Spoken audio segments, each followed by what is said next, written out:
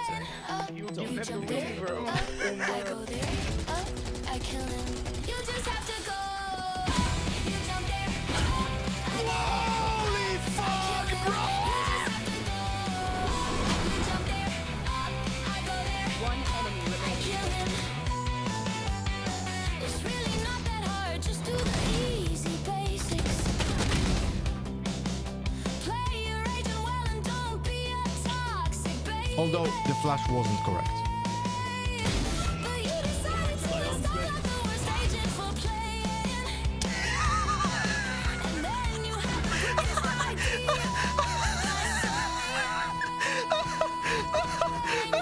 You jump there, I go there, I kill him. You just have to go. You jump there, I go there, I kill him. One enemy You remaining. jump there, I go there, I kill him. What just happened? What just happened? What just happened? Thank you! Every day Can you arrow side, please? Can you arrow side, please? I will.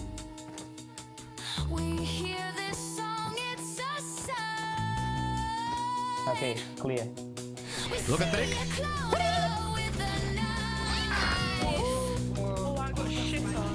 We know this tech, it's gumdrop time.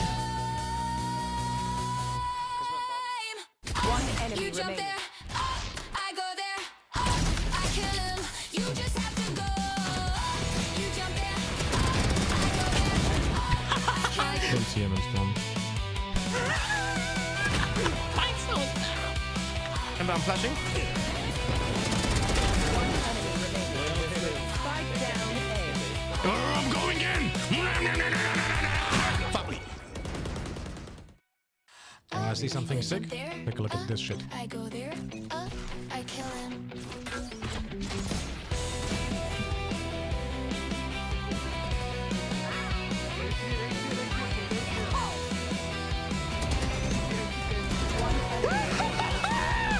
Fortnite, baby! Valorant can be the easiest game of them all. If you would just listen to all of Loda's calls. But instead you have to be a star. One enemy remaining. Now you One enemy remaining.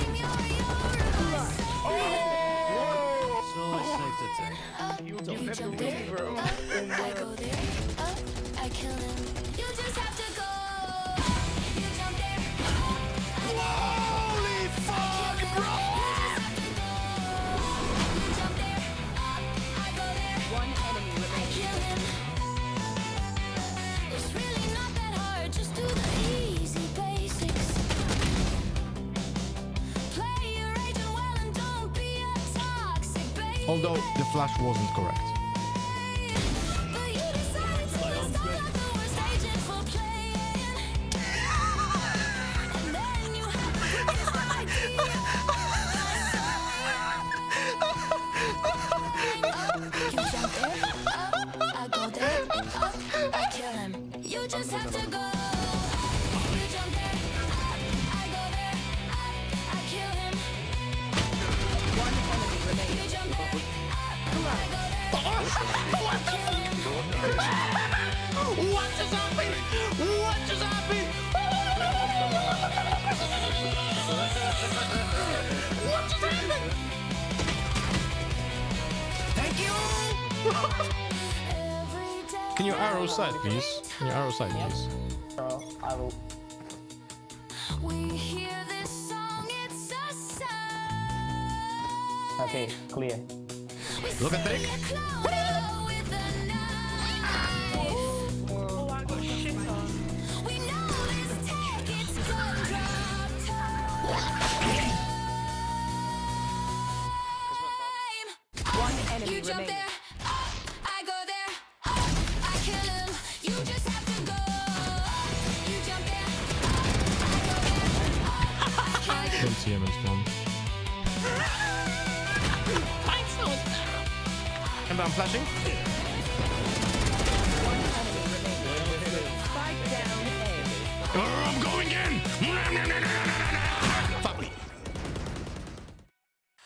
Wanna see something sick? Take a look at this shit. I go there, I kill him.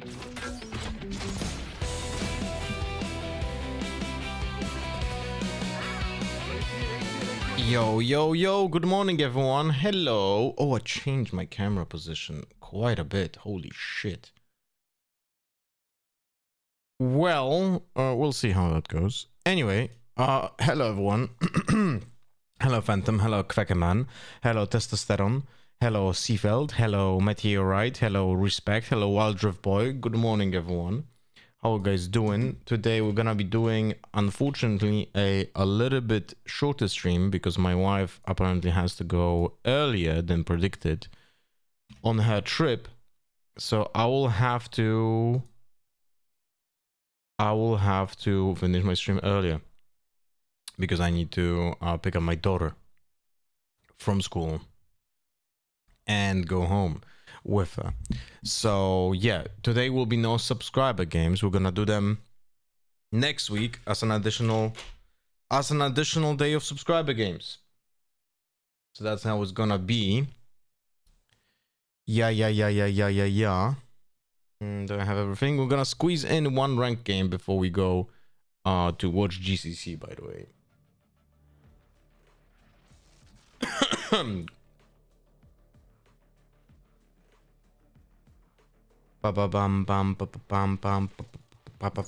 Ah, great stuff. Great stuff.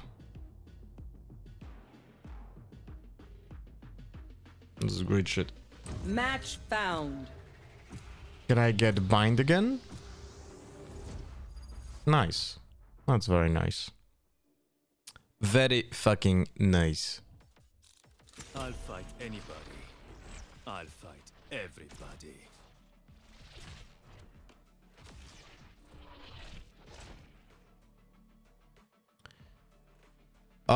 We got from other news, I received yesterday 2 replay files from Kayak. So that's something that we'll be doing next week because I'm not streaming during the weekend. But we're gonna be able to do that next week. So on Monday, we'll do definitely one replay file of Kayak.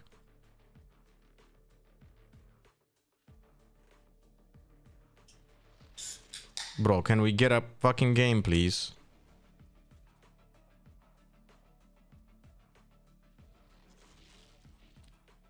If this gets dodged, I'm not playing a ranked game because we're not gonna squeeze it before the match start. What's up, Seafeld?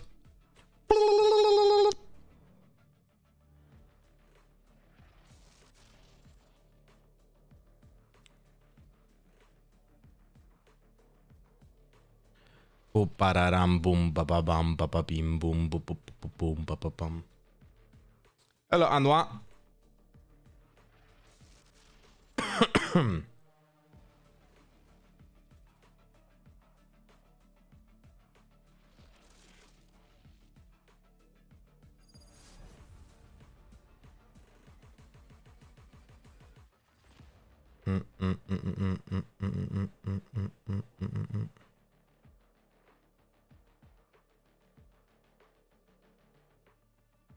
I want to see heroes, not heroics. Looking at you, Phoenix.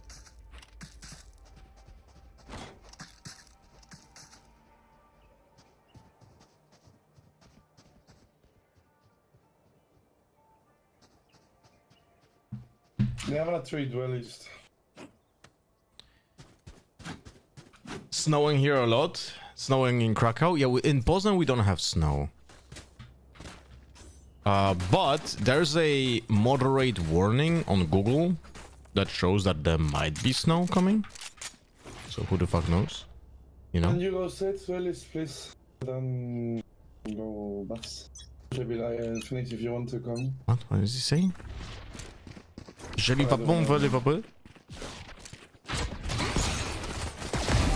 Reloaded. One close. Someone's A. What?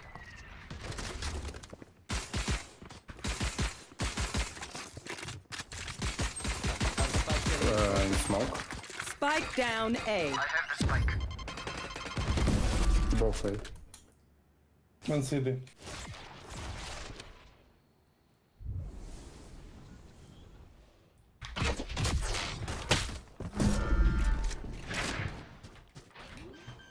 They got me glass elbow. Last player 50 standing. damage Viper, 90 damage Race.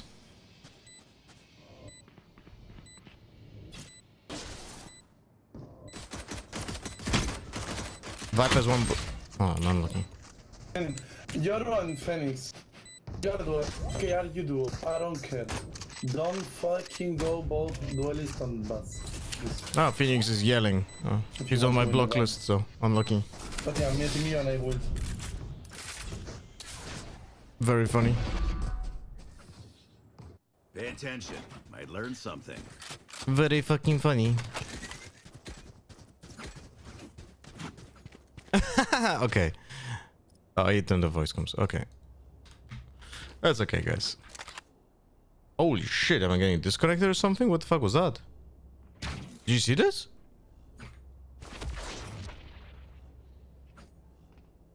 Watch and learn.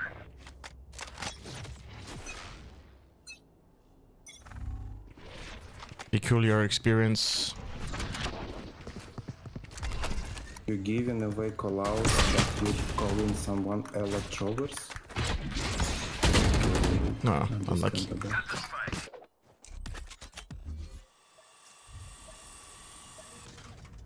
Unlucky, guys. The first bullets that I tanked were the reasons I died when he was fully blinded. Hello, Viatrak, how we doing? Last player standing.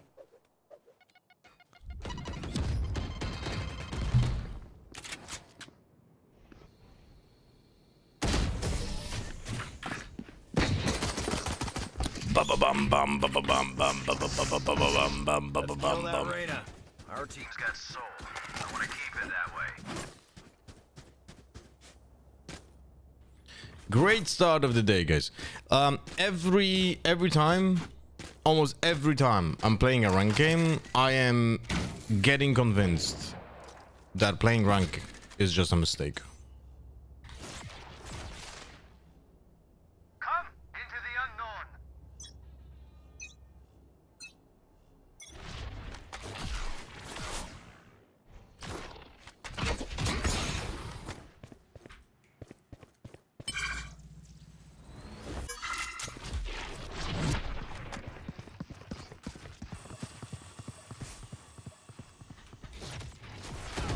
Oh, okay, buddy.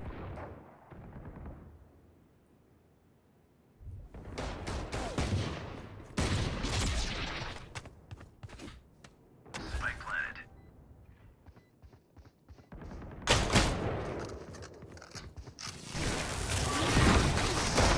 Ay, ay, ay, ay, ay. Well, I got the attention of two players. That's something. You know what's funny is actually I had 3 people on A because I was fighting Reyna, Neon, and Raze. So we had a 4v2 on B side.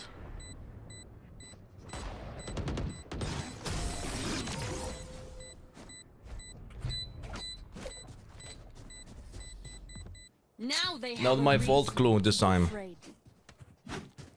Actually, it's never my fault. No, not this time. There's always miserable people in the mornings, but night games are even worse from my experience. It's just never good, man. Yeah. Yes, that is correct assumption, I would say. It's never good. I need a drop. Need a drop. Bring your best. Could you drop him, please? Thank you, Brimstone. Reloading. Nice. I think I used everything.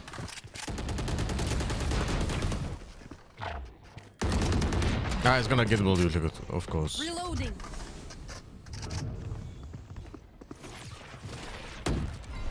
Come push. Reloading.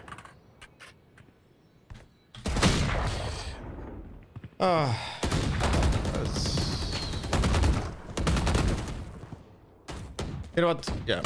I'm just gonna keep doing what I'm doing, Spike going down alone. A. That works the best. I don't play with friends nowadays, even if there's a massive disparity in rank, we have fun and I feel useful in higher rank games. Well, if you play 5 stack, that's fine. You know, but it's like I should as a solo queuer, you should have a better experience. Currently, it's miserable, and it just makes no sense.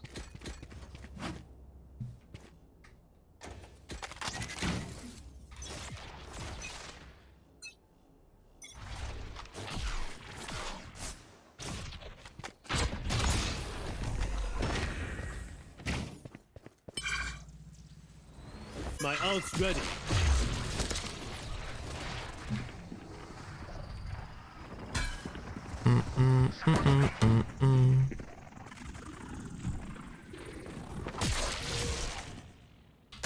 Ay, ay, ay, caramba, Viper. Very aware. Reloading. Push right. Spike down A.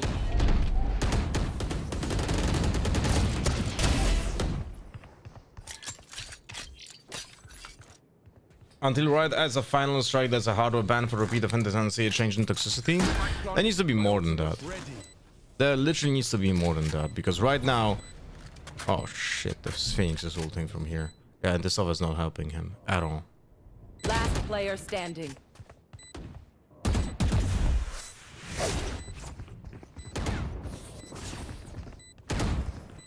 One enemy remaining. Clutch. I was hoping for some sobbing after Wisdom Teeth removal. You had it already, or you have it today? You keep pulling stunts like that, you can brag as much as you like.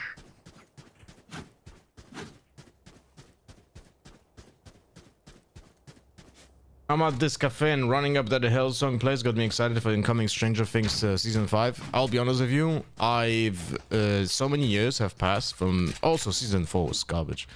But every time there's a new season of Stranger Things, I actually feel like I don't remember what was happening. There was so many years passed. I was like, okay. Yeah, he's literally sabotaging.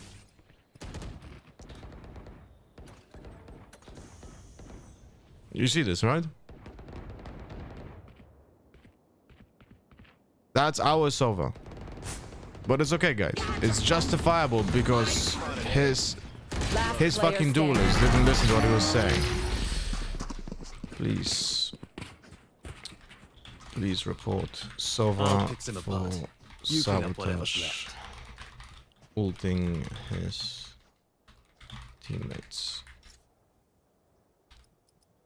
Like, what's the point of playing this game, man? It's... And he's not gonna get any punishment, by the way. I can guarantee you that.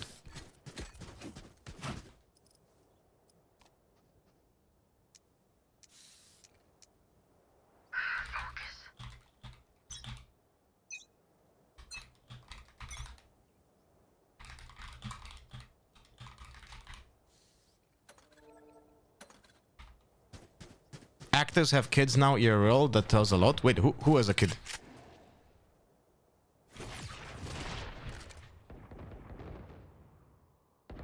Seven.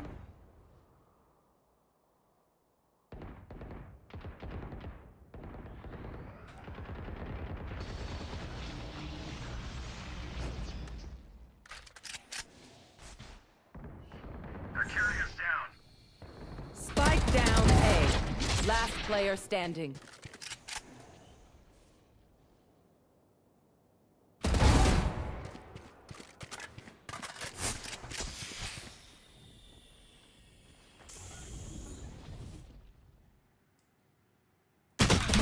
Kurwa mać.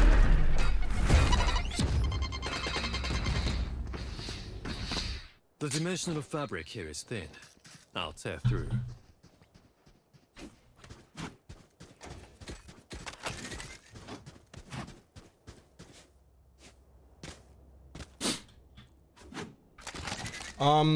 Yeah.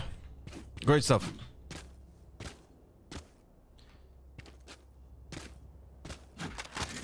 Great stuff. Millie Bobby Brown adopted one? Oh, okay. That makes more sense.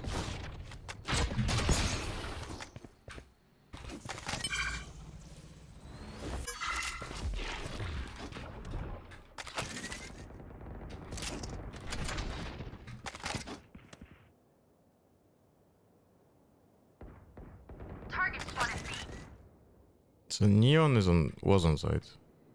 No one shot my clone. So I'm guessing everyone is here.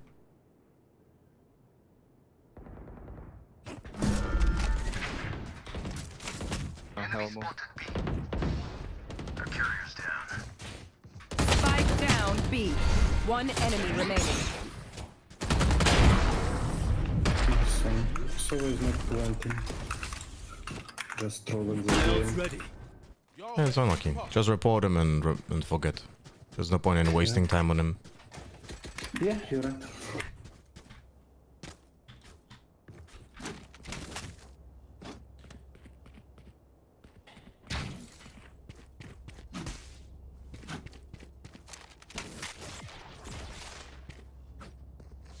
I'm gonna try to ult and go Safety heaven.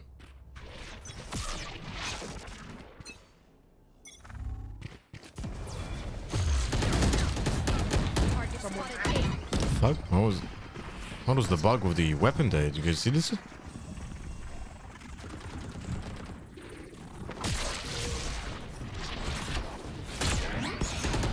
Oh, come on. Don't worry, my teammates don't do anything. And we have an FK, so yeah. Our spike carrier is dead. Last player standing. Spike down A. He's mentally ill, you know? Mentally ill person, round one, sabotaging the game, and it's like legit, you cannot explain this kind of behavior. Like, and people like this should get a suspension immediately. Literally immediately, but they will not. Like, we can make an experiment, okay? We can make an experiment, and we're gonna check if this person gets suspended in the week. We're gonna check his name, and we're gonna see how that goes. Don't worry, he's AFK again in spawn, so I'm just bunny hopping. Fuck me, man. 87 damage headshot. Unlucky. Spike down A. No. It's okay, guys. Must be someone else's fault. Last player standing. One enemy remaining.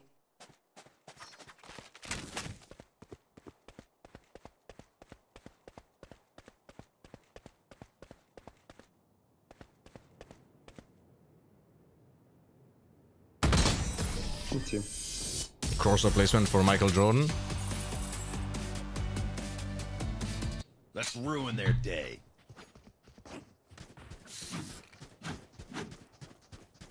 I've done the let's see if they still play and test, and 9 out of 10 times they still play, not suspended. Yeah, I mean, I'm really not fucking surprised. Like, Riot is look, I think and I say it with all the passion for the game is being mismanaged on almost every single level. Enemy spotted A.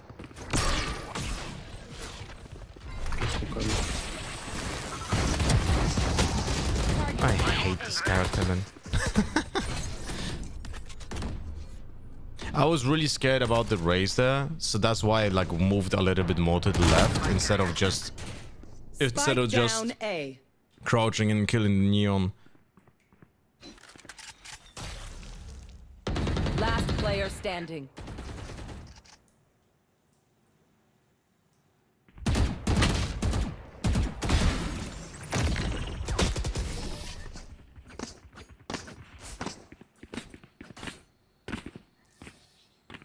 Last round in the half. I Spend do your still money get now. reports, There's no bank. report feedbacks, but then dang, I want EU to be better than this. I know it's all regions, but EU is bad.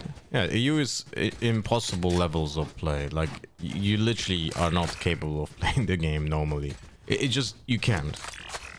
You just literally can't. It's abysmal, man.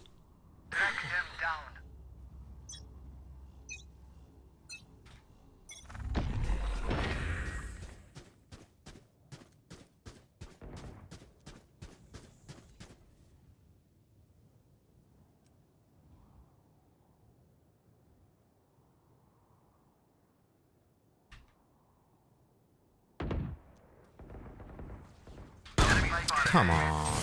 Spike down B.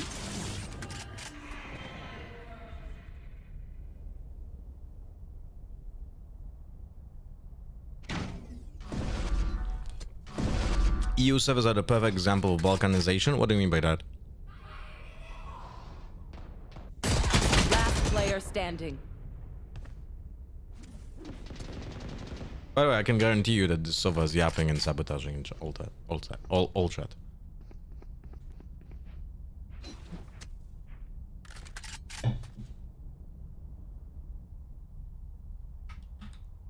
Yeah, he's sabotaging, see? My ultimate's ready.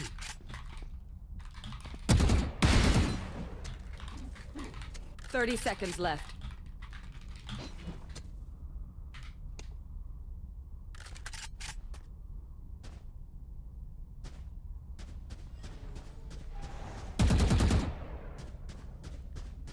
One enemy remaining. 10 seconds left.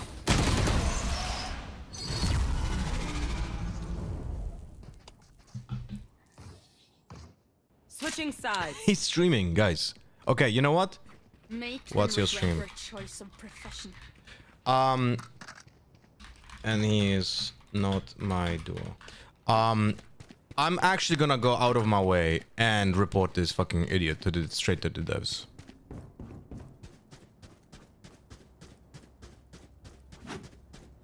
That's literally what I'm gonna do.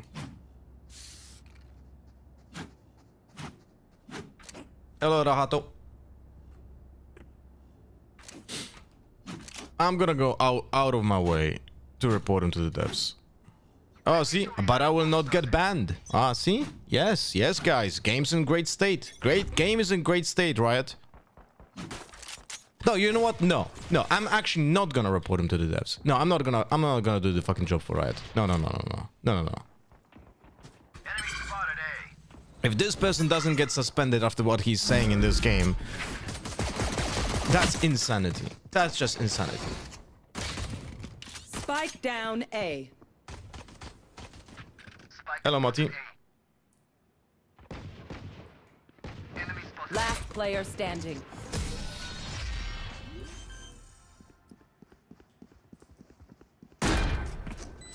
I'll outshine all their radius.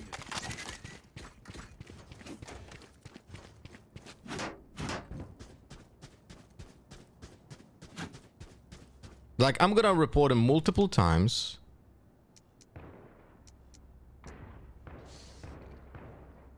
Account sharing. Toxicity. Try not to die. Trolling.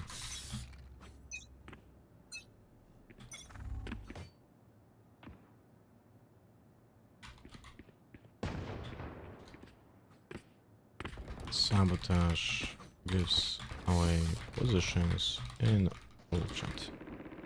Enemy spotted A. One enemy remaining. Spike down A.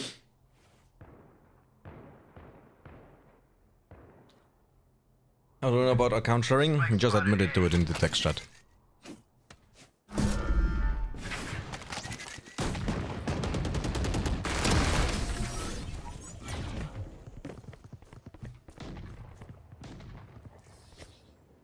Level heads until we're home, yes? Good. Oh, a fat cat with a hat.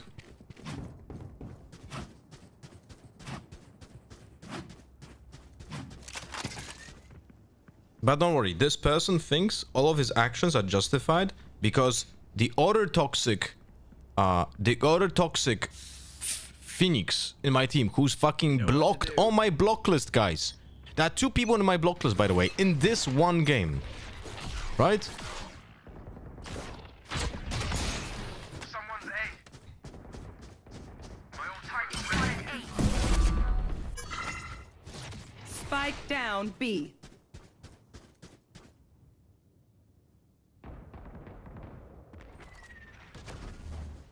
One enemy remaining.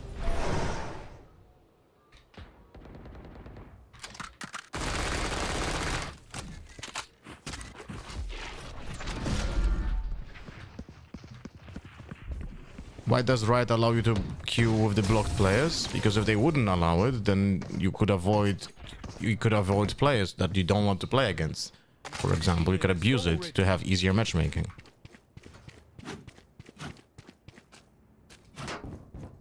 Yeah, he also has to be getting away with it a lot to say shit like that. I don't want to keep shitting on Riot because I know they can tackle it.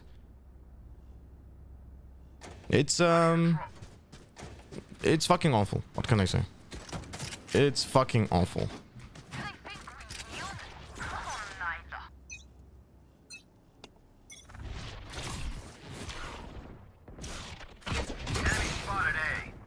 Shower. Now we have Deadlock AFK. Like, guys, legit, what's the point?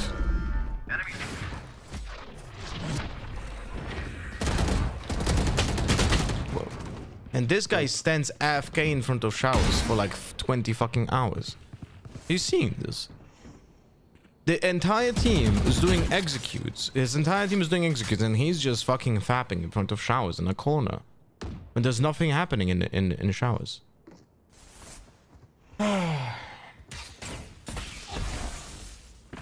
It's incredible stuff.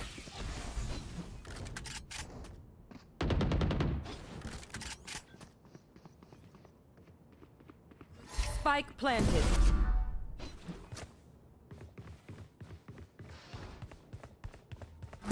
Just gonna try to run this game down as fast as possible, and we're just gonna go GC. It was a mistake playing ranked, as always. Last player standing. It was a mistake playing ranked, as always.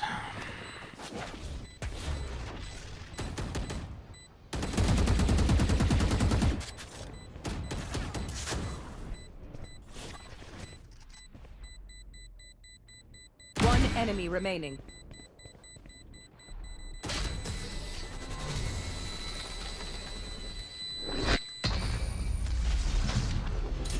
Never show weakness. Ever. Good morning, Luke Mac. I'm pretty okay. Last 8 days at work were crazy, busy at work, but not cool. But today I'm working from home and I'll be lazy, and that's good for you. I'm gonna smoke long here. No, please don't, okay? I'm gonna be flashing and teleporting there. Okay.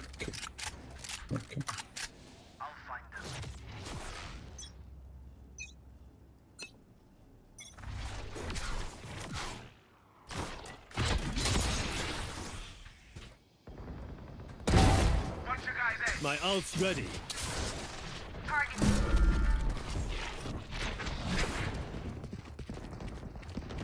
Enemy spotted B. Last player standing. Nice shot better right now, I'm gonna lie.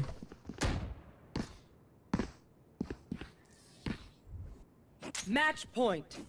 Yes, the Phoenix mollied the Sova, but when Sova uses the ult on Phoenix, that's all good, guys. That's okay because the Phoenix is trolling, not the Sova.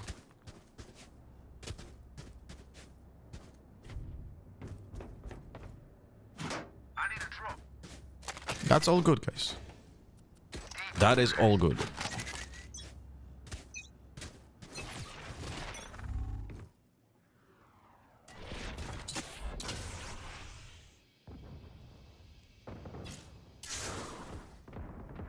Someone's A.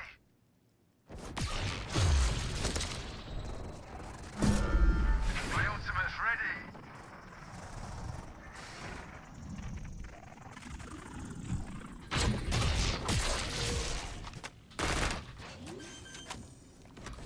City one. Enemy defender spawn. Spike planted. Oh, kurwa. One in the cubby. Unlucky. One enemy remaining. One enemy remaining.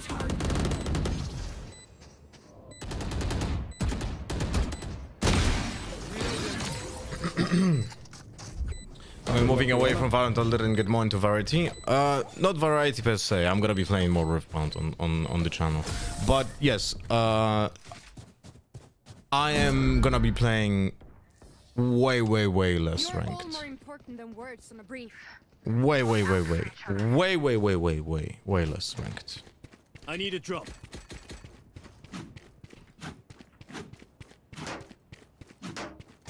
What can you buy? Yes. Can't believe it's almost December. Yeah, dude, this year flew by. I have no idea how that actually managed. Beacon, do you wanna?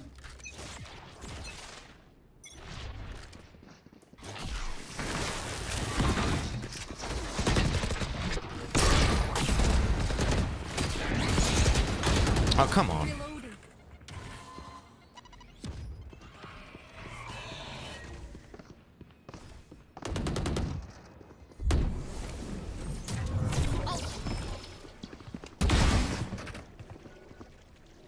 Target spotted A. One enemy remaining. Spike spotted A.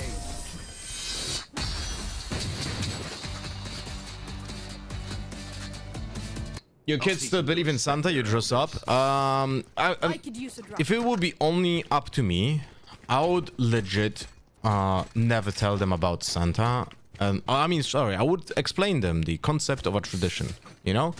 But I would never do what my wife did and like convince them that he's real. Like, and I said, you're gonna be dealing with the fallout when you're gonna have to like explain that this person is actually not a fucking real person. So yeah.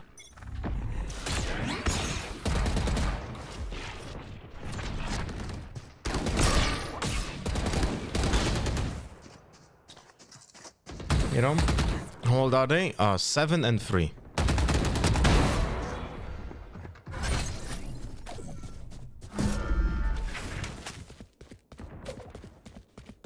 Spotted B.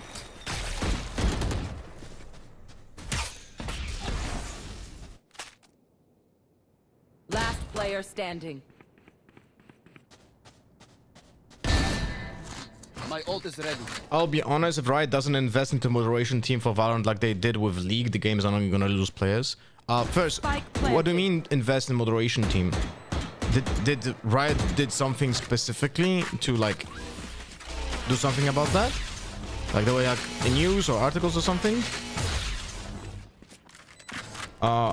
And two, the game is already losing players. It's losing me. And I think that's like an extreme example because I'm incredibly invested. I am like the 0.0. I'm like the 0.1 percentile of the player base. You know? I'm like the most hardcore fucking audience. Me. The most invested. 6 years of my life. Full time.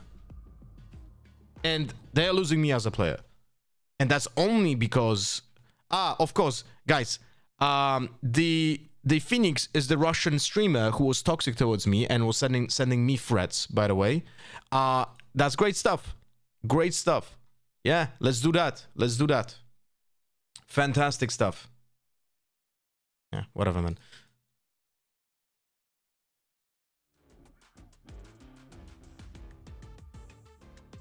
Let's just watch GC. Yeah. What can I say? What can I say?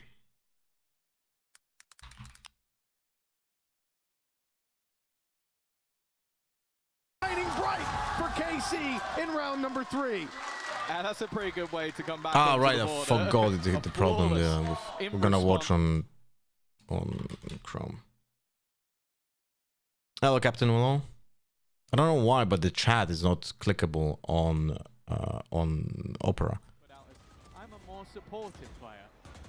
I think you might have to redact that statement, Anasilia, because that was incredibly aggressive, even re-peeking well on 13 HP. And this is sort of the flair that I was talking about with Alkia. Standing her ground. Good way They increased the effort, hired more personnel for the mod team, and work a lot on making sure sabotage and boosting smurfing contra and detection is super accurate. Were there like public articles or something like that? Right now, League of Legends is far less toxic than Valorant. Well, for me, as a person who is not playing League of Legends, the only thing that I was exposed to in the last years is the existence of Drew 11, which I love, by the way. Xipto you know? can now play this round much slower, already having that advantage, and it looks like sending the duelists to Sounds like I did myself a favor by sitting down a bit late to pay attention and watch. Yeah, bro. Literally round T-Time Gaming. Literally round 1. And our Sova got pissed at our Phoenix for trolling apparently and started literally sabotaging round 1. But it's still even numbers with Capricious bringing it back. But now all that weight on her Hello, shoulders, Brazen. surrounded and dealt with as KC tie it up. I feel like for Xipto, this guy's got to be a bit of a... LOL, not as toxic. It was the most toxic game I've ever played. Even CS couldn't compete. Well, not in my experience. CS was the most toxic game I've ever played. Even with what is happening right now in Valorant for me, CS was a worse experience for me. We're going to push into mid. You know? And then Alkia still kind of wrecked them, like spinning on a dime, finding kills that it looked like she was dead to right. Maybe we should play League of Legends. Maybe we will. Who the fuck knows? But I will definitely play more. I will actually play probably more Ripbound on stream than ranked Valorant. We're still gonna do watch parties for Valorant. We're gonna do some guides and content around that. But when it comes to playing ranked, I am gonna distance myself very, very, very much. And they're not afraid to flex on them. Not even reloading. Out for more is Alkia. The classics in hand now. Cool down. The rest of the squad pushing from all angles, and Graham's having a tough run of it. KC steaming into the lead now with some convincing rounds. Xipto, they're going to start to feel that pressure.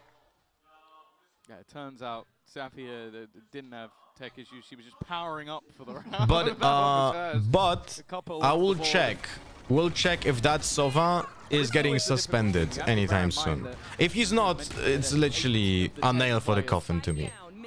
And I'm specifically not gonna report to the devs. I didn't do it for the past months, but I really wanted to report this Sova because it was so egregious. But I'm not gonna do it because I want to see if the reports that I did, and definitely more people in my team also did, actually do something against this Sova. With BBL Queens, the 2 experienced players. Sadly, the only way we can affect Riot is not giving them money. Well, I stopped. And I'll be honest with you, I think since I'm gonna be stopping playing ranked that much, I'm probably gonna stop buying battle passes as well. So I'm just gonna literally stop spending any money on Valorant. And fuck the fact that my main account has perfect battle passes since the release of the game. I'm gonna break the chain if it's necessary. Unlucky. They're now grouping up towards mid. Yeah, they sent the drone out on mid. It got broken about 20 seconds I'm probably ago, not gonna play enough Valorant to max out the battle pass anyway. And also, just wanted to remind you guys. I wanted to remind you guys, this battle pass that I probably already have maxed out is gonna end in January. One player there, but Anasilia drops out of heaven, manages to put a spanner in the works, and now it's on to GX to find that value. Shorty in hand, in the smoke, and that's the spike down. They've got to push into GX's hands, and she is crushing them. Fight after fight. One player has managed to slip through to the backlines, but just got spotted. That timing was terrible. As Alkia manages to find that one, Capricious stands no chance. And KC, they keep putting these rounds on the board now, 4-2. Yeah, it looked like there was a little bit of danger in this round initially. I think it was... Have you played League before? If not, it would be interesting to see your play experience considering how many things you have to learn. I played League when it was like 2011, 12, I think. Being ready for it, and GX just dancing with death the entirety of the round. You saw the way it started. It was only her on that side of the map, and Anasilia coming in for a little bit of support, but she worked wonders. The logo of this team is crazy. I think it was Bayer coming into this tournament. The uneven mustache of the cat drives me nuts, by the way. I know I'm a little bit weird, but it literally, like when I look at it, I get upset. At times, it definitely looks like they've got the right idea on what they should be doing, and then they get caught just by somebody making an individual play. Oh yeah, right, T-Time Gaming, the TFT also new season. That's gonna be, that might be also interesting thing to play. You're right. Yeah, I mean, the third was You're right. The TFT new season might actually be also a thing to stream. That wasn't the round we're supposed to win. Coming into this one, though, it very much was. Anasilia being able to drop out of heaven and catch them off guard was one I could literally just not play Valorant at all. We could just play Riftbound and TFT on stream. Catching a second player who's trying to push around the back. I mean, you heard it in the replay. I think if we put Let a me glass check. in front of her, it would have shattered with how much Let me noise she was check. making. Excited to get that much value. And of course, let me having a check 4-2 after lead, this it's game. a good start, When the match but for finishes, Xipto, we're they gonna know have this like a could longer get break. whole lot I'm gonna worse check for if them. my So the battle timeout, pass as they on look to my course main correct account is early, already they maxed don't really out. have the weaponry to fight And for it here. Really, because they I will just be want to talking know about the if I next already round. maxed it Still out. coming in And with some second thing, potential. A rifle, but a the new Marshall, season and of a lot of TFT shells. is coming We've in seen like what, stranger things a around week like or this something, before. no? The rifles actually on Haiti, who has the Hunter's Fury as well. And maybe would have expected somebody looking to get a little bit more aggressive, and maybe then she can be reactive if that happens. Yeah, just that's the straight up wallbang from GX. Sent you a message on Discord. Who are you talking to? Me or someone else? I feel a little bit hard done by from that one. Capricious. It's in PBE at the moment. Yeah, so it's gonna go on. So it's undergo a lot of changes still. It's not like Xipto is exactly ready to execute anywhere. There's two. Oh players yeah, now I with see very Waffy. I clear see Waffy. Yeah. and Capricious We trying. want. Okay, you know what? I'm gonna watch this video. When this match ends. How long is this video? And GX has got to be feeling pretty good as well. You know, you look at that last round. Obviously, Hey everyone, 9 Paul, minutes. aka Okay, yeah, so it's a longer video. Then coming in here, team flash to start and gets Add the dropped. check, so was And ends up username getting the reminded the opening pick. Discord if needed. Finally, That we is have true. one of the KC members fall, but it's left into a 2 versus 4, and with the weaker weapons, it's not looking good. The sheriffs have fallen, down goes the rifle and Piety, and now A week and a half. It's out on PBE right now for 3 days, I think. Okay. Sheriff won't find Okay. anything. Yeah, it was typically, from what I remember, when I was still playing TFT, typically the PBE was around 2 weeks. A huge boost in terms of the economy. I mean, we're talking max credits before they're buying in this round. Also, I really do appreciate, guys, that you speak so much on Voldemort. I'm really happy to see that. Thank you, guys. They come into this one with a buy, and they also have themselves high impact. You guys are fucking awesome. That will be coming up, that convergence path, evolution as well, which even just based off the healing alone can be quite a nasty old to deal with. But it's safe to say, I do have the expectation. Oh, okay, I was going to say that Con will do better on the other side, but it seems like they're going to be playing the defense already at the beginning of this one, just trying to hold on after being pressured, knowing there's only one player there, but Graham's does well. Why are we pushing like this, Glance? For now, and actually, GX has been That was some massive miscommunication here by That KC. aggression not working out, as now we look to that site with only Anacilia standing, Safia miles away, a star there to help, but the first shot lands on the decoy. They know that she's here now, and they'll look to the backside just to get around, get this plant in. Anacilia quickly invading the smoke after the nade, but nobody walks in. From Xipto's perspective, T-Time Gaming, thank you much for the gifted sub for Kyo. With Safia finding one, but it's traded out. Safia 1v2, and the op. Much appreciation, man. But if she can isolate these fights, this could still be her round. Only gave her a small amount of margin, but now that starts to get a little bit scary. If I gift from phone, will you get that amount of the regular one? No, never gift from phone. Def Lotus. Anyone, not only Def Lotus. The shots missed. Was a little bit too quick with it. Oh my. Never ever pay from any mobile apps to any content creator, because you're gonna pay taxes that go directly to Apple or Google instead of the content creator. So, for example, if you pay $5 through browser, you can go to the mobile browser, by the way, right? So like Chrome on your phone or something, and you can pay for a sub on Kick for $5. But if you do it through the mobile app on the same phone, you're gonna pay like $7. And those two additional dollars, then they're not gonna go towards the streamer. We gotta see probably even 2 from this point. Since when does Voldemort have a mobile app? Kick has a mobile app for playing a very risky game, months, but I almost think. getting the reward. Still a 5v4, even without that second shot hitting. Now she's over to the other Bro, side. what the fuck is it? What? For the reclear elsewhere.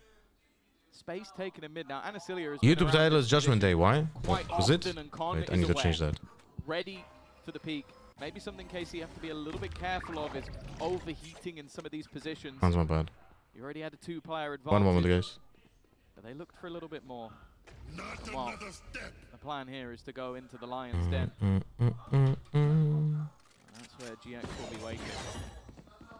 Well, the evolution active. The OBS and YouTube integration is really fucking weird. I'm gonna tell you that. Like it just, even though I type in the correct title, it somehow doesn't translate. KC.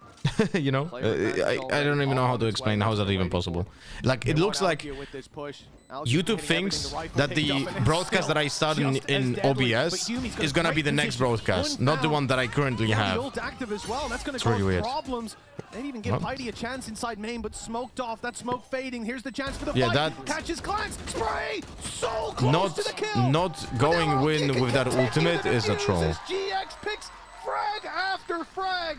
6-3. You got a feel for Xipto though. That one was damn close. Yeah, again, it feels like they had some of the right ideas. I think especially... Was that usual placed by Vero good? I didn't pay attention where it was placed.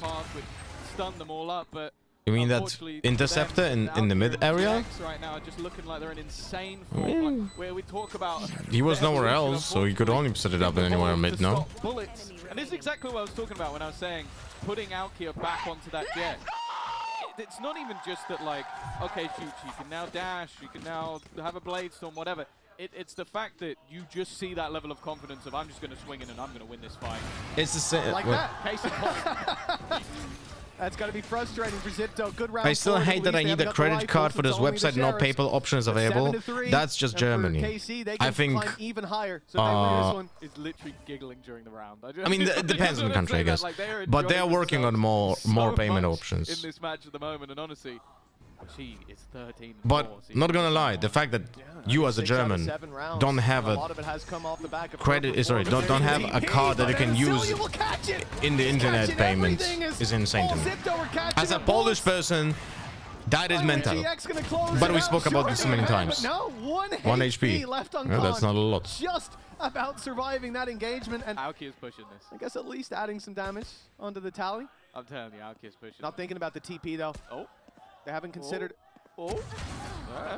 Punished. Trap destroyed.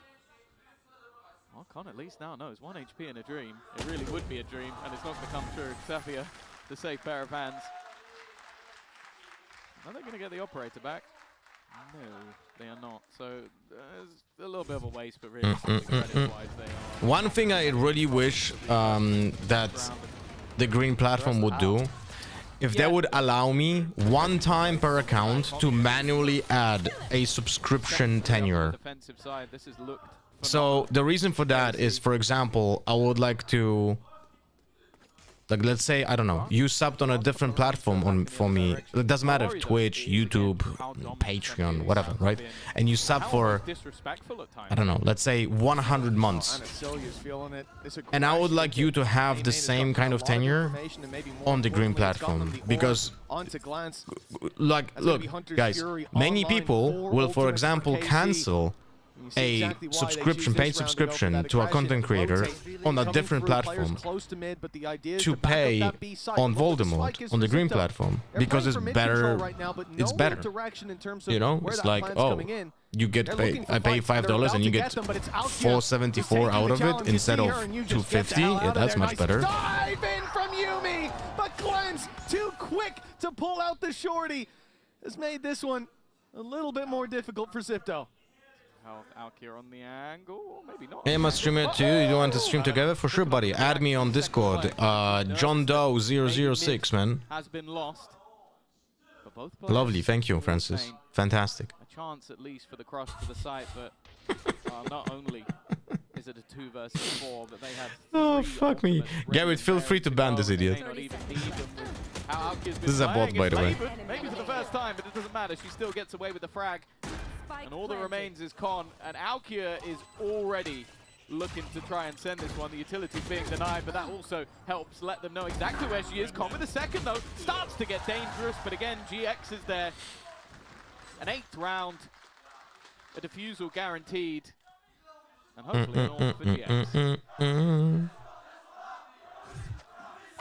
The scariest part about this is we talked about the economic advantage that KC have in so many of these rounds. We saw that 1 victory for Xipto when they put the 3rd round on the board in round number 8, and an immediate buy-up, immediate op, and I think Alkia got a double opening.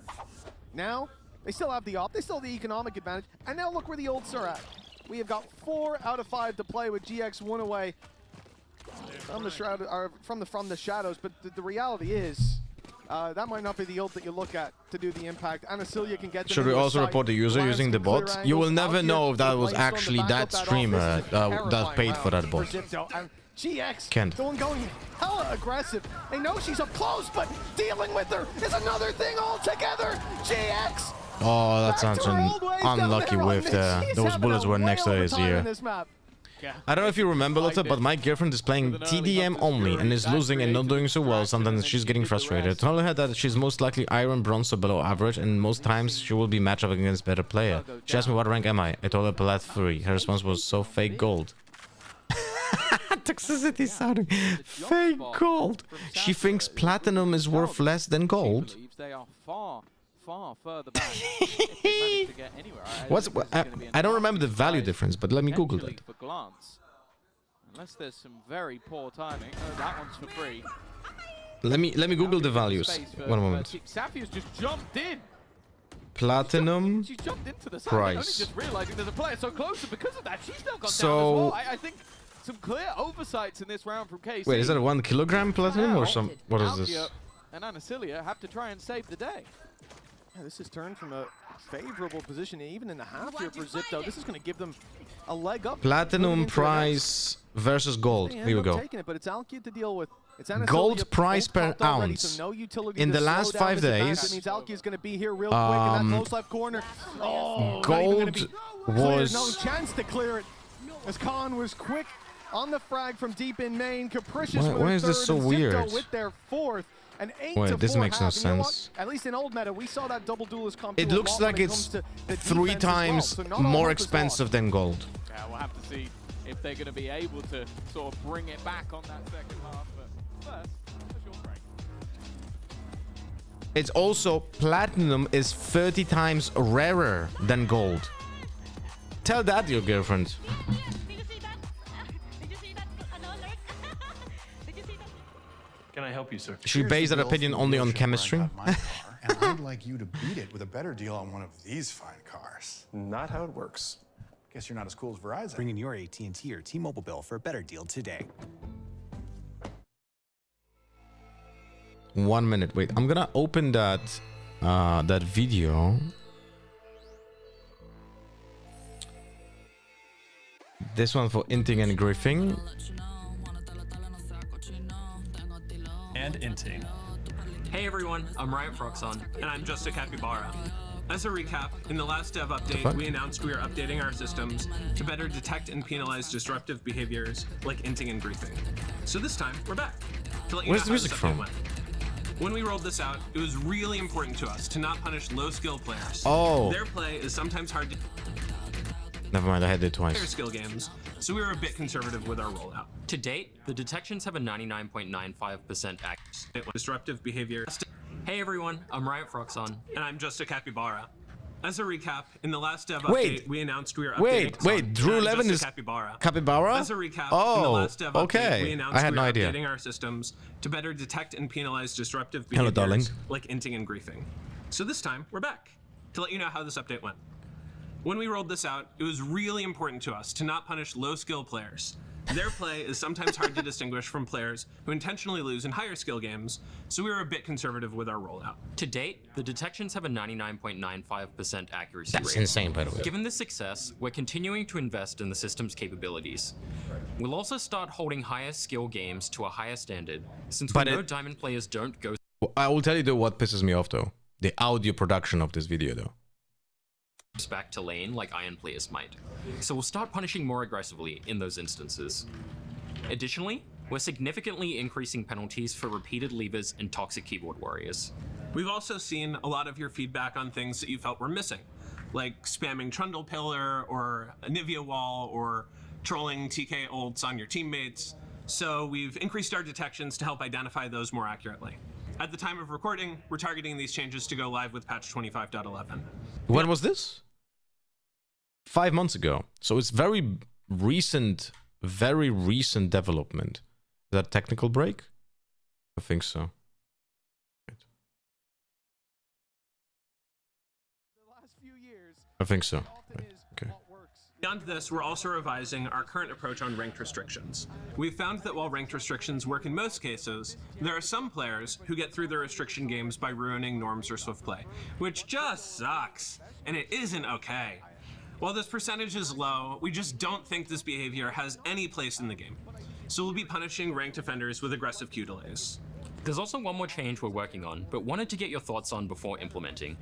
We're looking at adding a new feature to automatically terminate games if egregious game-ruining behavior is detected. What? This means 9 people won't have to have their time wasted by a single player intent on trolling, similar to how Vanguard currently works for cheaters. What the fuck? We also wanted to take a moment to acknowledge some feedback we've seen on the honor system. We That know it's would- frustrating what? to see that That's you're about to be crazy, demoted no? when you haven't changed how you play or how you interact with other players. This is due to some under-the-hood changes we made to the system back in patch 25.04. Since we released these changes, we changed how honor is evaluated in a way that doesn't line up with your expectations. So we'll be looking to iterate and improve on the experience in the coming months. While we're working on these improvements, nothing will change with Hextech chest distribution today. But as we mentioned when chests returned, we still fully intend on having some only earnable through higher honor levels in the future. But we have to get the system right before doing that.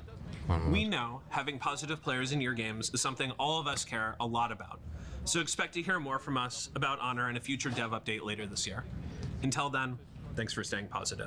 Bro, if they would implement this in Valorant, literally 95% of the European games would be terminated. Double Duelist was putting up more rounds Cinco, give me a second. I think it was JT pulled up the stats for that for me. So it's something that, like, But that would be fucking amazing. I would love that. Caramba. But the problem is, Alkia on the attack, that's where I think she's going to pop off. Now has even more freedom to run around the map and be that tip of the spear, already finding itself under the It will be armor healthy for the of game. Xipto No, I'll be all and for it. Out of the round. Terminate the fucking games. Has fallen. Someone is toxic cunt that disrupts the entire game. Terminate the game and suspend them for 6 months instantly. With how much space that Yumi has been able to get, it's been a poor match from her thus far.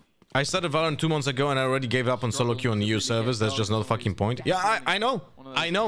It sucks because the game is brilliant. Valorant as a game is brilliant, but the mismanagement of it lately is just unbearable. And unfortunately, I have to say, balance is in the gutters. And Alkia Like, is legit, the balanced decision making in the past, every single member what is onto it, this 6 side, months? but the Ruse Not good. is still doing damage. She is completely alone, but somehow has almost killed her fourth player of the round. No, she's doing it all. She's just fully faking them out. And finally, Capricious has put her down, even with a little bit of spam. But what Capricious has only just realized is they're not going B. Whew, Alkia on the attack, huh? I mean, I don't even know how she's gotten away with that. She was 35 HP going in those last 2 fights and wins them both. Well, I suppose the last fight was technically Capricious, but the smoke fading has caught her off guard. Cinco with the 32 months. 4 away from the 3 fucking years. Crazy. 9-4. Lovely to be here as always. That's gotta be a Love the community and the streamer here. Yet to find another stream that I can put in the background as I work, while also enjoying the stream moments as lurking. Also push me to get over the mental barrier of starting streaming as my hobby.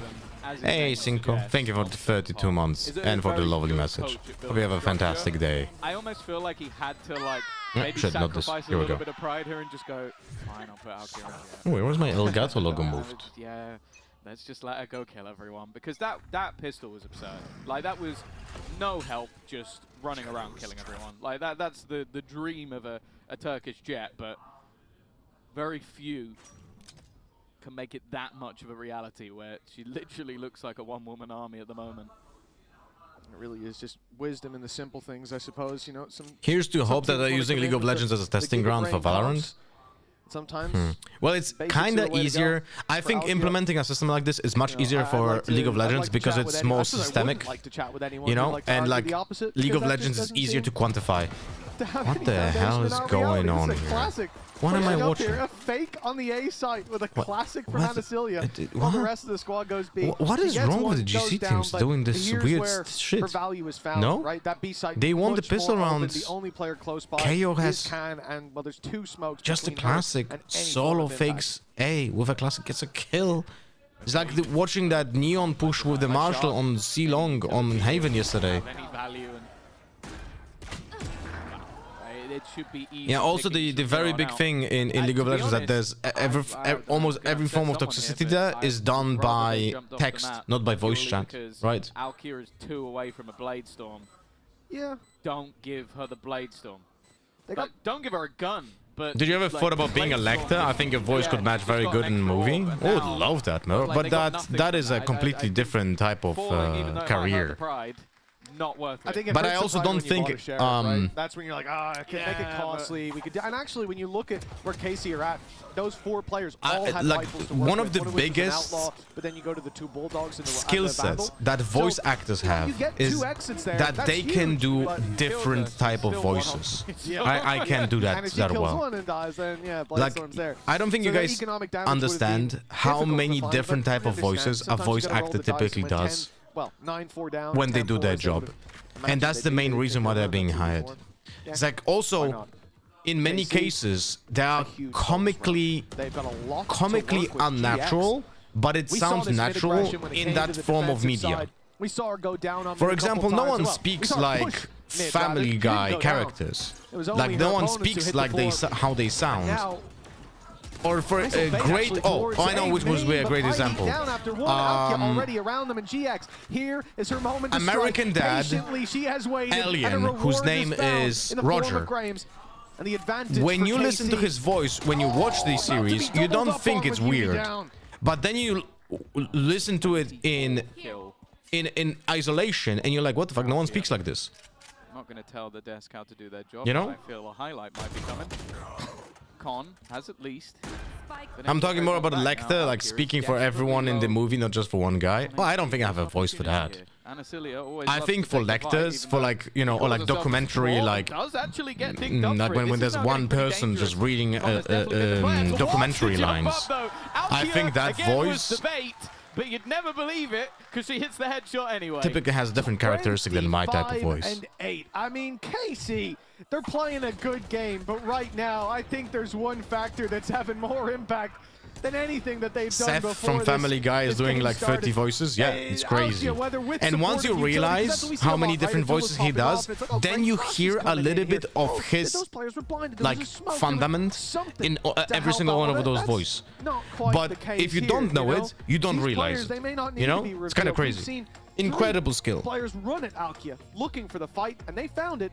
But ended up falling almost every Just watch how these voice actors record the voices that are physically acting already tells you that there's not normal way to talk. Yes, that is what ridiculous level of impact, and I think this that is something that many people don't understand. When you do voice acting, you move and you do the character's actions to make those actions bigger and sound bigger. You know?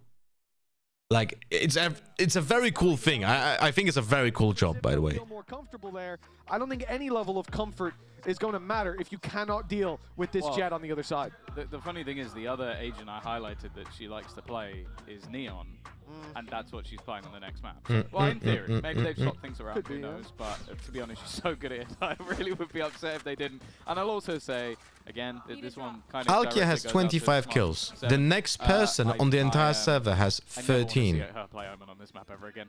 Even though they won it last 15 rounds, 25 kills. I think she's almost doubled her previous map's kills. So I started playing Valorant after a long time, and I feel that ISO shield is broken. Am I wrong? Is it powerful? Yes.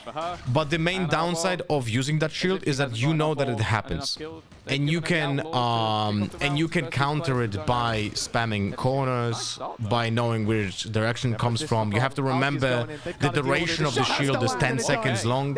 You know. Like, there are ways of playing around it. Sometimes, of course, you feel it's unfair. But in many cases, it can be counted. They want to reinforce the site quicker, as in fact a big fight on middle comes in. Khan. Nice shot. The death blow onto GX has left KC. You know a skill that doesn't get the attention I think it should is a good audiobook voice actor. And they have no the good ones that make the audiobook like. I agree. At the same time, I don't really, I can't really appreciate that because I hate audiobooks. I cannot stand it. When I'm reading something, I have to do it on my own pace, which is typically way faster than the audiobooks, and I'm like, Desperately trying to get something here, and we'll find another. In fact, she's ended up with 3. A 2v5 just moments ago. 30 seconds left. And now into a 2 versus 2. Now Graham's position, I was going to say was wonderful on A, but she's now gone back towards middle. They should at least be able to get an additional rifle into the hands of Com, but this is very quickly swung in the other direction. This is the thing. With Can so desperately low and Glance aggressively holding that rotation. Bro, what leave is it this all into the retake, hands of man? Grahams now. 2 fantastic sheriff shots. The clone also is start out like this round. did nothing. But we need more with the rifle now in hand. It's Glance in that tight corner. The flash will catch. No, it will not, because that Quick flash enough to was swing, awful. and now they're gonna fight this together. Jesus What a recovery Christ. by KC. These two make their own look as 12-4 on the That board. right flash, by the way, would never flash the Sova because of how angles work in that moment. Like, it's literally that person on the left never gets flashed with that flash on the right. It's just not possible angle-wise because it hides behind the corner. Safia did wonderfully well to find 2 while they're peeking, but definitely some mistakes made from Xipto and the experience over on the KC. Why the fact that this team's playing Veto? Why not? It's an incredibly powerful character. But again, it's gonna be similar problem like with Yoru. People think he's weak because people don't know how to fucking play him. The KC fandom, especially when they're putting those dubs up. Glance waiting for this push. Will find the trade. Will find even more with Yumi down. And the push from Alkia has been caught. And she won't be drawing blood, at least for now. But of course, she sticks around. The confidence sky high. A 26th kill is what she's looking for. And of course, she will find it. GX dealt with, but the swing into Alkia, death sentence with Glance by her side. Can, the last alive, 1v3, spotted by the drone, and the Hunter's Fury is sent out, but Anacelia with the death blow. 13 That was to a 4. stomp. KC dominate their map pick. An incredibly clean victory on their own map choice. I came in today looking at this one as potentially a fairly level playing field, but with Alkia's performance already on this map, she went far and above expectations switching over to the Jet. We will have to see. I get that he is strong, but the team is definitely didn't have the time to put in the work to reach his skill ceiling yet, surely. GX, the one going Wow, you don't know that. aggressive. They know she's up close. Look, dealing with her. I'll tell you Another this. thing altogether. GX back to her old ways down there on this. I will tell you one more thing. And it's gonna be the same about every single character in the game. It's not about the team, it's about the player.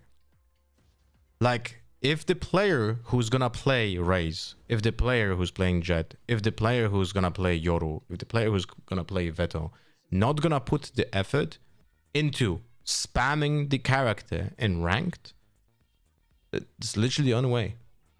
You're not gonna be good. Like, I don't think many pro players understand how important it is for them to spam ranked games, to build up muscle memory and understanding of the character and its timings when it comes to mastering agents. And I think all of the pro players are downplaying ranked. And I mean, it's also very understandable why, you know, don't get me wrong, but it is required for their job, you know? And I can tell you, because I spoke with many players, and not only in this game, but in other games, and the only pro players that understood that were the pro players that I worked with in League of Legends and in Dota. But I never, like, I never hired a team in Dota, but I know they have the same mindset. League of Legends players understand that they have to play the game solo queue with the characters they need to practice. And actually, practicing the characters is less important in League of Legends than in Valorant, because of how micro-focused Valorant is. You know? Like, in League of Legends, you don't have that many micro-decisions when it comes to your character as you have in Valorant, because you have many more complex interactions in Valorant, because every map is different. You know? It's like... It's mind-boggling that the pro players in ranked... the pro players in Valorant don't understand that. And they're not putting the effort. And that's the reason why Yoru was not being played for 2 years, by the way. And that's the reason why Jet players were capable of dominating the early game. Because players like CNET, for example, They were playing ranked every day, and they had the mastery of a jet. Simple, you know? Broken character, put in hours to master it, done, you know? It's crazy stuff. You work in the league scene? Yeah, I was even at one point, I was even the team manager of the G2 League of Legends team. I mean, I was an overarching manager for the entire G2 esports, but at one point I had to be the direct manager of the G2 League of Legends team because we didn't have a manager and someone had to take those responsibilities for like, I think for like 6 months. I was the direct manager of the G2 team, you know? So you're the reason G2 was bombing in 2016 and 17? No. I'm the reason when we were, I mean, not the reason, but I was the one who was there when we were performing, actually.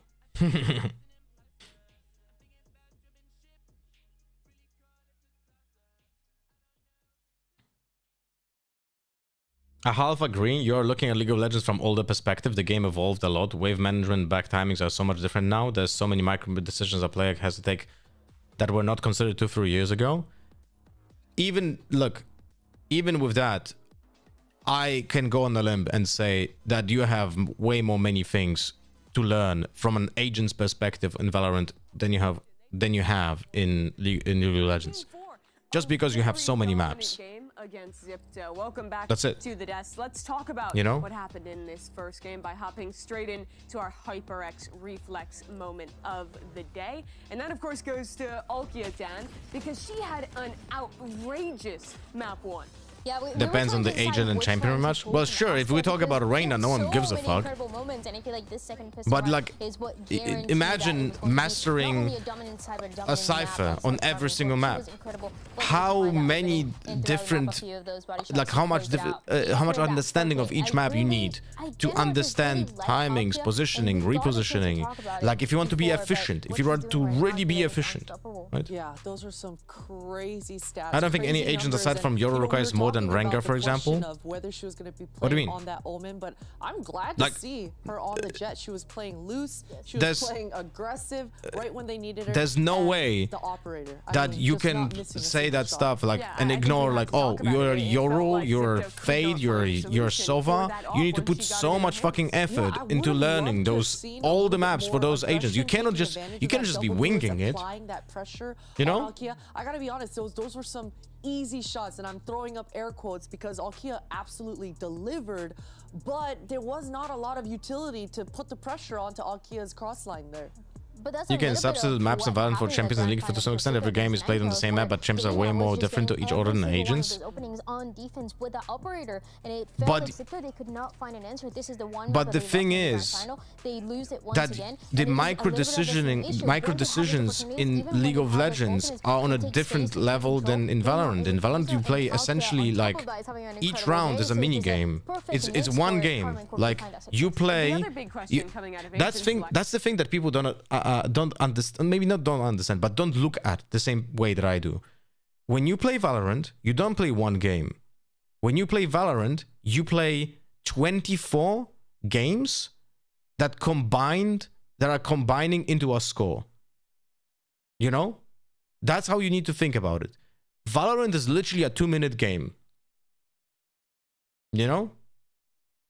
But it is combining into one map of 24 mini games. You know? There's a lot of playmaking opportunities. I wish Xipto would have had a little bit more time. And like when you start realizing that, then the game becomes a completely different game. In all of these engagements. It seems like they definitely had the right idea. You're mentioning those 2 TPs, and we talk about those rounds for the side of Xipto when they were trying to get that space towards mid. Did you think G2 have any chance to win Worlds in the future? You mean League of Legends? Right now? I'll be honest with you, now I don't really follow League of Legends at all. Since I'm not involved, like I don't really follow, so I have no opinion. It was very dominant map one, though, on Abyss, with that new composition not entirely working out, but still time to bounce back as we There's no way a pro already put in that effort for Vero to play him on that level internationally like they're supposed to, so why not play comfort pick instead?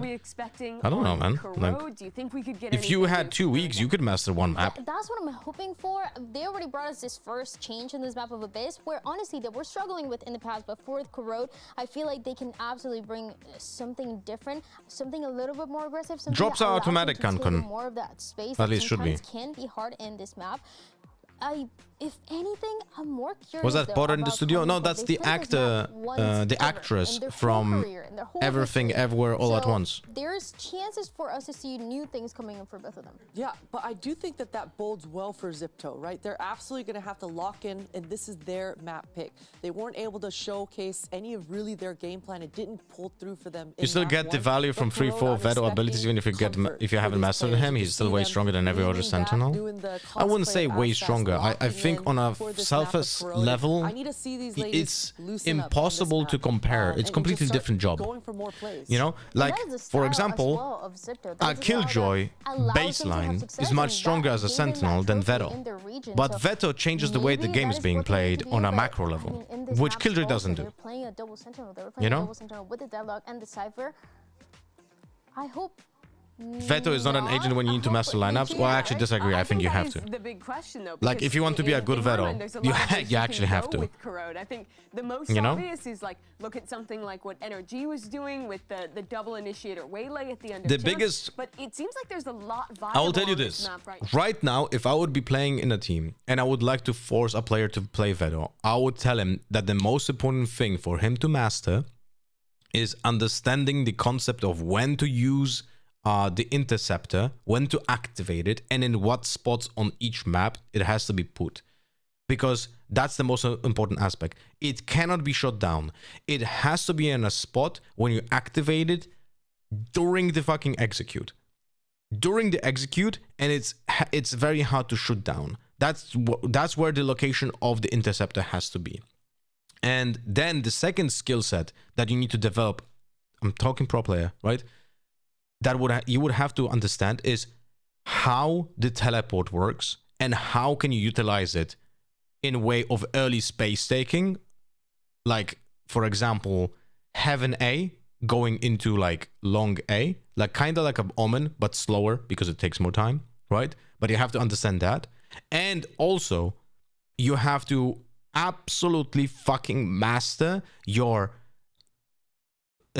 set locations for your TPs at the beginning of the round so you can play more like a chamber. The most difficult aspect of playing Veto is flicking to your TP and activating it. It's very precise. You have to be really good at it. You're not going to be good at it if your TP is going to be in improvised positions all the time. So let's say I'm going to be playing Veto on Corrode because we're going to be watching this map. We're going to be talking about Corrode. So let's say we're going to be playing Corrode and I'm going to be playing on B as a Veto. Hello? Can we move this? Thank you. So we're going to be playing as a Veto on Corrode.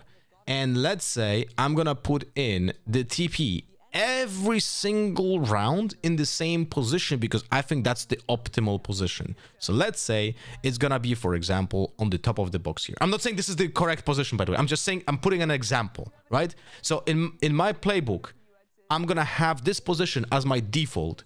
So I know, and I build up muscle memory to act as a mini chamber. So now I can play, for example, in B main over here, right? Watch this angle, shoot one bullet, and instantly TP, because I will always know where to flick to. That's the skill set that I think not a single Veto player yet even understands the concept. I don't think players who are currently in VCT do even understand that this concept is something that you would need to master. You know? You cannot just do, oh, I'm going to put it this time, this here, this time I'm going to put it here, this time I'm going to put it here, and it's going to be different positions all the time. You need to have this already pre-planned before you even go to the game. you need to have this muscle memory already built in before you go into a professional game. You know? Aside from Killjoy, do you think Vice and Cypher can compete with Vero for the Sentinel spot on any map? I think the only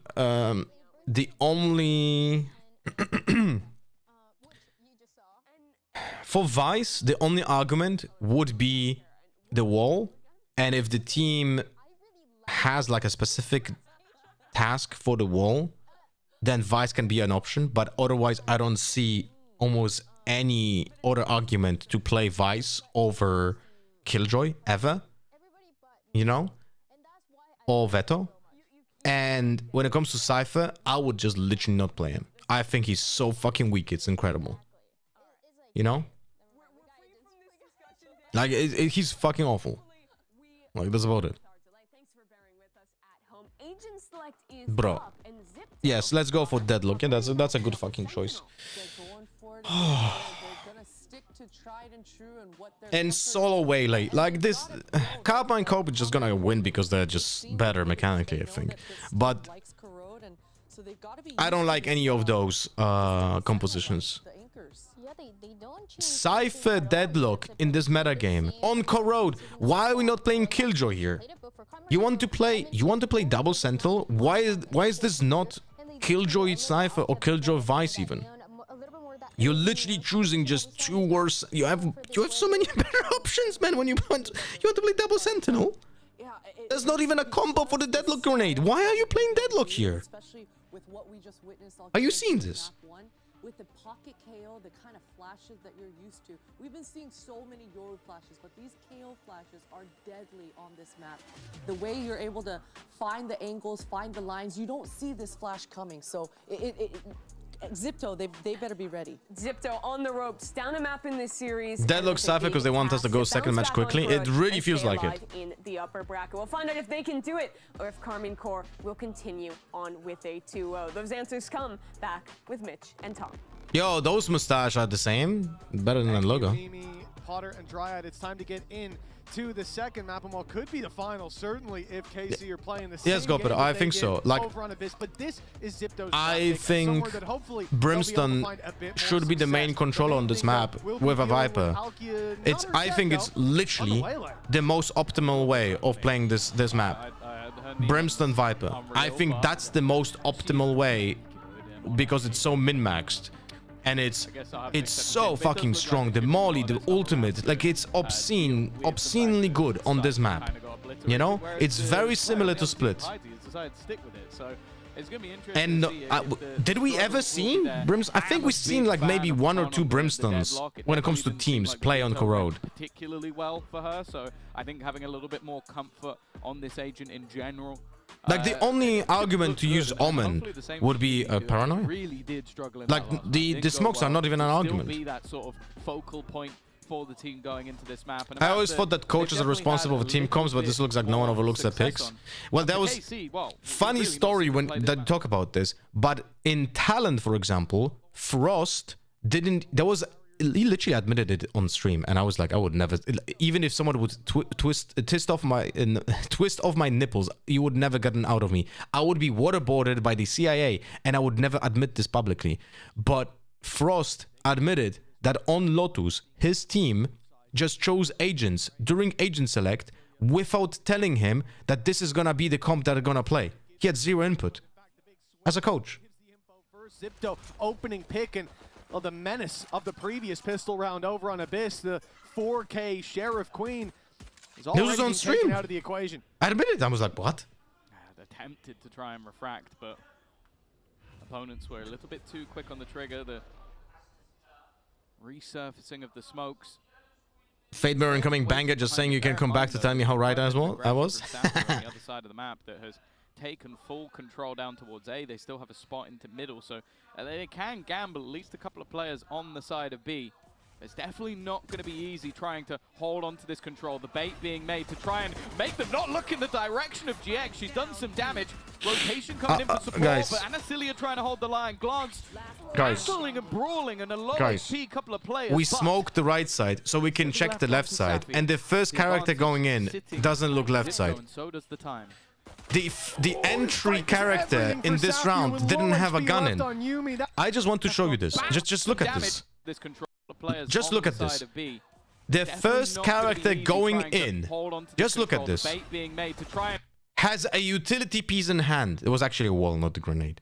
It was actually utility piece in the hand of this deadlock when she is entering. It comes down to a very, very tight margin. But they won, so it doesn't matter, right? Yeah, that definitely got a little bit shaky in the middle. But they did get the job done. Of course, they got the early start on the previous map as well. It didn't do too much, and they took some casualties in a round like this. But no double bind. In and out. All right. So Zalkia, I guess. Didn't take her long to get. So they attempted a flash play. Taken a lot of But did that smoke help them or actually didn't help them? Am I stupid? I think it actually was counterproductive. Bonus round. No?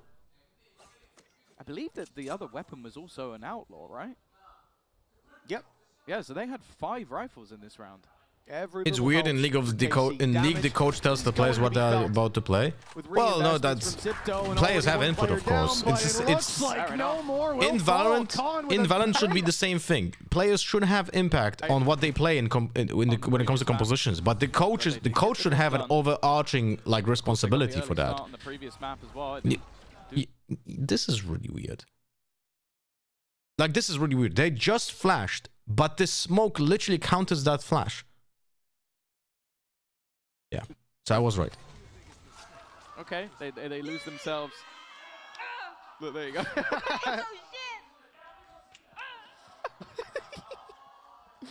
Oh, well, gotta be happy with that. You also have to remember that League of Legends, there's literally like the phase of picks and bans, and that is the coach's responsibility solely, right? We're more concerned about Alkia and where she's gotten off to. Already pushed all the way down, and of course, that's going to be opening pick onto Capricious from right behind the trap wire. Spike down, held by Alkia, but they've lost GX in the meantime. And this attempt to push down middle, well, I was kind of hard to understand if the KO grenades have any impact. From Xipto, but now there's so many bodies left on the floor. And Asilia joins the dead as a 3v2 in play. And Xipto, Spike is still in. They still have a chance, but they Spike need is still to in get that base. Spike back. And it's going to be a big problem having to cross back on What was the plan here? here? I doubt that Safi is going to be nice enough to put the wall up, but oh, inside the smoke, that's a big risk from Alkia. And now it's down to a 1v2. Guys, this Omen smoke was the attackers.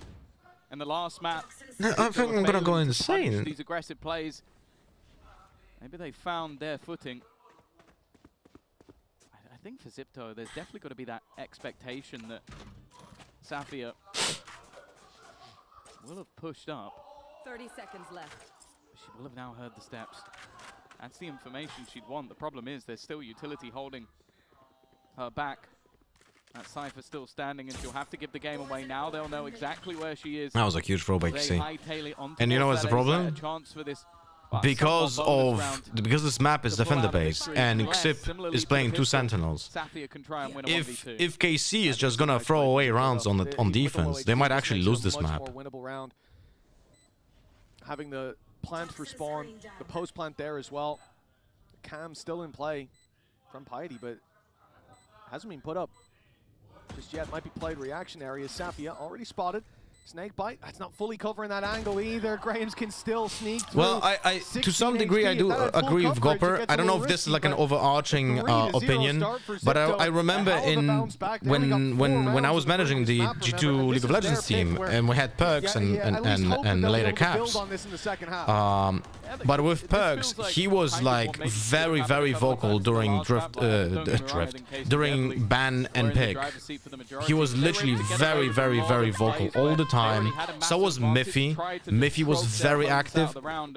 Sven as It well. feels like this time they finally bit the I think so. bullet Maybe for I'm doing that. misremembering, but I remember Miffy and Perks being very vocal during the Big Ten bans, and their opinions were very important during those picks and bans portions of the probably match. Tailing it forward, Anasilia into the smoke is going to at least get an early trade, but she has lost her bucket. Safia flies under the radar in the corner, shoots the decoy, and then the Yoru. As Yumi goes down, Why would you? Safia will What the finally fall, but fuck, GX Deadlock? topples the rest What of the the totem. fuck, Deadlock? You can just kill that MasterCard Viper by thrifty bouncing. from KC. And a remarkable twist of fate. GX is giving it there. I don't know if that's audio. That No, thank God they have that Deadlock, man. So much utility. Also, they just went elbow instead of going left side against Aniko. I'm just saying this. I just say how it is, guys. Like, genuinely insane to be able to Going elbow on this map is literally trolling like going hookah in bind. Yep, we couldn't play it. I had a feeling. Well, AC, they're on the board. It's not the round we expected them to get onto the board, but they will take that recovery.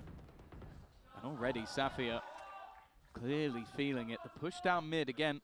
Already having a player advantage is a bit of a risk. Paiti has spotted an opponent and expects the reswing. Glance is gone, but Aoki is actually still going. Our opponent now sits in spawn, and well, for Safia, this is all about denial, but a player has already managed to make it past her utility. That's Capricious in the corner. This could be scary. Wow. Aoki just about gets away with that one. Crazy reactions on that play. And Safia is here playing all Losing the player the mid is goes just in when the like smoke pops, and they have just dominated this round. Safia with a 3K after the double kill with the Sheriff that basically got them certainly the leg up, maybe even the round in the previous. You know, we talked a lot losing about the trying to shut lurker down Alkia, but and then now going there's into some side brand is new like, yeah, heroes this stepping up to is the we're plate fucked. for Xipto, that lead that they had in the early half, just like map number 1, they now see those walls close in on them. The economy in the dirt, they're looking at a likely 3-3 scoreline, and if this keeps up, it won't be long before they start to sweat again. KC just looks at the better shooting. They are. They definitely are. Well, this round at least is not going to have the best of investment. I'd like to see them challenge a little bit more for that middle control. I think they've done well to punish KC when they've aggressed on that. Did Glance die because of angle advantage? I actually don't remember the position of Glance. I can't really answer. Unfair. And well, thankfully for them, Why are you not playing Jet? She no longer has that ability. I like what they're doing Like, here in pump, just legit, waiting, not pump faking. I don't understand why would you not be playing Jet here. And the only argument would be, oh, we have the grenade and the ultimate. So they're waiting. Okay, maybe she does it again here now that we're reset into a But Byron. Now we've got those we weaknesses. all saw Why not what see it Alkia work? was doing But with the Jet Alkia taming, on finding Abyss. strengths in the scars of yesterday, just like Xipto, where she knows that aggression is being punished, and so starts to taper off a bit in that regard. And I like that. I think it was necessary. If you swap KO with Xipto Euro, definitely Wele have is her fine. number in terms of, Well, Wele is a she's gonna supplemental run at us, duelist. and by now I'd be She should surprised never if they be did. a solo duelist. That's my opinion. Right? But you cannot just say, oh, we just swap KO with Yoru. Because if you don't have a Yoru main, like, rotations, and it's not going to be checked. That said, this is a position they've been able to punish quite heavily so far this game. if you don't have a pro player that puts hundreds of hours into Yoru, and hundreds is not enough, by the way, but it's a base, then you should not play Yoru ever at a pro level, because you're gonna just clown yourself, you know? And that's the problem. To find the major worry is the time, but they will be able to get that plant in with nobody able to deny. Spike planted. Up goes the wall as well. That's How much time in customs do you think you need in customs as an agent? What? Bro, I got a seizure. How much time in customs do you think you need in customs as an agent with you two, like initiators to master them? I think quickly trading it back, although she I falls think and leaves just one that it's standing a little bit alone. different for KC. every single agent. 3-3. For now. example- they have climbed right back into this. and demolished the lead that Xipto had just I think moments Fade ago. requires more hours in custom maps by yourself than Sova. The reason for that is you need to really heavily understand the range of your dogs and the very complicated lineups that need to be pixel perfect with the Fade Eye. That can be punished even in If you want to min-max that character. With Sova, I feel like you have more leeway because the utility is much harder to fuck up. You know? Unlikely to find an ult in this round. So I would say Fade would have to require much more. But then it also depends, like, the efficiency of how you spend that time in customs. I don't think you can say a number. I don't think you can say a number, oh, you need 200 hours or something. Like, I don't think there's anything like that. Yeah, we have a... No, wait, never mind. What is happening here? GX pops the ult, gets a double, but somehow Xipto stabilized. The decay starting to fade as Yumi up top and third in the round already. Full green on glance, by the way. Snuffed out the flame of Xipto. Are we kidding? Are we kidding? But still, the spark was there until glance comes in. It's okay. No need to use the eye when you can just get kills. 4-3, take the lead with a Red Bull clutch. What the was that round? What have I just witnessed? The initial did the attacking Fade have ultimate before going to the round? Wait. I need to see something. No, it's a very different story. Almost. No, so okay, so I'll just show you one thing here. This is a round where Xipto has 4 ultimates and 1 away from the Fade ultimate. But somehow, when they go into this beginning of the round, they go instantly for the Yoru ult instead of slowly taking this space, taking the orb from Fade and ulting for the Yoru. That's exactly what they're doing. Just think about that. You did a lot right in that round. And I don't think I'm gonna be I don't think I'm gonna be exaggerating when I'm gonna say that the most broken ultimate combo in this game is Fade and Yoru together. You know? Fade and Yoru. The second other one would be Yoru and Waylay. And then the third one would be Yoru and Breach. Those are the 3 most broken interactions of ultimates in this entire game. And a team who is capable of getting that, which is almost a guaranteed win, doesn't do it. You know? It doesn't matter. Yeah, it doesn't matter. So, it's a rough one, and they used a lot of ultimates themselves as well in recovery. So, we've kind of ended up in a level position in terms of the ults. But I don't think Xipto are going to feel happy about that one. They are going to come back in with an investment. Since you decided on less Valorant overall, do you foresee any future hags? They do have the Annihilation available to them still in this round. That one wasn't popped. I don't think so. Not for now. Go up the reveal. Hags were cool, but when a hag is triggered, that's like a full month of playing ranked. I don't want to do that to myself right now. Not only because ranked is in a terrible state, but also because the agents that I would have to play are just garbage. Close and a third kill! In a matter of seconds, the round is over. A literal blink and you miss it. It only takes a glance. It's 5-3 for KC. 5 in a row. I got a BPD player card. Wait, what? Yeah. It's gotta be. I got a BPD Fade player card in the Axos so this week. I'm so fucking cool right now. What is a BPD? Deep running level of skill that this roster has. It's the crazy thing. Oh. It feels like this is more than a glance half full. Look, next week, it has been an insane. There's still gonna be a lot of Valorant on the channel. Next week we're gonna be doing the watch parties, right? For game changers. I'm gonna be doing the Ripple files from Kamek. But other than that, I'll be just playing Riftbound more on stream. And then when TFT gets released, we're gonna play Riftbound and TFT, and I'll probably not play Valorant at all. But we'll see. Like to get aggressive. Well, Glance knows where Bitey is. She's done well, and actually sets up Grahams for a trade at a big advantage once again. But don't go counting any chickens. KC left chasing waterfalls. They don't know where this play is coming through, but oh, but borderline personal disorder. Okay, for sorry. Xipto. I mean, the one downside being that all those kills they found on mid, those rifles won't be recovered. So they're playing What is TFT? Teamfight Tactics. It's also a Riot game. But in a 4v2, the numbers by their side. I think the wall TFT the connector to stop that mid rotation might be the only video game from Riot that has absolutely no Con toxicity. doesn't necessarily want to win this Or at fight. least it's not a factor. She certainly doesn't want to lose it, but spotting them is all that she wants. At least in ranked. I'm talking about the actual competitive tournament scene. Like professional scene. I don't know.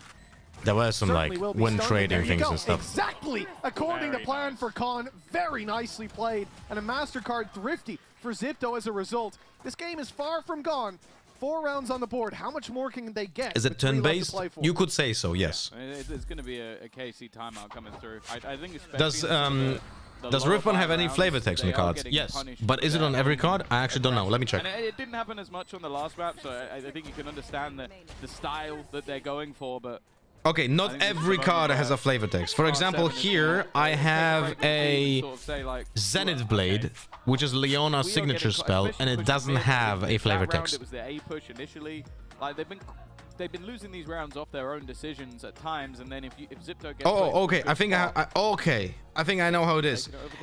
You have flavor text on characters. You don't have flavor text on spells, which is kind of a weird decision. It's really hard to break back in. Think about what happened last time. No, it was KC making a mistake. They got a little bit overconfident. Yeah, this seems like a pattern. It seems like flavor text is only on the character cards and not on... They lost that one. Never mind. Never mind. There's a spell here that has flavor text. Nothing but success. Okay, this one has as well. Timeouts come in as Xipto break that streak of 5. Okay, so it's not a rule. But most spells don't have flavor text, from what I see here. But all the characters that I've seen so far have it. And KC have decided to start on the defense, so who knows what we're going to see when we swap over. But I'll tell you what you're going to see now, which is a factor that one KC. Can you explain what's the difference between Game Changers and the last VCT that we had in Paris? Is it the same? No, it's different circuit. They might have a spanner in the works. Not circus, circuit. Oh, okay, she's going to be pushed back. Think about it this way. NBA and WNBA. They're already good net. Just having to throw out any utility to try and slow the opponents down is actually a fantastic little bit of utility coming out from Glance to make. If there's no pattern, you will pay more attention. It will feel more special to it. Slowed them completely. That is true. It's understandable. You got the Viper's Pit on one side. You got a double stack up in mid. There's a lot of control at the moment. And for Xipto, decisions now need to be made of where they're going to fight from here. They've done well at re-clearing mid. I think that's been one of the major successes. And with Dimensional Drift, instead, their plan is to try and push Safia out of this pit. They've done that. Unfortunately, there's a bodyguard there. And Asilia with the surveillance catches them. They will let the pit go down, not risking running back into it, and it's the right call with the advantage already theirs. And look at the map control GX is holding. This is a corner that do I have to comment just going down. on what we just witnessed? Players are further back. It's a beautiful bait! The spray, though! Oh, there's no need for a replay on that one. Alkia under pressure now, falling if back. Zip is gonna win this round, Xipto, they've even caught Alkia. She's stuck in the ground, stuck in the mud. Very good deadlock grenade. Xipto will get the plant out of this, but the retake attempt. You should keep count of how many Euro ults end up in the Euro just dying for no reason. That was always the case. Nothing changed here. Safe haven for this squad to hold. This round should have never been lost by KC. Just saying this, right? But they will. Holding on the corner, and that will be enough. Like, Xipto literally threw away Yoru's life for no reason. They didn't even follow that Yoru ult to kill the Viper. Nets were just causing nightmares for Alkia. She still manages to come out. This is incredible, man. Like, that Viper was a free kill if the team would just follow. The turning point. If you, I mean, sorry, look, let me tell you this way. I would never make that call as a Yoru to go into that Viper's pit there on attack and just try to kill the Viper. There's no point. You can kill her by ignoring her. So let's just go to the different side and use the ultimate there to gather space. You know? And just execute on the other side. That's it. Right? If you just ignore the Viper, that ultimate has no value. That's how easy it is to outvalue the Viper. Right? And even if there's a stack on the other side, like, you are able to essentially get that space because your ultimate is so valuable as well. And you still have numbers advantage. The way that is being played here, it just makes no sense. The Yoru goes alone, tries to kill the Viper, no one follows him. It literally, the decision making is just like, it makes no sense. Of course, just last round, they had a player in an even closer corner, so of course they're going to be clearing it, and Alki even has to use the dash just to get on out of there. Xipto, they've denied the early control, and that's going to get a push. AIM looks like tier 2 teams. Just holding patiently, but it's Anasilia to win the fight. I mean, yes. You could consider GC a tier 2, yes. Sure that they are slow to spam. Some of the players have incredible aim.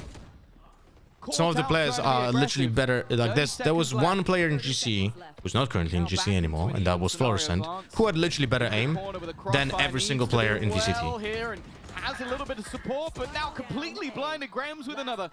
It's left. Onto the Grim Reaper of the last map. Alkia isn't expected in the corner, and the spam almost does enough. Switches over to a second gun and just spams the smoke, expecting Graves to be there. Bruh. They're going to have nightmares about Alkia tonight. I was thinking yesterday in the car which game I prefer after watching a Riftbound tutorial, but then I realized the biggest part of the lore was the lore, so even though both are League of Legends IP card games, it's very hard for me to even compare.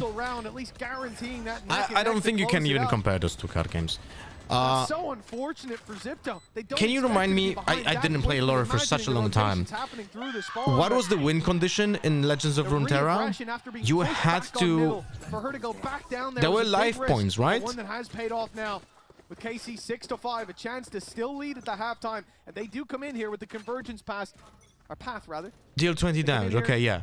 So command as well. It's a lot of I think what Riftbound did fantastically well is create a win condition that is symmetrical for both players, but is not inherently favoring aggressive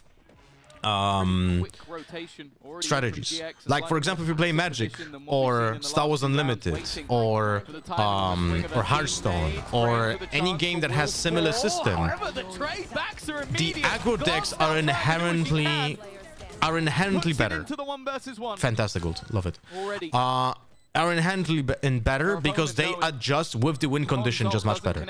Riftbound doesn't, I think, doesn't have that problem, which is very interesting. 6-6, a deserved one it feels, as this is about as close as a map could get.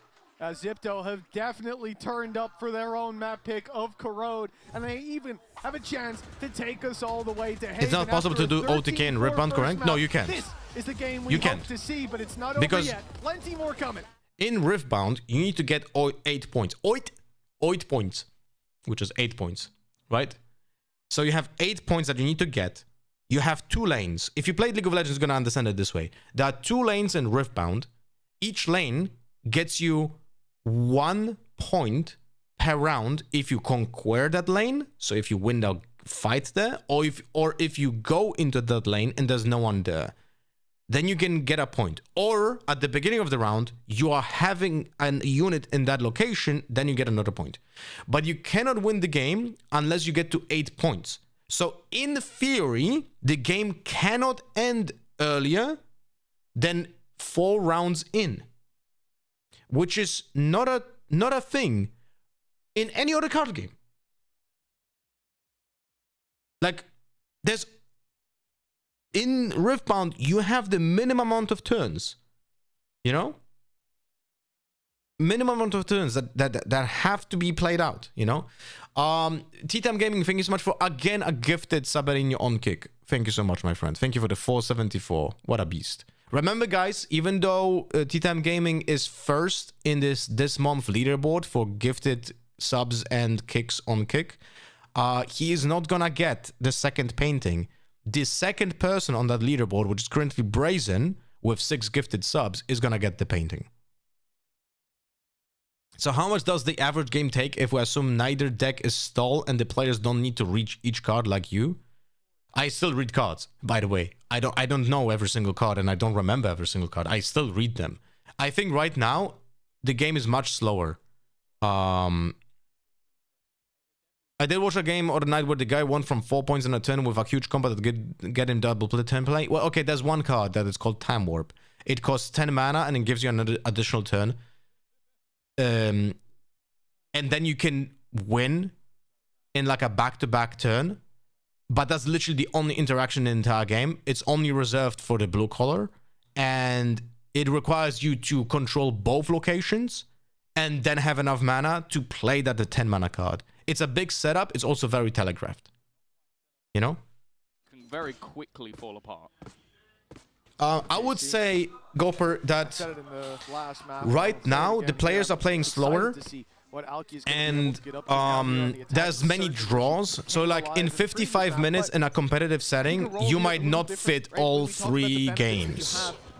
But you should be able to do that when the players understand the game a little bit more, and because there's a pretty big learning curve. There it is, point of contact, and Anasilia with the trade off the information. But of course, Alkia gets out of there with 18 HP. The refract so useful, and this is going to initiate their lurk. Like for example, think about it this way: when I was playing this week locals in Riftbound, I won every single match 2-0, and most of those matches took 40 minutes. One of them, it's 18 HP, but he still managed to take one to the grave with her. I would say.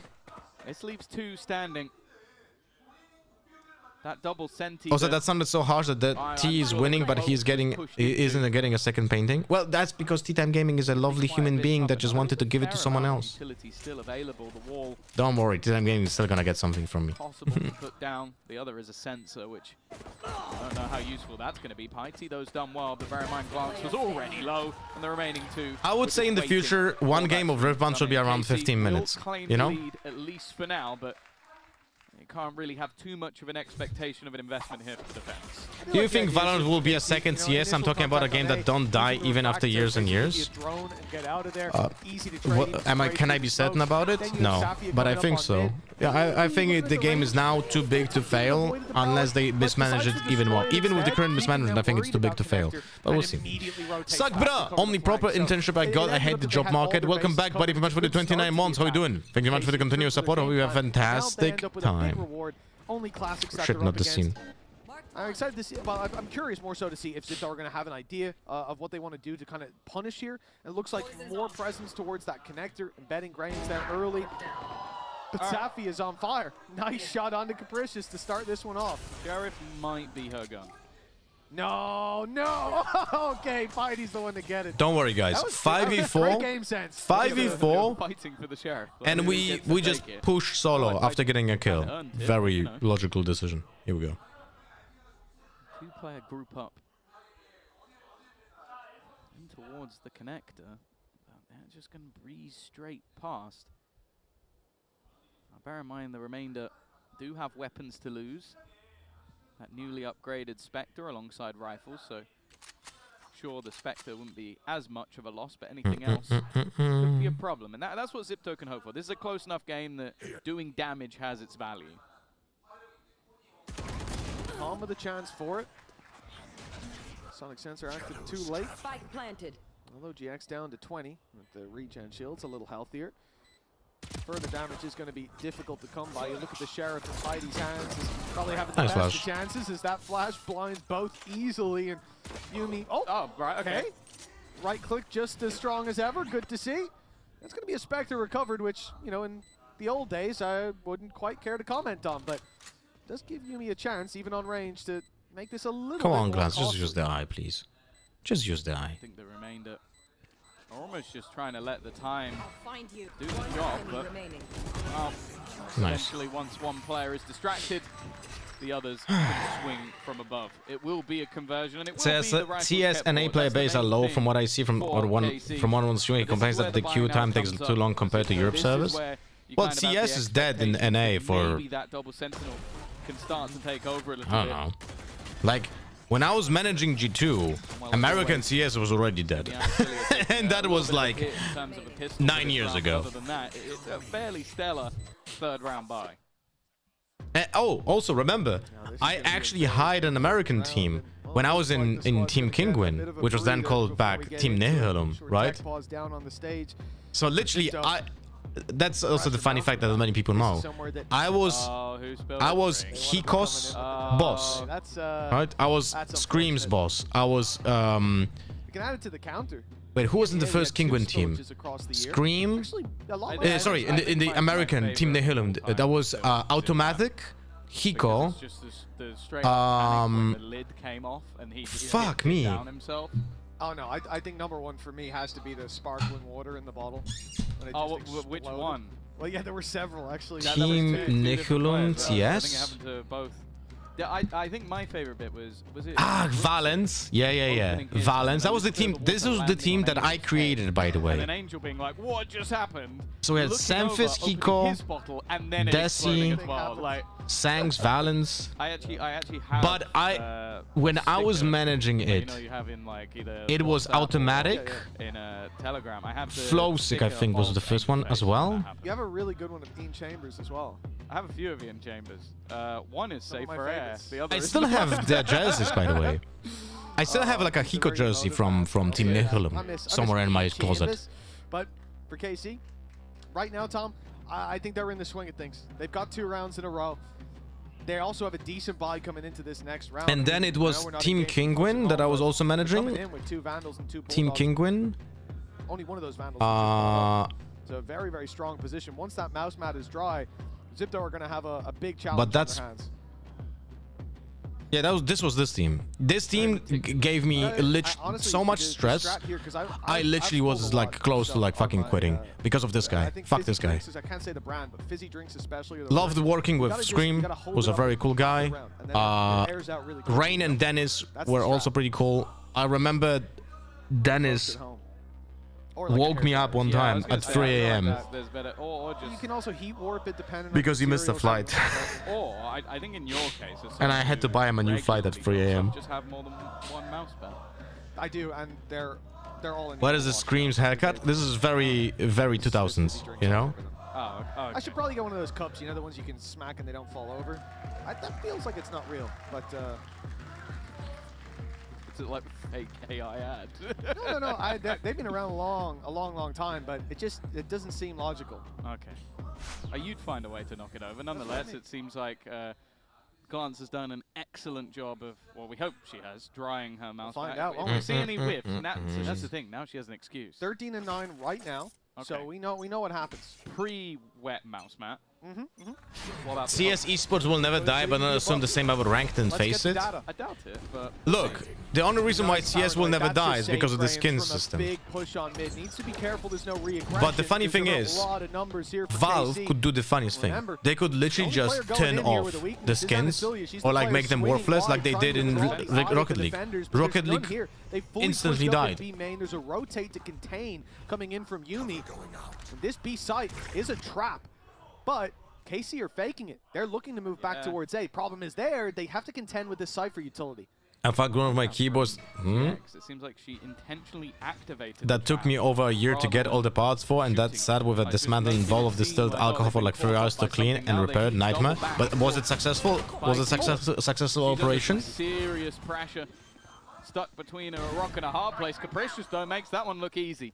Early advantage picked up for Xipto. Like, if I'm not mistaken, like, Rocket League is currently in the gutters, no? When it comes to popularity. It was booming. It was booming, and it's a fantastic esports. It was a fantastic esports. And now the game is in regress because they made those decisions with the skins, no? With a double trade. And now Piety. 3 to find. And they are giving her absolutely nothing. The protocol's on point, a crossfire being created. She's managed one, but the other 2 players. Do you have any contact or any friend in Epic Game Developers? I had in the past, but I think they all quit Epic already. And well, it's a nice shot connected, but that was all just bait from GX to waste her time. It is KC now with their 9th and a bonus round victory at that. Yeah, that's the real... Rocket League is cooked. You cannot afford to make fuck-ups in such a niche genre as football counts. the wet mouse mat buff, it might just be the play in future. For anybody at home, don't do that. Don't do that. Don't try it. Don't do that. Unless you Delisting from Steam Store didn't help either. I mean, they moved it to Epic Game Stores, right? Essentially, right? And that's why the skins got removed, right? I might be wrong, so I might be making shit up. But if I'm not mistaken, the entire thing with the skins. Oh look! You gotta dry it afterwards. Oh look! Don't let your mouse mat get moldy. Do you guys remember this Fade Eye? I think we need to move on. Do you guys remember this Fade Eye? 9-6, double digits. Interesting. After, and it's going to be a weak buy from Xipto. The Sheriff's in hand, and KC really playing that last round beautifully. The push and pull, but this round's a different story. The same as from Comic Board. So I guess, because I didn't watch pro play that much on Corp lately, it might be just a meta choice for this Fade Eye. That's nice. Take you down, then they get a rifle, they get an upgrade. Skins thing happened a while after moving to Epic, I think. 3 kills for Safia. But it's like in preparation, right? Well, Piety all alone. This is only a Sheriff buy for Xipto, so it's so-so at best, but double digits for KC. 4 in a row to start this half, 10-6, 3 away from closing out not just the map, but the series as well. Xipto, I cannot help you, darling, with that, sorry. Really coming into the next round. Yeah, this feels a little bit more damning, though, because a lot of rounds where they've had low buys, they've at least been able to do damage here and there, like make it a bit costly. Now you have KC with a lot of credits in the bank, ultimates either online or getting very, very close. Glance already has hers. By the way, hasn't died since she wet the mouse mat. And the same. That was so clean. Like, that was basically Safia just walking into A, killing everybody, and then saying, all right, everyone come over this way. And for that reason, we have seen a timeout call from We're Xipto. actually going to be having 2-0, guys. A very, very close map to a streak of rounds that's definitely starting to look quite damning.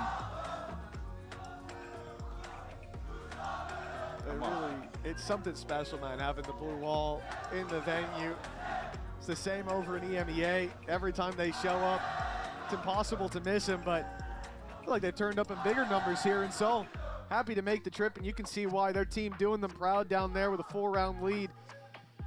Xipto, well, KC have 10 rounds here. Xipto have 10 rounds in the series so far. This timeout, a lot of pressure. I think it's the last chance for them to talk to the team unless they can force a timeout out of KC. Good morning, Spitter.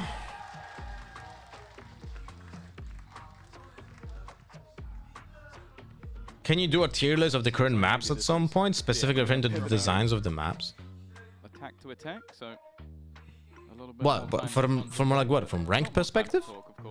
I am curious to see, like, because I'm sure it'll be something we ask eventually, because every venue is different, right? And obviously the players have in-ears that cancel out the sound.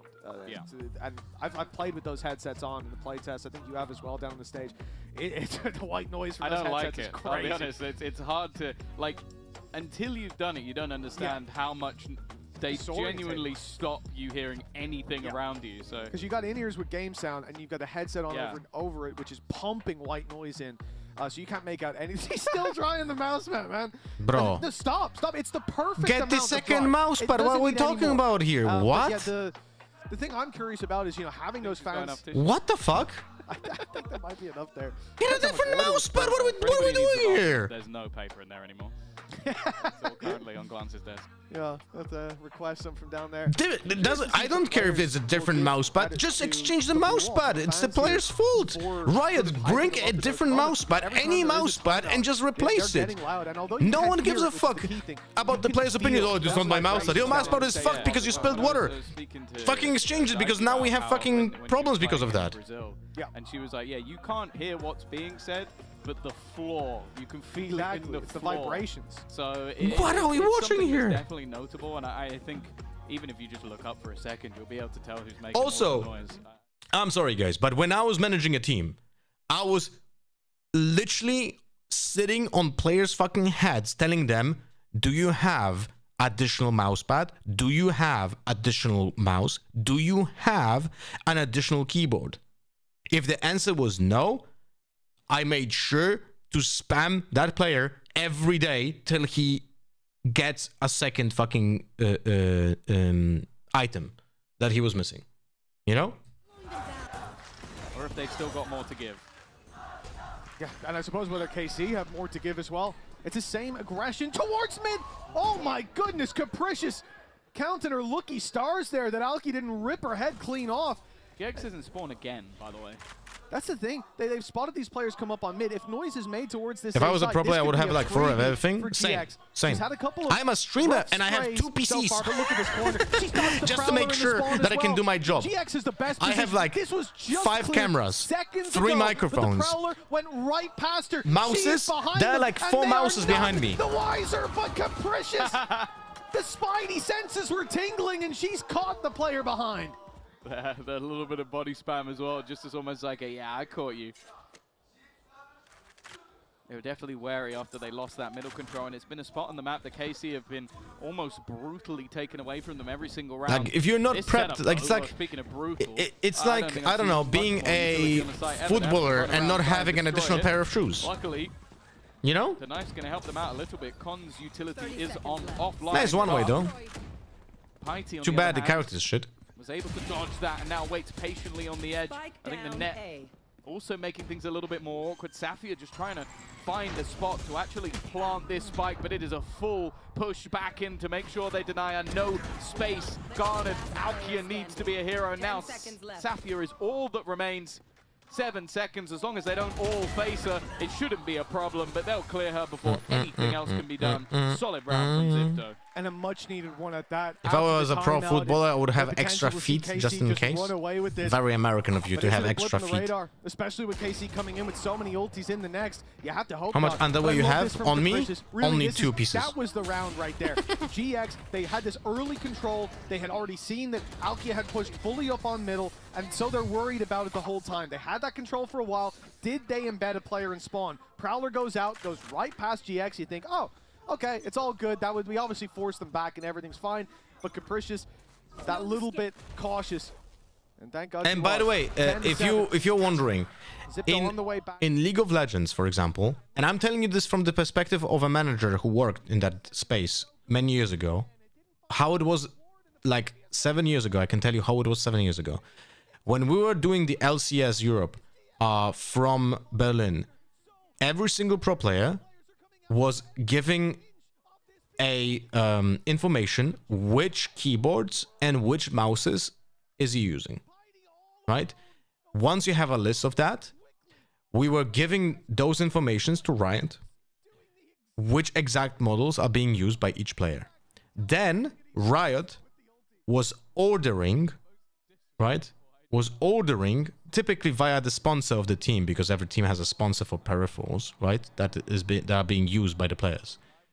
And then that sponsor, like Razer, like Logitech, was sending each player's setup with 2 pieces each, or like 3 pieces each. So like 2 keyboards, 2 mouses of the chosen models and so on, 2 mouse pads, to Riot directly to the studio. And then Riot is keeping them in the studio, so they're not ever compromised. And the pro player only has access to them when they're being brought by a Riot employee from the lockers. You know? But this time she will be shut down, and it's what we warned about before. Oh, that's a whiff. That ultimate didn't even work. Rifles, but I mean, there's no way. By the way, that's the one thing I have a very big problem with the KO ultimate. The KO ultimate popped. It affected the players not having the ability to use the utility, but somehow he doesn't give a res. How does this make any sense? So does it work or does it not work? What the fuck is this? Right? It's definitely not going to be easy to clear all of these angles. Maybe they expect one from above. Every team used to have a sponsor for that before Esports Winter. I literally don't think there's a single tier 1 pro team that doesn't have a peripheral sponsor. Hello, Mary. Again, a decent amount of damage for what if there was some specific custom keyboards, for example? Well, then player will have to deliver that. That's on him. He wants to play with some shitty custom solutions that no one needs. It's up to him to deliver the custom keyboards to Riot then, but directly from the producer. But also, I will tell you this. For example, if this would be done in a CS environment, for example, or in Valorant example, I would not allow custom keyboards. if this was a controlled environment, I would not allow custom keyboards as a tournament organizer, and I would not give two fucks what the player is saying. You know? Second. And from here, Xipto, they see their hopes fade. There's too many ways to cheat with custom hardware. On that stage, but they need a hero, and Anacilia's watching the backlines. Let's walk with a knife out. As the blue wall stands strong and looks unbreakable. Xipto put their hopes in Piety. On site, holding, dodging the pressure, Titan Gaming, and blinded. Up it ends with GG. a 3K. Thank God it's a 2-0. I'm not saying custom keyboards are shitty. Probably there are very good solutions for what you need, for what custom needs you have. But when it comes to competitive integrity, custom keyboards, custom mouses can be compromised, can be used for cheating. So if I was a tournament organizer, I was messing, oh okay, or a developer of a game that controls the space, I would not allow custom solutions. Like if it would be up to, I don't actually know how it is in VCT. I hope they do the same what they did in League of Legends. I really hope that the pro players are not using the same mouses and keyboards that they have at home. You know? I think we've seen on a GC stage. I actually don't know if it's true or not, but yeah. Up as well. GX, she's down there shouting to the blue wall. She's hyping them up. That is fantastic to see. And you know what? Their energy was infectious. What about mouse grips? Do you think I would buy them too and stick them to the mouse so a player can play with the same setup? Well, you can just adapt the mouse grips yourself once you have the mouse in your hand. Enjoying the energy. It's exactly what we need down on the stage. And you know what? I think that energy's for both teams. Xipto, they had some great rounds, some promise. The 13-4 in the first map, I don't think does them justice with so many opportunities to put rounds on the board, but denied at the final hurdles by some big plays from KC. They will go on in this tournament, but it's KC who win the day. Yeah, for sure. I think it's going to be one where definitely a lot to learn. Of course, these are 5 players who have not graced the champ stage before, so I think it's definitely a case of learning, but for a mix of experience and new blood, KC have done very, very well in their opening match. I think they'll be quite happy with how this has turned out, and we'll go marching on in that upper bracket to try and compete with the best. What a performance here today. And I'm sure, there's got to be a lot of happy faces down on that stage. I don't think there's a single player on KC who's wishing that they put a better performance up on the board. But I know that Alkia will be incredibly happy. NFC mouse grips to load macros via next level cheating. That would be insane. That will be some next level bullshit. Steal you over here, slip you up. Right. 네, 카민코프의 알키아 선수 만나보도록 하겠습니다. 가장 먼저 어비스에서 이 비토가 집토 쪽에서 나왔을 때 아무래도 이 솔로 엔트리 Z 상대로 카운터가 들지 않을까라는 생각 때문에 알키아 선수가 상당히 답답할 수 있겠다라는 생각이 들었는데 전혀요. 오늘 정말 날라다녔습니다. 비토 상대한 부분 좀 어땠는지부터 들어보고 싶네요. What do you think of the cherry color jersey? It's kind of weird, no? It should be blue. We thought maybe the veto from the side of Xipto would be a good counter to your solo duelist Jet. Not at all. Honestly, 403 ACS. Yeah, that's not that bad, right? So, was there any moment in that series on Abyss where you felt the presence? Even more ironic with the giant what orange was it like going up against that cross? agent? I mean, it was okay. Like, Oh, I didn't even think about that. It's like that test when you have like the tests when you have like an color text that says blue, but it's actually like green, and you have to read it out and say which color it I is. was really comfortable. Right? 조합을 KC 쪽에서도 바꿨는데요. 충분히 Z 할 수 있다고 자신감 있게 Any games rumored to come out next year that has you interested or excited? 뭐 비토 상대하는 거? 무난무난했다라고 얘기를 해줍니다. There's this new 그리고 사실 시작부터 끝까지 팬들의 Vampire Survivors game coming out next year that seems kind of cool. 팬들이 열정적인 걸로 유명한데 한마디 Other than that, I don't really pay that much attention. I don't know if you can see. Do you see the cameramen up there? Or up there? So is KC sponsored by the phone provider that harassed you? Yeah, they still do. Riftbound set too? Yeah, that's already February. We're building Oh, you were scared. But yeah, I think they deserve a proper shout out, you know? Thank you. But why were you scared? You thought there was an earthquake? Yeah, I thought there was an earthquake because, like, in Turkey, there's a lot of like earthquakes. Oh, there's Like, for also. example, when I It's played, kind of funny that the second game I'm gonna mention is Can be also earthquake, and I Vampire was like, Survivors, but Not here again. um, I was like, everything's there's shaky, an and my official monitor was shaking, and I Warhammer was Vampire Survivors game going out, like coming out soon. What was its name? I was sharing it on Discord. Anyone remembers that? 아, 먼저 고맙다고 얘기를 했는데 사실 좀 알키아 선수 같은 경우는 무서웠대요. Other games, I 왜냐면은 이제 think. 튀르키예에 지진이 많이 일어나기 때문에 가끔 집에서 이렇게 플레이를 하다 보면 뭐 When 이렇게 was it? 책상도 떨리고 모니터도 떨리기 때문에 뭐야 한국에서 지진 났나라고 Here we go. 생각을 했는데 이제 Warhammer 돌아보니까 Survivors. 뒤에 팬들이 열심히 응원을 해줘서 이제 여기서 모니터가 흔들리는 거 보고 Release date 다행이다. 그래도 우리 2026. 팬들 참 시끄러워서 참 좋다라고 얘기를 해줬습니다. 이렇게 해서 알키아 선수 만나봤습니다. And thank you all. I hope this could. I hope this is gonna be cool. Like, it looks lovely, man. It really looks lovely. Aggressive as the nightfall comes into play. Those players are main flanked up on his GX, pops the ult, gets a double, but Oh wait, there's also Warhammer Fantasy Battle in it. I thought it's only Warhammer 40k. Oh shit! Didn't even realize. But still, the spark was there until That's crazy. comes in.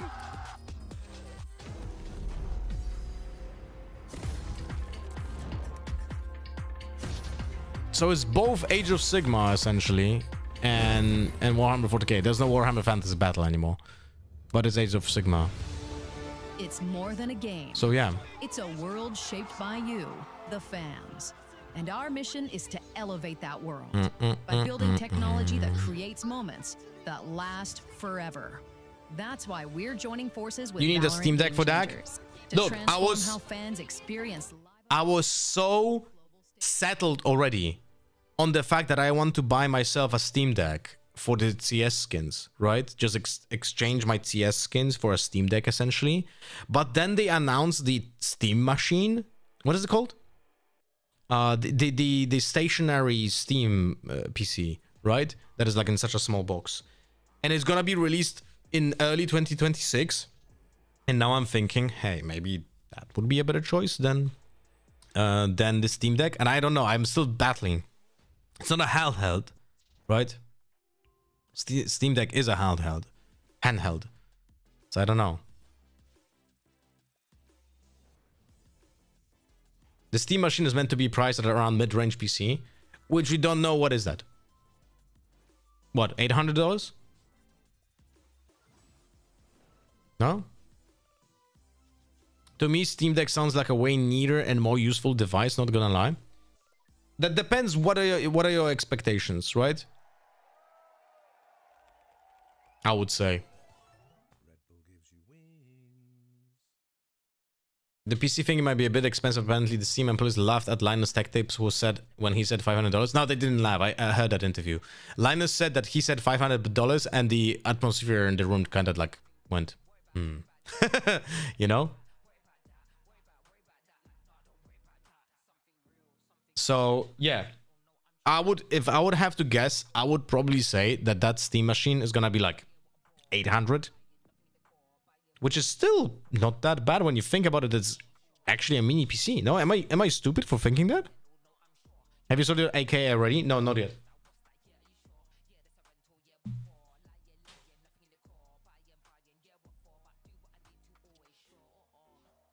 Right, I need to eat something. My lovely wife prepped me some good shit.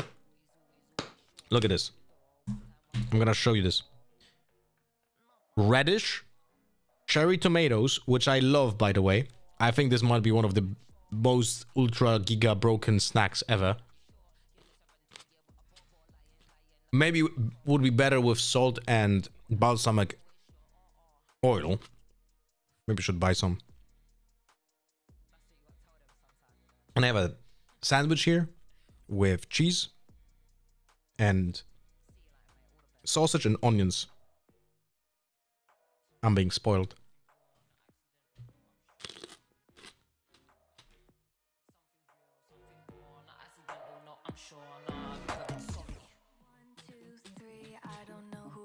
As a dad, isn't a handheld overpowered? How often will you sit down on a TV to game on the Steam Cube? You're right. You are definitely right. That's why I was kind of set already on the Steam Deck. So, you are right. That it's probably a better choice for a person that, like, it's hard to sit down. Yes, you're correct.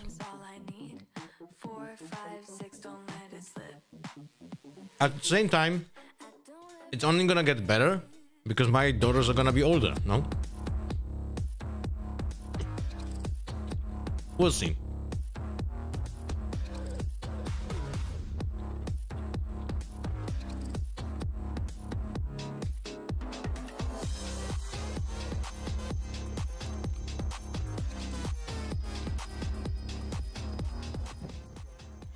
Team Liquid is Brazilian, no? Championship 2025, where it's time for the long-awaited, never-before-seen Visa Bowl. It's Team Liquid Visa versus Visa Crew Blaze. I'm Mimi here, back again on the desk, joined by Potter, and in a moment by Dryad. We just wrapped up watching our first series today, and I just want to get initial impressions from you, because Karmine Corp looked very good in that. Yeah, solid. I mean, each player stepping up, but the obvious player to talk about is Alkia. I mean, the fact that she was just able to get away with whatever she wanted, and you love to see when a duelist is able to get into that flow state and just style on their opponents. Yeah, I want to get Dan back in here and I'm gonna mute myself for a moment when I'm eating and I don't want to crunch in your ears, okay? Very exciting one with our second Brazilian team to get to debut. We talked earlier about this, Dan, but Brazil have been so good in Game Changers. 2 different teams in the finals our last 2 years, and now finally 2 representatives here for GCC 25. Which is something that you talked about before. They are potentially the best region that we have, even if they haven't lifted a trophy just yet. And it just seems like the perfect opportunity. This is a region that is mechanically insane. It's a region that has been putting the work, has also gotten the experience. Both MIBR and Team Liquid, they've gotten the chance to bootcamp in other regions as well. They're bootcamping here early on, trying to adjust themselves to the schedule. So it's little things like that that I feel like adds to the experience and to the comfort going on stage. The Visa Bowl. I mean, both teams from Brazil, both sponsored by a huge, you know, finance company. It makes sense. Yeah, I mean, the investment is huge in this region. And I mean, even when they're playing against a Latin American team, you have 2 Brazilian players in the roster as well. It is clear how much talent is coming from there. But Potter, what is so interesting about them playing today is when you look at this roster, they're playing with a player who was in a final with MIBR. That's Jelly, after making the trade for Bastarda, dropping her in the mid-season, and instead picking up Jelly. It's very interesting to see how, well, both of these teams are still on top. They both made moves to stay in that position. Yeah, and those moves, I think both teams are really satisfied by. Both teams feeling like they made the correct upgrades coming through. And there's Jelly on your screen. This player has been fantastic. Last year, we got to see her thriving on that initiator, playing roles like Gecko for the MIBR side, like you mentioned. But this year, the duelist role, I gotta say, she's been fantastic on it. And the role playing, I think it bodes well for Liquid. I think their game planning, it's been more refined, and they're able to do a lot more when they've got a player who's able to reach in and lean in onto the higher IQ side of playmaking. But it was a big question when they made this move. You went from Bastarda, who they had just won their second trophy with, who top fragged in that final, who had been with the team for so long, and they put out some statements. Daiki talked about it, saying that at the beginning of the year, they had basically told Bastarda, as well as Isa on the team, that they needed to improve their performance or the team would make a change. They didn't feel like the alignment was quite right. And then wouldn't streaming it on the big screen look shit though, as most games you would want to watch on there would have to be run on the lowest settings? I think of Elden Ring, for example. To take such a risk in what do you mean streaming? That was so successful if he has a dock for the Steam Deck, then it works even if these two exactly like a Nintendo Switch when it's like a wired connection, no? From what they were playing before, I feel like not only adding Jelly, but making her play the duelist is what really makes the upgrade. I feel like if Jelly was playing another role, still playing the Or did I misunderstand something. Have been so much of an upgrade, but I feel like Jelly has always been. Who is building Ichi roster then? Day 2 years ago or so. Before What do you mean? Before Jelly was part of any team, she was part of a team that was called Jelly and Friends. So it was all around here, and I feel like now she's getting that attention. It does work that way? Oh, okay. That she's playing again. Yeah, go per. What are you talking about then? Well. I mean, they're not no streaming the video game to the she's playing to the and TV. reacting exactly as a duelist should. Not afraid, playing Switch and Steam, they run the big games on lower settings. And the player who had to make that tough decision and has had to when lead you dock this it, team through the highs typically of making it gets better GCC performance. Final, through the lows of completely missing out on a year, not being there last year whatsoever, and having to watch MIBR make that run. Obviously, they're gonna look worse. Dan, the leader of this team, who I think we've seen grow so much from that very young leader that debuted at their first time to now years on having to evolve alongside her top team. I still think about like, would be unreasonable to expect the same kind of performance and details from a Nintendo Switch and a $2,000 PC, you know? And now, ever since she's gotten a lot more trophies in Brazil, a lot more experience, and now she's ready to take on the stage, I feel like after we got to see the biggest challenge that they've had yet, previous years, it was a little bit of loud going back and forth in those grand finals. This year, obviously, MIBR. And the fact that they are able to clear the series is all thanks to Daiki. Yeah, and she's so poised as well. Even thinking I would prefer it on the small screen, so less noticeable, you know? She didn't feel like a young I don't know about Steam Deck, but on Nintendo Switch, reflect that in the server as well. It really depends on the games you play. And also, I would not want to play probably Cyberpunk on the Nintendo Switch too. Like handheld, and I will only do it in dock. In a piece of content that If you, Liquid put yeah, out I would say she so. talked a lot about how she felt like she needed to like the performance is visibly dropping when it's not like docked, you know? Like you're gonna get less FPS, way less. Teammate, a friend to your players, while still having to be that voice of authority, especially as someone who is younger than some of the other players on her team. And with their changes to the coaching staff, she put that as a priority going into this Has year. I been impressed by any set plays yet? No. Again, it's been amazing to see her journey as a player and as a leader. And I want to hear even more from her because she's standing by with Jen Lee. Hey guys, Jen Lee here with Liquid.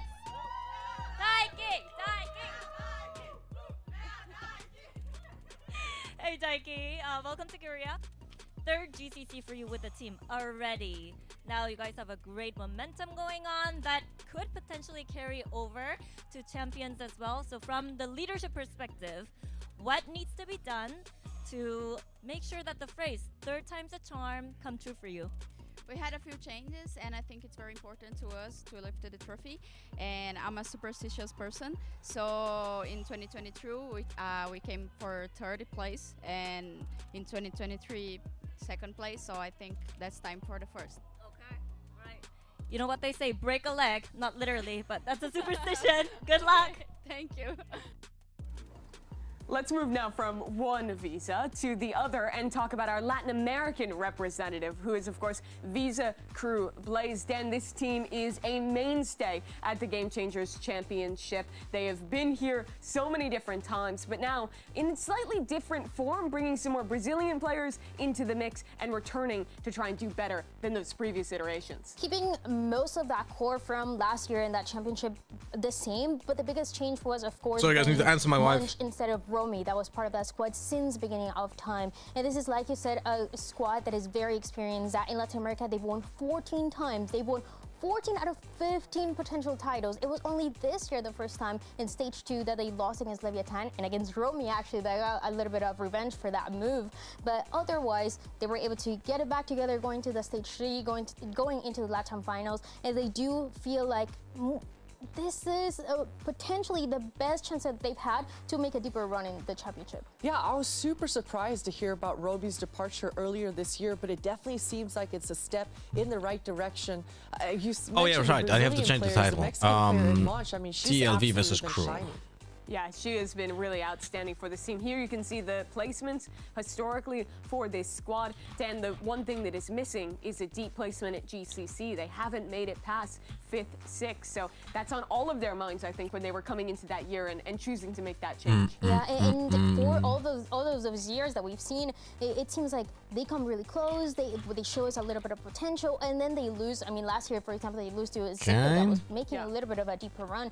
But this is honestly the best version of the squad that we've seen in quite a long time. I feel like Dodds was incredible last year. I wish we got to see a little bit more of her. And now, again, with Munch as an upgrade, I feel like this is everything that the squad needs. Let's narrow in on Munch, because I think if you're going to sell a reason for them to go beyond 5th, 6th, it goes back to that new player. Why should we be excited about Munch? Hello, Isam. How are you doing? Big shoes to fill, certainly. But I think for the whole squad of KRU, they've got to be feeling like they haven't been able to play their game on the international stage. Maybe a little bit of nerves coming through. So I think this fresh blood, this new player, new perspective coming through from Munch, it will give the kind of push in the right momentum side of things for KRU.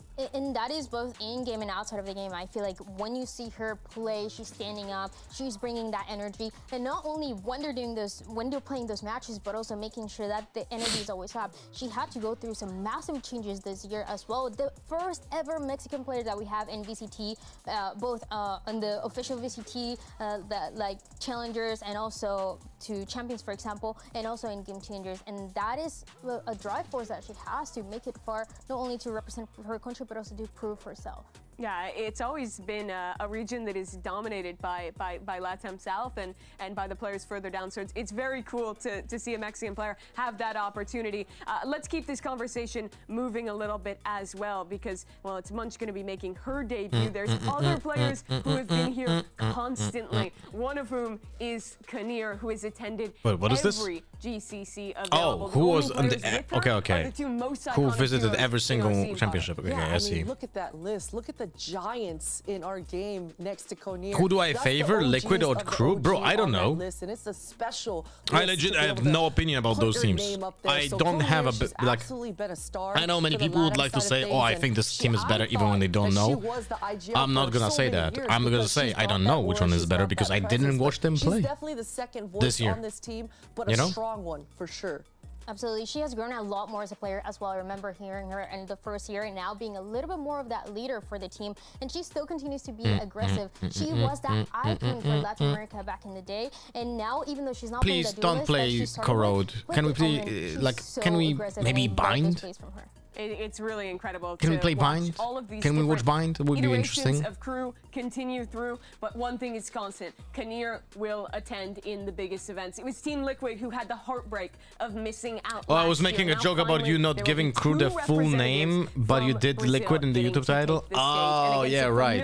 Okay, that makes sense. It's going to be a great match. That makes sense. I'll be honest with you, I don't know why I did that. I mean, KRU is the full name, no? To be fair, I should have wrote like Team Liquid Visa. Don't get comfortable, 'cause any minute now.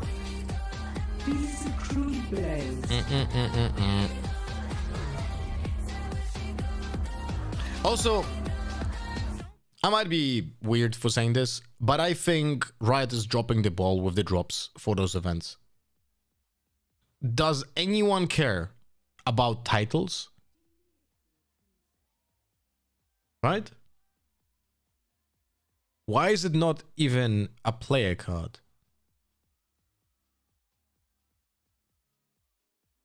Like, I'm not talking like full skins or stuff, but hey, player card, gun buddy.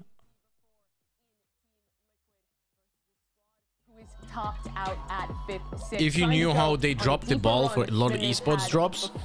It's going to be so exciting to not only get to see our second Brazilian team debut, but then fuck that 100% title pile of shit, impossible to get. But that's different. That's from Pick'ems. But I also think Pick'ems should have better prizes than that. Look, I will tell you this. I think Riot should do a skin for a weapon or even a fucking knife if you get a perfect Pick'ems. Imagine that. Imagine a, I don't know, probably knife would be too much from like business perspective, but how often does this happen?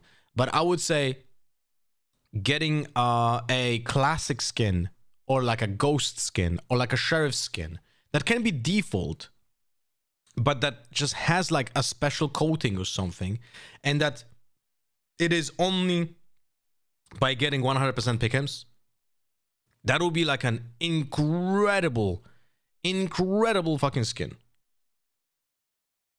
And I'm not saying special model or anything, just a default skin that will be like entirely, I don't know, gold. No one cares about gun buddy, you know? No one cares about gun buddy. But if you would have an actual skin and can be default model, no sounds, no anything, just solid color, for example, right? That would be such a fucking cool thing to have. But this is the first time Jelly will play an international match on her new role. Last time, as you were mentioning, Potter, she was always on that initiator for MIBR. So I do feel like there's a bit of pressure there to come up and show just how good you can be on the Duelist. For sure, and I'm gonna go ahead and say that this is a domestic matchup. I know it's not so much on paper. The Golden Ghost, an example from Spy Crush. There's that familiarity that you talked about, Dan. And I mean, yeah, look, it can be even, guys. So I will just tell you this: you could, let's say, I'm a person that would actually have this decision power in Riot. I would literally sit down now, and I would say, okay, for each different major tournament where we do pick'ems, every single one of those tournaments gets a new weapon for each pick'ems that is solid color, but it's different weapon per different event. Or we do one weapon, like for example, is always, I don't know, a ghost, but every event it's a different color. And it's a solid color with like, you know, reflexive material like the default skin without any other changes. It's just a unique in a very basic way. And that would be enough of an, in my opinion, drive for people to actually care about this. You know? Can be even a classic. I'm specifically not saying it could be a classic. It could be, but I don't think it should be. Because that is a competition to the VCT skins. You know? It's a good point to start. And it's minimum amount of effort, and almost no one ever has it. They were boot camping for a little bit, they were adjusting, and the fact that both of them keep compositions the same, knowing that this was a good map for them, gives me good signs of maybe a little bit of a back and forth at the beginning. No, I'm sorry. For sure. Completely forgot about that. I would like to see some flashes on the side of KRU, though. 2 setup dodges for a little bit of an easier time. Oh, Corrode again, bro. I'd like to see how solo whales, bro. What are we doing in this game, man? It'll be interesting to what are we doing, bro? Comp on Corrode for Team Liquid versus the Sage in play for Visa Crew. We're hopping into our second series of the day with Doug and Ender. Thank you so much, Mimi. Yeah, I think this is really one of the perfect early matches that we can get. You've got Team Liquid, who's looking to, again, continue to put the world on notice as one of the best Brazilian teams, arguably the best Brazilian team here at the tournament, against a young KRU squad that, Christy, could shock the world. Yeah, I mean, KRU is a team that Desk was talking about. Konir has been with this squad through every step of the way, has qualified to every single Gold Classic with a 25 on it, next year 26. Yeah, minimum effort. Minimum effort. No one will have it anyway, right? But if someone will have it, they will feel very special. Getting stronger and stronger and stronger, but against them, you see on your screen, Team Liquid. Because right now, even if you win the pick'ems, even if you get 100% for pick'ems, you will not feel special. The reward is just trash.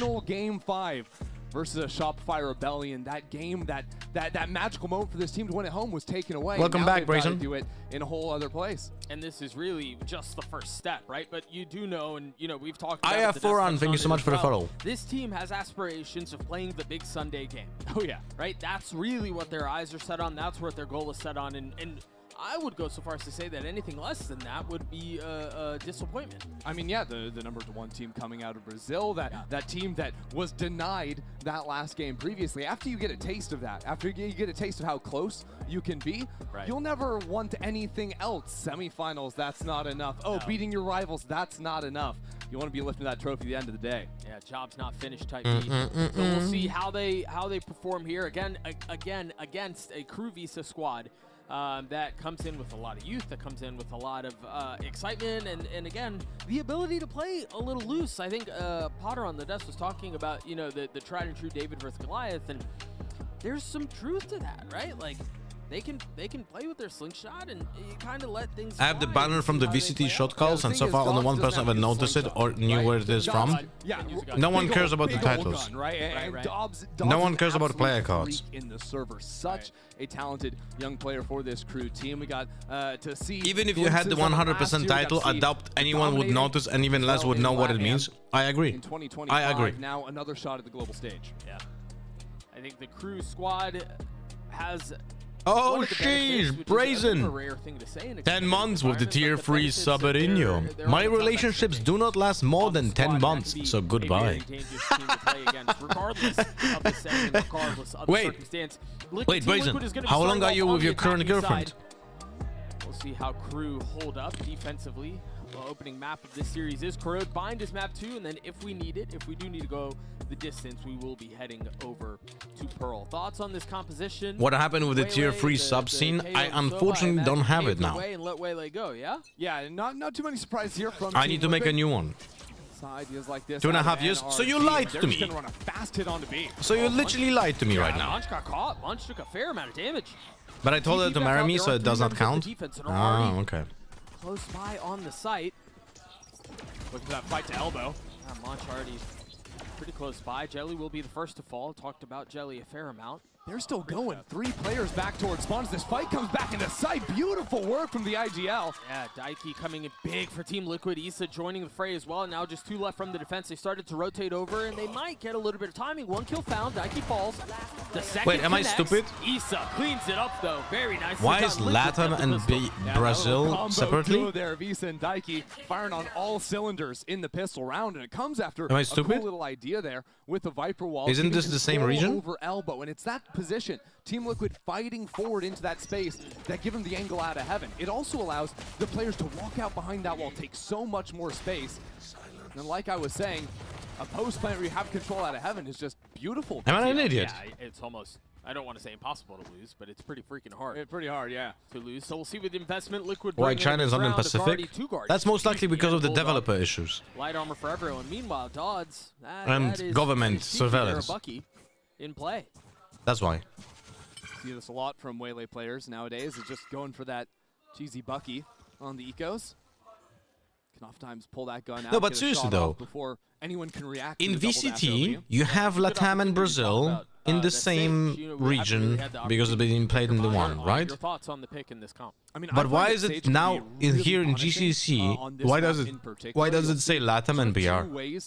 Did they have separate qualifiers? Exact ideas, especially when you're rocking a way like KO, where the wall comboed with the slows make it really impossible for that fast play to work. And the other idea is the slow rounds, right? Where you take mid control, play the map, and again, a late round Sage You said that China has much more people than Pacific. Team and sort of force their hand. Yeah, but am I wrong? Sure, delay. It is just Biazik on the Sage. It's back towards B. That's also true. The remaining members of crew are gonna but in most cases, China has everything for themselves because they require that. Let's see if she catches the timing on that. Meanwhile, Desera trying to keep them back. The eye cleared out. East is still playing from a really nice position. That's cool, though, with Bizarra pushed up here, trying to pinch the players back into mid, keep that threat of the flank going down, but... They just did that based on the amount of teams? Okay, very confusing. Crew very likely waiting to see if someone will push into them, and then... Very confusing. Try for a little death into the spike. Now with the clock winding down, though, I think Issa's going to peek back into mid and try and grab some orbs. Yeah, you got to start thinking about the exit strategy here. Quick little pick there out from Issa. A second one found. Maybe even a third. Wall keeps him back, but that's going to provide them an exit out away from the Even in that position, we're not capable of holding proper angle for the players. What? It's a staple of Team Liquid, even in the past, but very good control here out of Daiki and the squad on the anti-eco. Maybe it's the same reason why Brazil is separate from Latam. What, China? No. Going pretty heavy on the B split, even with a Sage wall on the other side, but like, already showing good ideas. I'll tell you this. If you want to have business in China, for example, Riot wants to have a Chinese League of Legends, they need to have officially a headquarters in China that is controlled by a Chinese Chinese publisher, and that is Tencent. And every single game developer has to adhere to those rules because those are government-based rules. If you don't do that, you can do business in China, and that's about it. You know. First gets the best of Isa. Double swings. So when it comes to why VCT is separate from Pacific, that's for sure why. Not like more people or anything. I think it's still a factor, I would say. I'll be honest with you. I think China, even without the government overseeing, should probably have a separate region because of the amount of players and teams. But it would make no sense to limit China to like 2 teams for a region, you know. But the main reason is that the business government rules. When Eugenia is turning around and considering the flank as an option. Eyes behind her head, but not quite right. On game level, I think Brazil has its own service separate from the rest of the time, which is also weird. Retake attempt from KRU. Dodge gets high ground. Dodge gets a third on the round, and KRU are on the board. Get used to seeing some sweet plays out of Dodds like that. That's setting herself up right with the saturate, then a double dash over the top. And a great spray transfer in it as well. So it is not just the mechanics on full display in terms of the gunplay, but also very good presence of mind in the round, using the full Waylay kit. Yeah. And as you mentioned a couple of times, you were talking about Dodds early on. You're right. I think we're going to continue to see plays like that out from the duelists. So much potential and so young, right? But again, the big opportunity to kind of perform here on the stage. Wow. This is the first time a Brazilian team has faced over against Brazil. Okay, at a championship event. Yeah, and an opening match, and especially these 2 teams have such a history on the global stage here. KRU making every single event. Well, that's fast out from Jelly mid. Michaela didn't do the eye, and now they pay the price. You see this? Michaela didn't do the fade eye on top, and they got punished. Just saying.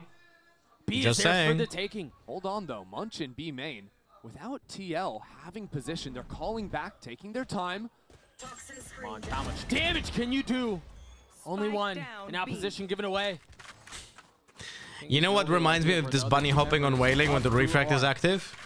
Munch falls, and now the site is theirs. When the old Yoru ultimate was the first iteration of Yoru ultimate. Oh, missed lineup. Missed that lineup. All good. Good thing no one's trying to retake. Doesn't matter. Yeah. When the first iteration of Yoru was out, the ultimate had a 1-frame invincibility. So when you pressed your input to activate the mask, you were already invincible during the animation.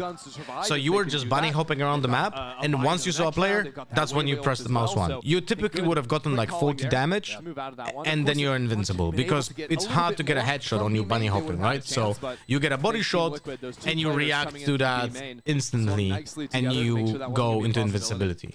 Tough spot to be in too, right? You're kind of left on. Send them link of your vote review quick. Yeah, I should. You know the walls are closing in on your site very quickly, so you almost look at Munch and go. Yeah, so this game is gonna be boring. But I mean, it's either super high tempo executes in the first moment of the round, or super long defaults with no conclusion. Great stuff. 2TL, of course, getting plucked away from MIBR, dropped onto this roster, and the last time, if you're watching GCC last year, right, with MIBR make it into the final, you would have known Jelly for the get-go, for initiator ideas. Who could have predicted this? Last round, completely unleashed, just blitzing it up mid. If only someone would have spoken about that day one of reading the patch notes. At the end of last year. Yeah. And that was a ton of fun. You can tell there's a lot of passion and a lot of Let's take a look at this round. Game, and now that remember, this is a lower buy. Let's see what's the pacing. Did the attackers fade? Yeah. It's fun to watch. Sorry, attackers Sova use arrow? No, he didn't use a single piece of util. I'm a little surprised here. KRU, we're 20 seconds in, literally didn't move. First space being taken. Wall baiting. Still some options here with that Bucky. Not being prepped at all. Very good. Delivered. This is a strong buyout from Liquid. They shouldn't be able to get away with this. Don't worry, if only had more usual to check corners. That one, so it boxed herself in. Still with the 2 kills. Now TL need this lurk to activate on A. Spike sitting across the middle of the map, not quite committed yet. Kind of waiting to see if Issa's able to get the pick, but don't worry, guys. Puts a bullet between her eyes. 1 minute into the round, and just like that, Spike is in mid, and we're losing against against a low by Bucky. No room for error because even though there's only one angle that we need to check, we are not doing that. Monch got some info, takes a step back, throws it in reverse. Once again, gonna be pushed. Once again on an island, but this time has safe passage out. And even just the fact that she can pump out the snake bite there for a moment allows the team to rotate in. So now KRU are in position to start this retake, not give TL any time to take control over the site, comfortably position themselves in the 2v4. Whoa, we're investing ults here? Of course we are. What are we talking about? Decision out from Dodds. Of course you need to win this. Like, no stone is left unturned. That first pick is going to cause problems. Dodds yeah, but falls after that ult, we're playing that horribly. Now, Jesus Christ, this should have never been a 1v1. Waiting on the other side. She's going to stick it. She's stuck it the whole way. Good job, Konir. It's a stolen round. Unbelievable. The KRU take that. I don't understand the comment from Doug here. Using the ultimate on a lower buy. This is 100% correct decision. I would be actually mad. I would be commenting how not using the ultimate is probably the reason to lose the round. You know? And I think it's critical that the having some fun there at after the ultimate, it still played incorrectly because the player was alone. Didn't get info, didn't actually see that player defusing. Cold hands to win the round. All right, let's see next round. How's that attack going? Across the middle of the map. Jump peeking, yes. It will come anytime soon. Jump peeking, everyone is green util. Look at this. In the game changer scene. Defense literally didn't use a single piece of util apart from Viper, who pre-setups her util. Are you seeing this? Look at defense. Not a single piece of util used by defenders. 30 seconds into the round. Not a single piece of util used. And TL don't really have control on and the attackers used their lurks were sort of taking these one smoke now as a sage wall on A link, so very easy for KRU to double up on elbow now. The thing is, they are outnumbered. I'm not even sure it matters with the paranoia ready, with slow orbs there as well. Okay. Or the paranoia doesn't come into play at all. Yeah, just got caught there on the jiggle. Quick step back out from Biazic, now huddled in on the site proper with reinforcements arriving at just the right time. Dodds with the op. Tries to get this aggro into elbow, which is exactly where they're funneled into because of the wall. Only one kill found, though. It is incredibly questionable Liquid finding space, that the defender Fade didn't use her eye the entire round, and it's 20 seconds left on the clock. Are you seeing this? This is a green eye on that Fade. Look, we have a metagame where the 90% of the rounds are being played in turtle speed.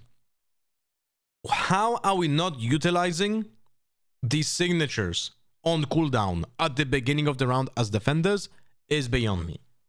There's nothing Dodds can do if that is just a difference of 0.25 seconds. It is Dodds beyond me. Gets the kill, comes back out. Team Liquid are locked in that space, but that slight timing advantage for TL win them the round. Ellie, a lot there. TP's out.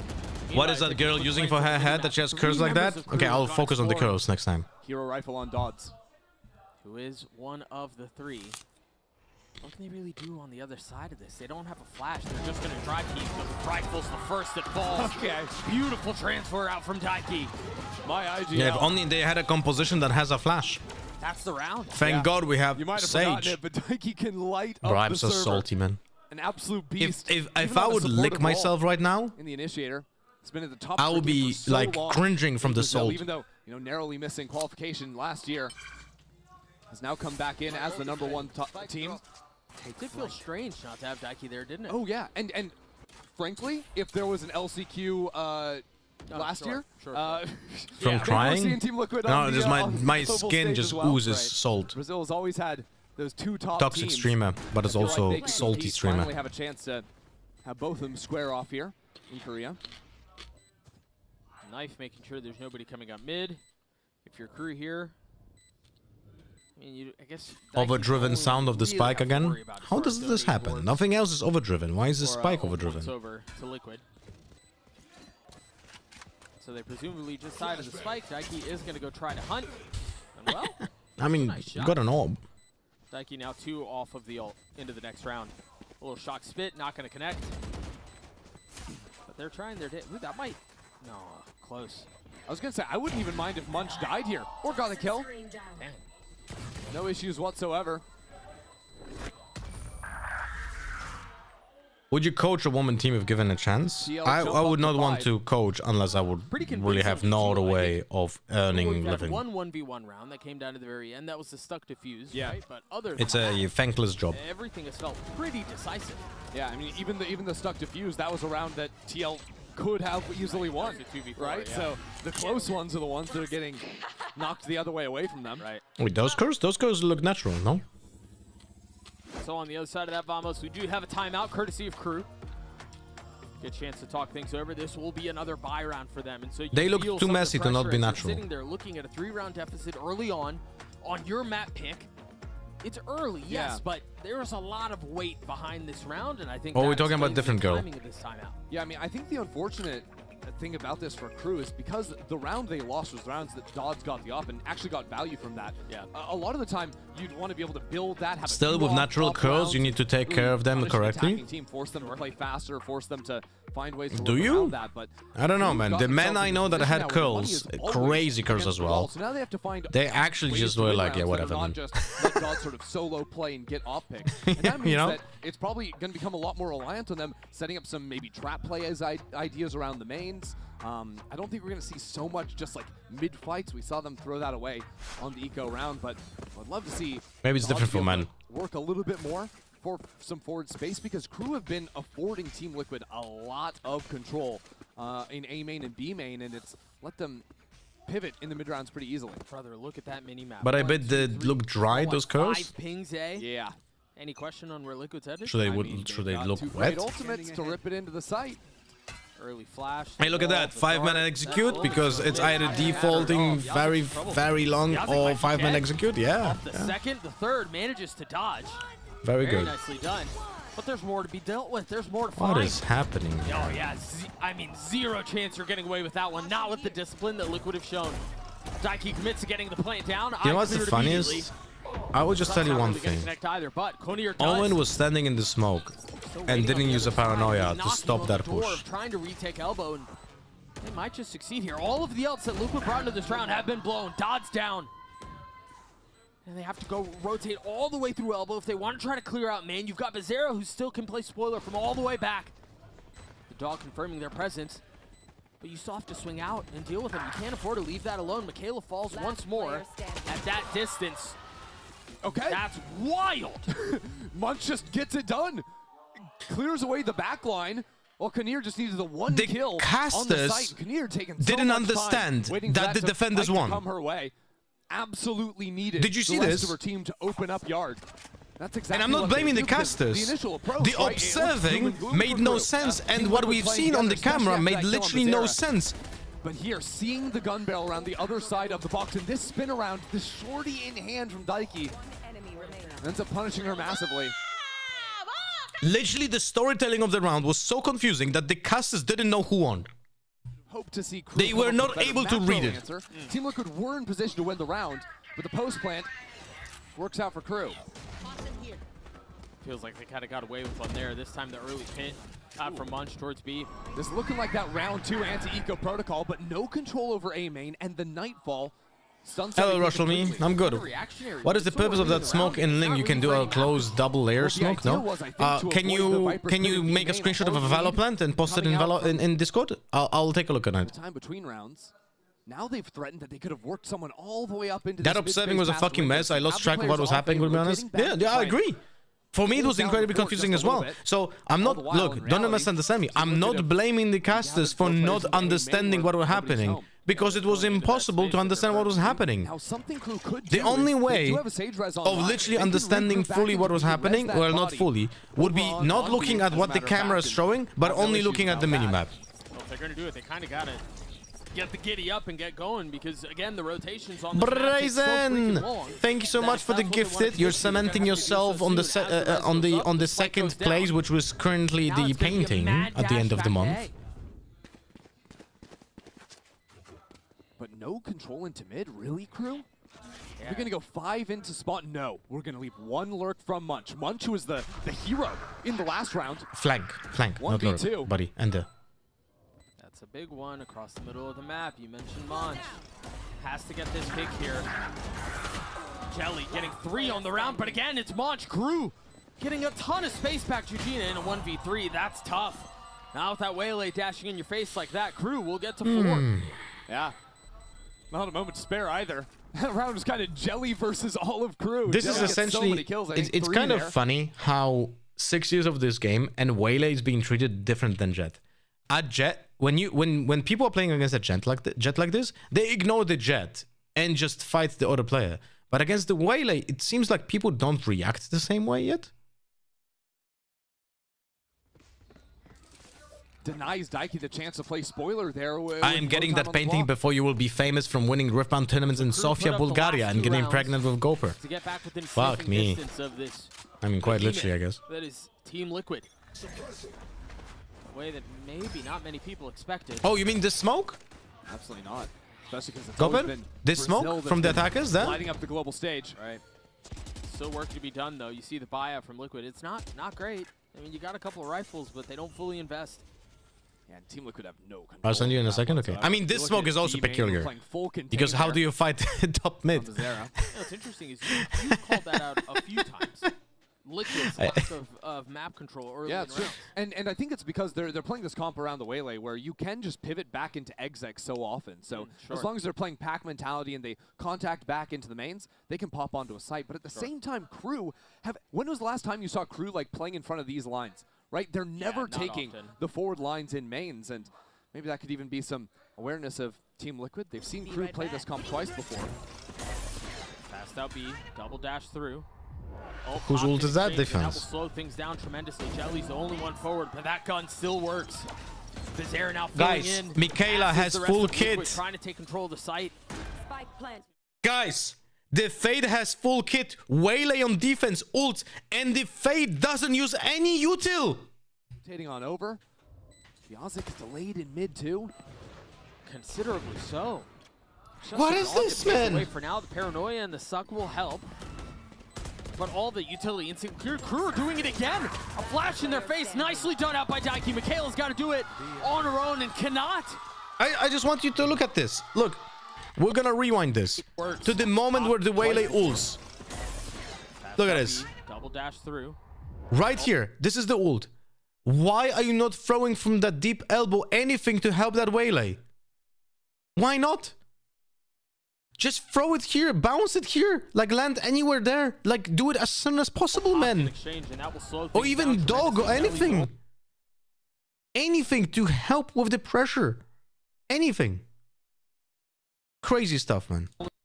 Also, the Waylay was way too early. You know? But it's like there was no attempt to make sure that you get anything from it. There's Jelly again into the site already with the ult pop, and now a little bit of room to work with Jujina already back site.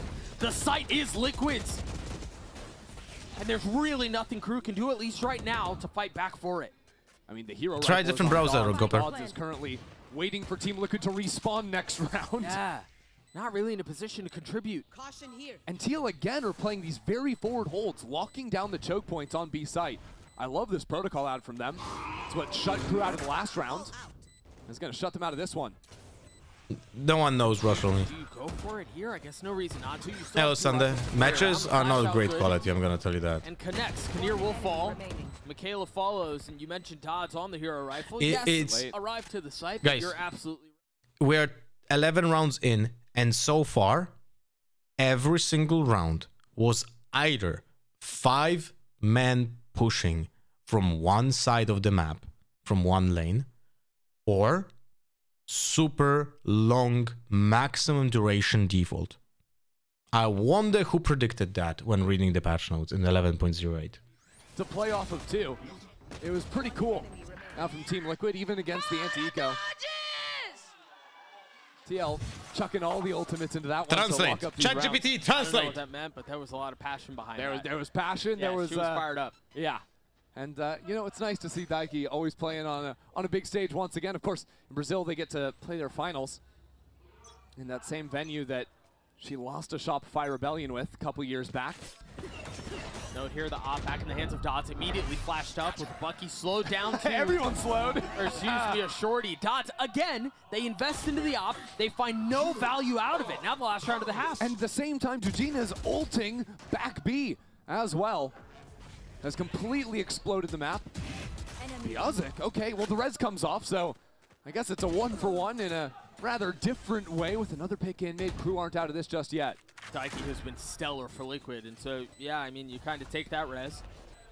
But for me, it's this fight back spawn. Team Liquid bringing 2 players forward. It's always the forward fight from them that's paid off. Jujina, unspotted. Michaela has struggled. We'll get challenged here. What can Michaela do? I need to provide a little bit more value than they have been able to before. Meanwhile, Biazik gets the wall up. So Biazik does too. We have a weird crossover on Twitter. I'm answering LS about Riftbound. Ankle's broken. 4 bullets left, and Daiki's there to greet an 8-round half for Liquid. Jelly. Sticking her tongue out. And, well, I just want to say, yo, Emi23, welcome back, buddy. Love that avatar. Hope you have a fantastic day. Thank you for your continuous support, my friend.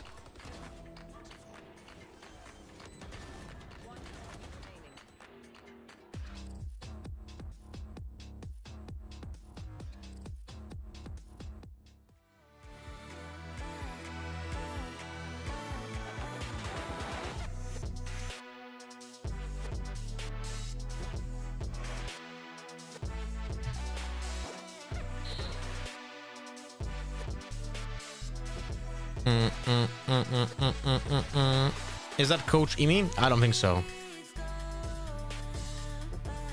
Alright, time for a pee break. Bear back.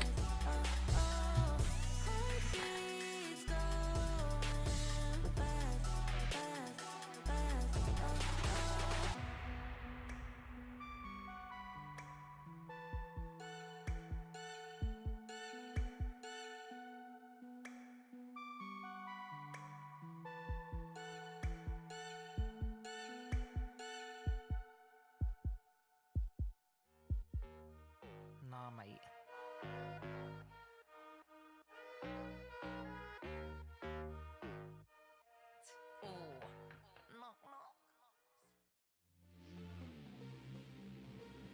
Welcome back to the second series of the day between Team Liquid and KRU.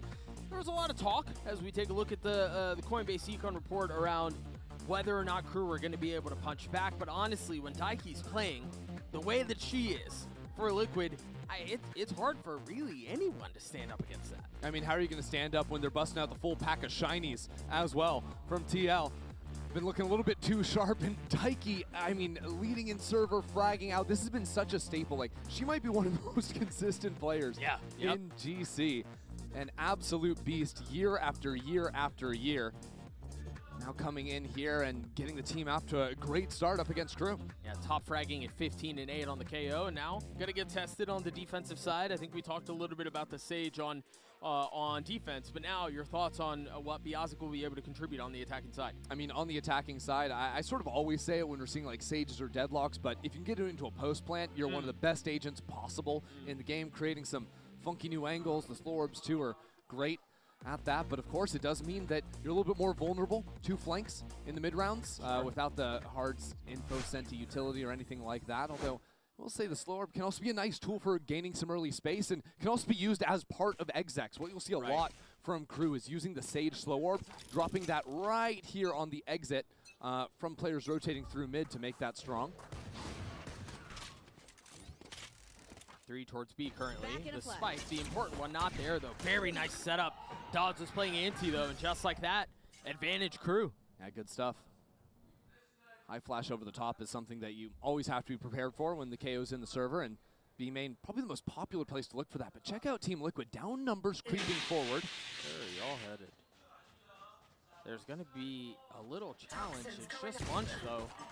Immediately down. Zera ended the half with a gnarly shot. Yeah. A sliver angle here, just a hard player. And there's really no way to swing off of that or trade if you're crew. Guys. So you'll have an interesting Viper wall. Guys, I just read a tweet. That's one of my favorite, actually. That is a perfect job offer for me. Forced to clear it so many times, but Absolutely perfect job offer. They're going to clear up into elbow. They've gotten this far. Looking for a director of insights for Valorant, focused on gameplay, someone passionate about tech shooters, analytics leaning, and ideally strong experience managing other managers. Shoot me a DM if you have someone in mind who you think could be strong for this. LA only. Dodds gets 3. 2v2 now. That's literally for Riot, right? Waiting on the other side. Healthy, and it's the ace for crew. It's the ace for Dodds. This would be literally my perfect job. Stand up, take a bow.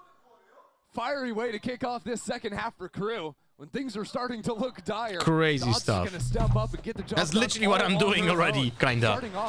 To some degree. Against the wall. Takes out her But you're not moving to NA? No, I would definitely not. I would consider this kind of job if I could travel back and forth, and like if I could have like this job be 60% remote from Europe, but I would adjust to the time zone. I think I would do it. Very efficient. Take a look at the purchase for crew and outlaw. Bulldog. Apply? What would you apply for an LA basement Heavy investment. job? And it's just Manchu hasn't purchased. Yeah, important to keep things clean, and I'm worried. Especially with 5 players in mid from TL, right behind their Viper wall. Note here, no Bucky or anything like that, much like we saw from crew in this exact same scenario just a couple of rounds ago. Just Bizarra with the Sheriff. Hit a good spot from bot, or hit a good shot from bot mid last round. But I think that crew, after hearing nothing, not seeing anyone walk up into either A or B main, it is a great tell that something funky's going down in mid. Yeah, those alarm bells are ringing right now. Or at least they should be, and you presume they will be, given the crew's pathing towards B. They're just going to have to run a pretty standard exec out of this one. Sage slow doesn't go down, but there it does. A little bit slow on that one, but now with the wall over into elbow, stopping any sort of fast flood ideas from TL. So TL go for the flank, but there's a Viper waiting for him all the way back in spawn. How many? Quick. 3. I sent them a DM anyway, but... It's 1. Could have been. Could have been. Still might be. I mean, even just Munch pathing back makes it so annoying. Yeah, you always have to be worried about your flank. Munch is going to go into mid to wrap those players eventually. Jelly upgrades the weapon. Daiki's the last one left in 1v2. Now weapon upgraded, a Bulldog in hand. Oh dear. Wait, she could full stick? Yeah, Munch is so far away. It's not planted for. Oh my god. Daiki's going to stick it. It's a full stick. Full stops. Daiki gets the kill anyway. She gets it. I don't know that she does. Oh, she does. That's crazy. What a play from Daiki. Oh no. And now Daiki and the whole crew from Team Liquid. I sent in the Valentine the Omen smoke. After the last round when Dodds got up after the ace. Look, I'm not trying to be disrespectful, but this is not good Valorant. Insane to think that this plays out the way it does because of the pathing that Munch took after getting the pick. It's also just those kills coming in, and Team Liquid wait until the wire. Yeah. Daiki's now sitting 19-9 on the KO. And if there was a chance to get back into this map, if you move to LA, you could ask Corridor for help with your YouTube videos. Bro, if I'm ever visiting LA, I'm shooting a message to Corridor Digital if I can just visit them, just to get to know them. They're such fucking cool guys. There's another 10 seconds where you're not doing anything. 4 agents suppressed. Insane to think. What if Outlaw got super scope and then no scope accuracy is dog shit too? That would be a good nerf though. What do you mean by super scope? Yeah, different ideas with the nerfs to the cooldown of that. Instead of just running it off of a cycle on defense, can be a lot better to just 15 times? What would you... I'm sorry, what for would you... Like, I never use even 2 times scope in this game. Obviously, the knife is pseudo-scan. Yeah. It scans the area and tells you if people are there or not. I'm picking up what you're putting down. And so KRU will go down from this round with a bit of a whimper after the heroics from the pistol, which seemed like a distantly fading memory. You could also convince Drew Levin to take a dive into the Valorant community. I think there are two jobs that I would be so happy. I would be so happy to do for Riot. One, to be that director of Insight, and that literally sounds like a perfect job for me. Like, literally perfect skill set for what I'm passionate about and what my skill set in the past was, right? But then the second one would be literally be Drew Levin right now. Oh man, I would be just going ham on those fucking idiots, man. Global stage, putting up numbers like that back then. The breach, the sky, KO as well. Seems like he hasn't really missed a beat. No. No, and I do think too, this is important as it seems so heavily dominant on the side of Liquid.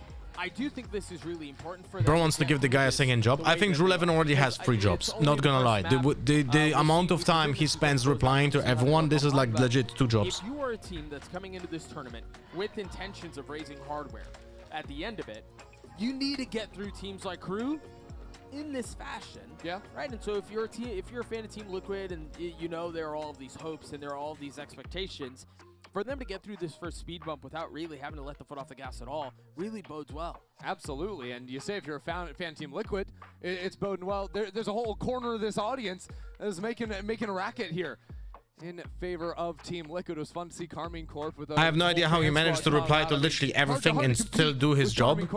I have no clue as well. See so many fans make the I think he just works like 12-14 hours per day. I think that's the only answer. The last time Liquid were playing in GCC, it was a full house for them and for them only, and they've still got people coming all the way halfway around the world to support them. Was the dead horse for Liquid thing on purpose?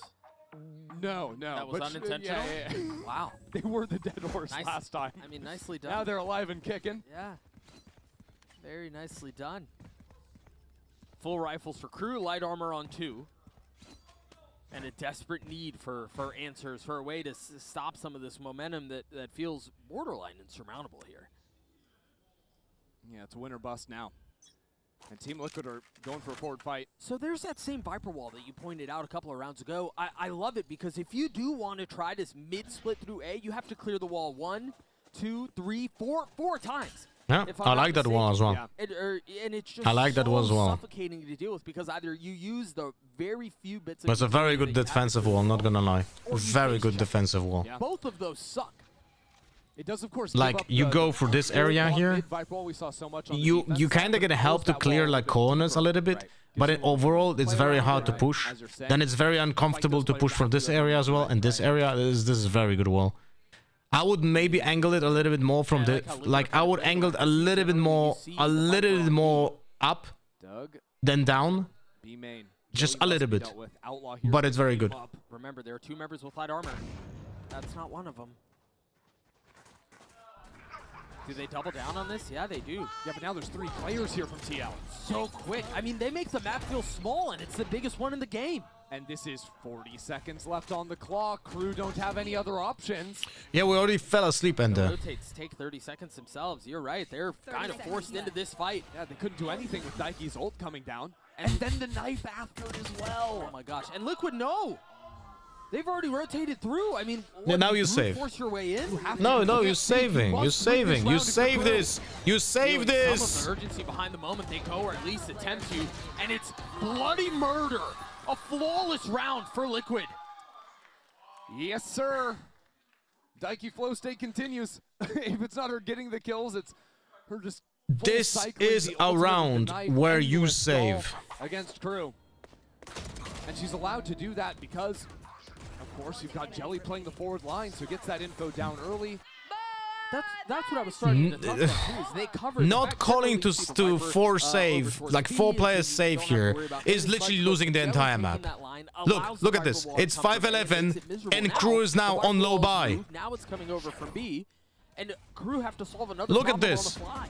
Imagine being 5'11", but having full buy. I mean, they're back on sheriffs.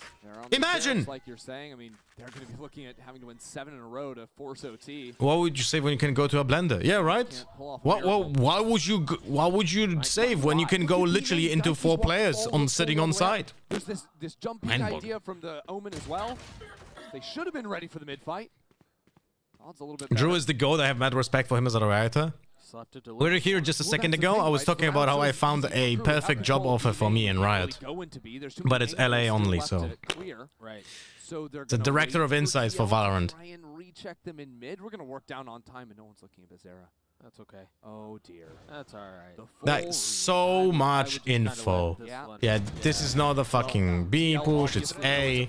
Right. So now they can lean back into the A site. This informs Daiki to start making that dash out from B. Start closing in on KRU. And if you try, I mean, KRU have no real choice but to Oh go my forward. god. Jelly gets picked. They're investing the ult again with no real guns to kind of play around. No time either. The double dash slams Yeah, their good face stuff. into a Yeah, wall. lovely character, man. And I mean, you're able to get a little bit of value with the sheriffs, but it's just not enough. And again, what I want to highlight there is how perfectly Team Liquid have control over the map. Just like the last round where they have the forward line to consult. This time it's I have to dash into a box because no smoke. So every single exchange that happened in this round, even this one here, every member of Team Liquid knew where the next fight was coming. They just got beat on the first one, but even that fight there, you know there's nowhere else this team can be except walking through a link into you. So all you have to do is set up your crosshair and then simply left click as they walk in. Thoughts on the investment of the Sage ult there? I think with it's do or die time, crunch time, I say send it. Well, Liquid get up to map point, and Jelly has an op. Full mid control as well. For what it's worth, I didn't really have to move to LA, but Seattle is pretty far. This time they're a little bit more passive. Yeah, the other option doesn't sound that great. Time into the round. Now, They deny them fights. like, this is a job directly working with the developers in LA, so there's no way that it can be, like, remote. I said that if this could be done, like, 40% in LA and, like, 60% remote, then I think it will be doable, and I could negotiate that with my wife, you know? Fake towards A after the walk up. You get a pick, maybe you can. Did while I had no refract, That allows the spike to slip maybe in. it's gone. It's, like, entirety 8 seconds long. Isa's gonna spot one. I think like there were many boring games in the history of Valorant, but I think this one might take the cake. The drone. I don't think so either. Well, they are high-lowing for it, so it could have seen a shoulder. That high-low's moved. Yeah. Still The nicely defaulting done. is Zero just gets killing the me. trade. The inefficient defaulting and the 11.08 patch notes are killing me. So far forward in mains for those pops that pretty obvious. Should be setting up to A. Even the discipline from Bizarre here to be jump spotting. Yep. Oh, there's a Hunter's Fury, by the way, Doug. Right. Oh, yeah, we're just going to light up A main. Sure. And the op is here. Michaela falls. Biazik's the last up. 10 seconds left. I think the slow hit, too. What can Biazik really do? Just one found. Just enough to kind of keep you on the hook that there might be a chance, but other than that, that's a damn statement out from Liquid in their opening map of this run. And maybe the energy gets a little bit lower towards the end of the game as Team Liquid just I can tell you one thing.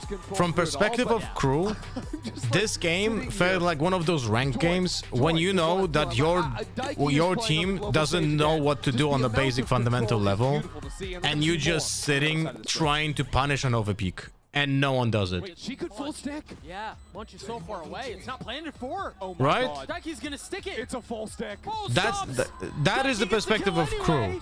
They had no plan, no understanding what they have to do during a default, From Daiki. and their 5-man pushes were also not efficient.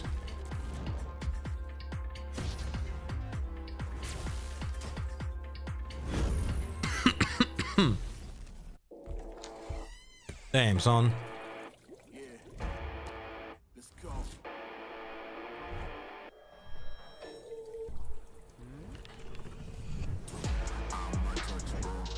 Bam, ba ba ba bam, boom, bam, ba ba ba bam. Bright side is I pick crew to lose every map after this, so they are not hurting me more.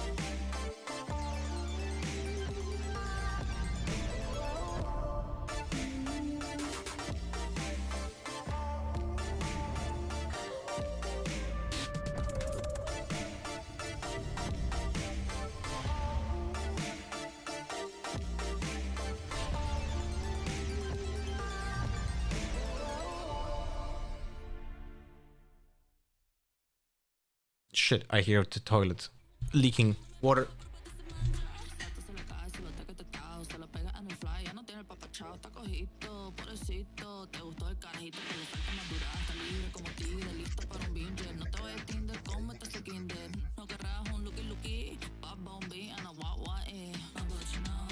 Alright. I really wanted to record the Riftbound video this weekend, but it's gonna be tough without my wife. I have to take care of the children, so maybe I'll just, you know what, I'll do it this way. Typically how I work on my videos is that script writing is very loose. Like, I write down main points, but then I wing the takes, and I just keep the take that I like, with the topic in mind that I write down in the, like, I write essentially like a list of points that I want to touch on in the video, and I say what I think in that moment about those points, as I typically do my videos in every game. But I think because I probably won't be able to record during the weekend, but I will be able to just sit down and write a script. Maybe I'll just actually write a full script with exactly what I want to say. Oh, good. It sounds tedious. It is tedious, but maybe I'll actually do it, because that's the way that proper YouTubers do the videos. By the way, you know, like, it's literally just read out word by word from the screenplay. You know, why don't eggs tell each other jokes? Because they would crack each other up. Now I need Shopify to upset MIBR, or I can kiss first place goodbye.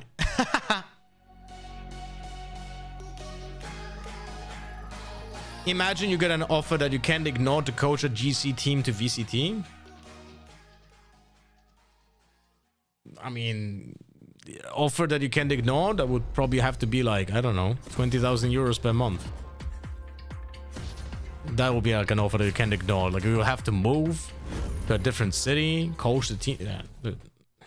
Well, the first bout of our South American battle goes the way of Team Liquid Visa. How can you get an offer you can ignore in a scene where half the employees don't get paid? That's also a good point. Welcome back to the desk. I'm Amy, back with Potter and Dan, and I want to jump right into this because, well, it started a little slow. There was a little whiff in an early round. This was the Daiki flow state game, Dan. She absolutely took over in the second half. She was incredible. I mean, even going into the first half, we got to see a few of those multi-kills, a few of those highlights, but going into the second half, it was really all about the way that they were holding those sides and the way that they were communicating, because KRU was taking so long. They didn't have any map control later on, and so any sort of contact into those last 20 seconds gave that key for Daiki to be in that side at the right place to delay even more to make sure that KRU don't take any space. And I mean, it was just incredible. She was really doing it all. Yeah, and she was breaking hearts out there as well. This clutch that we're watching on the screen right here. That was everything. That was right after an ace coming through for Dodds, coming into the second half, and you're thinking, here we go.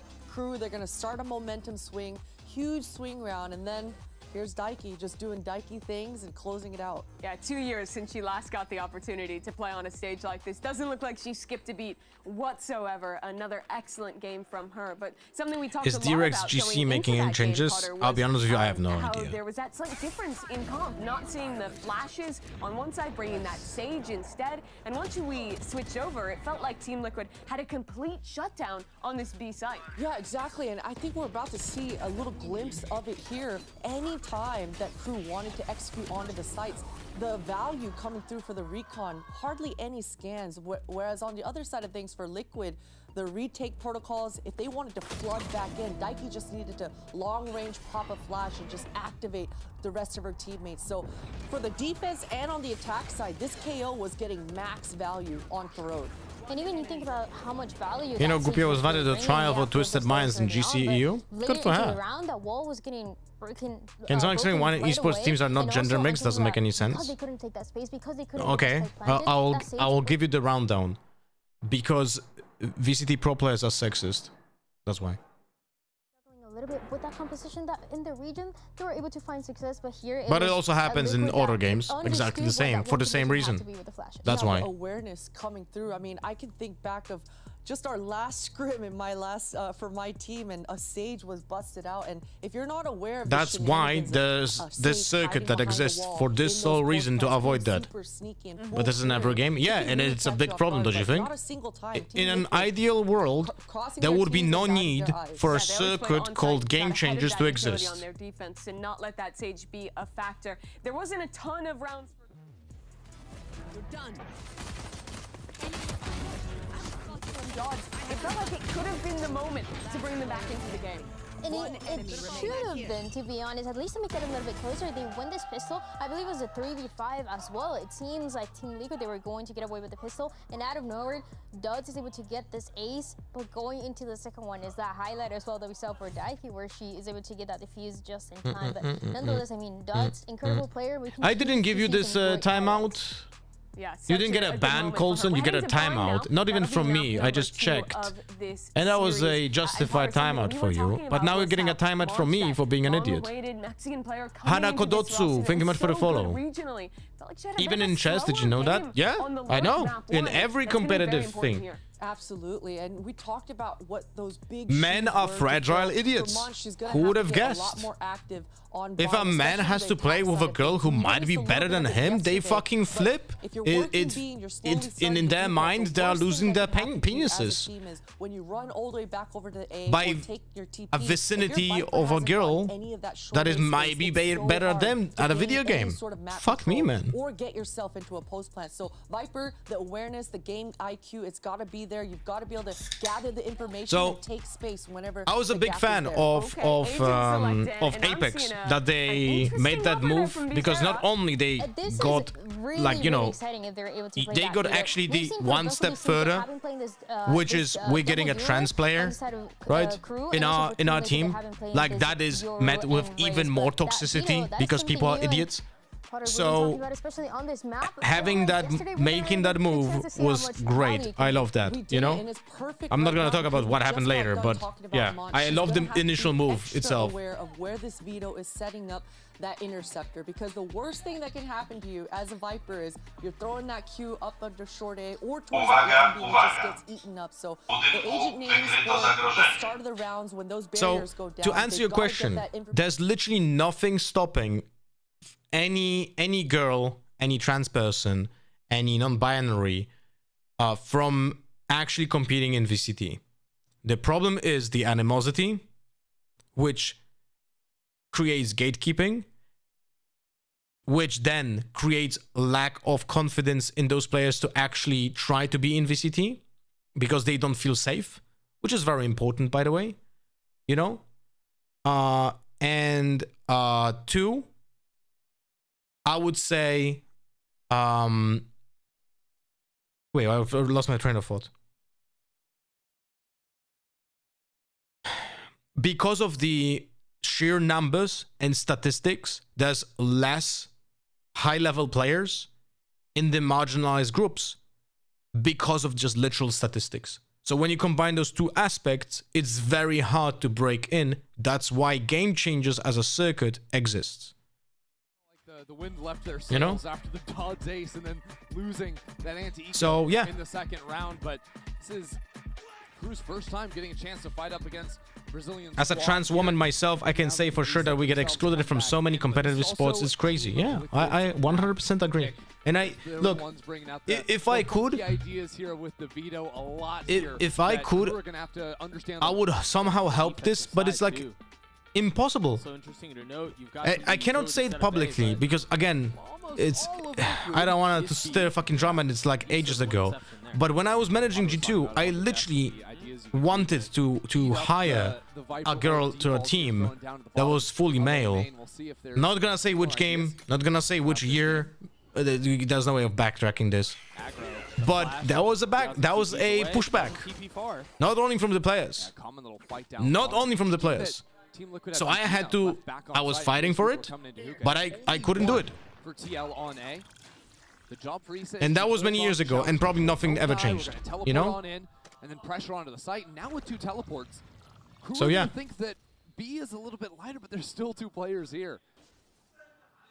They're kind of committing. They're scaling up into U-Haul, but the spike is headed back B. I love this macro from KRU. They got outread in the last game, but it's a good dog from Daiki. The same things happens in STEM fields, sadly. STEM as in medical stuff. Spike is headed B. Either an attack on 2 fronts. They're already up onto elbow. Biazik falls. Yeah, but the problem is the spike is over on B, where, well... So I don't know the term. Is like this, like the stem cells and stuff? Has no way to get out, and the spike comes back to try and help their fade get out of the space, but Bazera... I would say a big part is because male players are better strictly because there's way more damage. It's easier to get more better players from bigger group. Yeah, that's literally the second argument that I use. It's harder to break in as a girl or trans or any other group of the marginalized groups in esports, because one, you have to face animosity first, and then you also have to be at least the same skill level. But the problem is the same skill level is not good enough. If you're coming in from like the smaller groups of smaller social groups, you need to be so much better to kinda balance the backlash and the gatekeeping and the animosity. You know what I mean? Like Fluorescent was mechanically just straight up better than every single person in VCT EMEA, right? And that was the only reason that she was in the team. And she was still facing huge backlash. And again, I'm not talking about the backlash that happened later on. I'm just talking about being included in the team in the first place. Drop that smoke quick. The spit will keep him back too. Yeah, good little defensive protocol here on the weak side, having the spit ready to go. Now KRU will stall out outside of STEM means science, technology, engineering, and mathematics. Oh, okay. Over onto U-Haul. Last round they saw players. Okay. I never heard this actually. Okay, now I know. Thank you. I learned something. Clear out Munch or anyone else. Little jump spot out from Issa. Yeah, I agree in aesthetic. It should never matter. It should never matter which race, gender, identification that you have. It makes no difference for esports. It makes no difference for card games. It makes no difference for chess. It makes no difference for TFT. But somehow it always does. Still, again, they're in this awkward spot. I mean, at least they grab people even saying that it doesn't matter if she's doing well individually, if she can get Apex a win on the board, which was such delusional take you wouldn't apply to any other player. Yeah, right? It's crazy stuff. Repositioned, and now Daiki, who never flinched, was always ready in case the teleport came in. Now fall back and hold the line. There's only 15 seconds here. There's an alternative acronym in Steam that adds odds. Yeah, well, that we know that doesn't work. Because Gaben has monopoly on Steam. I'm certain that we should just change the name of the actual Steam coming out of the water just because of how big Steam software is. My duelist just got 5 kills. 4 kills, is ready for the showstopper just about. I don't think Daiki's got the ego to farm the kill. She got plenty in the last. Especially with Floor playing Sheriff while Molsey was buying Vandal. Yeah, those are the runs where I was like head scratching myself. I was like, maybe give this star player the fucking gun, you know? An aggro idea from Team Liquid with flash outside hookah. Gummy Balls, thank you much for the 5 months. Welcome back. Want the Nitro? What do you mean, want the Nitro? Oh, the Discord Nitro. Yes, of course. Take it. Take it. Wait, you get it for subscribing as well, not only by gifting? Oh, that's awesome. There was a flash too that I didn't catch exactly where Michaela was perhaps standing that didn't get flashed or what the situation was, but there was a flash idea set up through the... Get out of here. Adding odds to that is shocking. Look at this gatekeeper over here. T-Time Gaming. Wrong scene? Oh yeah, sure, my bad. There you see the interceptor providing a little bit of value. Dodd's getting tagged. Very nice swing. Very nicely done by Bazera. 3 kills found. Last player standing. There's a shot at this. Daiki's been good. Daiki's been good. Oh, but just not good enough there. Oh my god. And yet she still makes you believe it. Yeah. KRU absolutely pleased to be able to scrape by a win there, but it's almost the cost of everything. I love arts, but grouping it with science is wrong for both fields. I agree. One more time. There's the No, I yeah, 100% agree about that. Doesn't connect at all. And the problem is, if you do like a flash right around the corner that would hit that angle, there's then so This many skin, other spots I that you always don't think get it's a in. phantom, but it's actually a Spectre. Like B-Long, not so much there. That all being said, I want to say big thank you for being so welcoming and inclusive. It's a pleasure to be part of your community. My pleasure, and welcome again. I know, welcome, like you're part of this community for I don't know how long even. But what I always say, for me, it doesn't matter how you look, what color are you, what orientation are you. If you're not evil, if you're not an asshole, you're welcome. You're welcome to my community. You know, that's about it. Right here. Eugene is a player that we haven't talked about a ton, but The simplest way of leaving my community is being an asshole or just like a toxic person, being a fucking Nazi. Those are the easiest way. Racist. And so far, it looks like a pretty damn good one. I mean, absolutely. One of the Lauren hides his sexism extremely well, and we should be proud of that. finals with MIBR just last year. Info there. The flash down long. But the spike and 3 members of KRU are headed A. Don't worry, there's gonna be always that one person, like this KO from Pearl, that's gonna tell me I'm sexist. And that person still is holding to that, by the way. They still clutch that Pearl. Like, from time to time, I'm getting a tweet from the same person there telling me I'm sexist for the behavior on Pearl. And there's no Legit. No, there's not. Nope. Nope. 10 seconds left. By the way, if we were sprinting onto B site to plant, right. Daiki's still there. Right. Holy fuck, man. Bro. Who could have seen that coming, guys? Who could have seen that coming, that the game is gonna become boring? The entire round, right? Didn't choose to use it. And I'm wondering if that is an idea to use it for a heal if you get chunked out later on, or if Bazera is holding on to that for a round where there is a Fade ult in play, or there is a Raze ult in play, just to tank it up and full hard out counter. Anything KRU might throw their way. Honestly, I expected it to be in that round after Issa falls and Bazera TPs back towards If this composition from Liquid had a Fade instead of Sky, and Yoru instead of Raze, I would say that's a very fucking awesome fucking composition. Teleports to quickly rotate back through spawn. Means that Team Liquid are always having at least 3 players on the side, it seems. Would some TFT in the background would be more entertaining? Crazy stuff.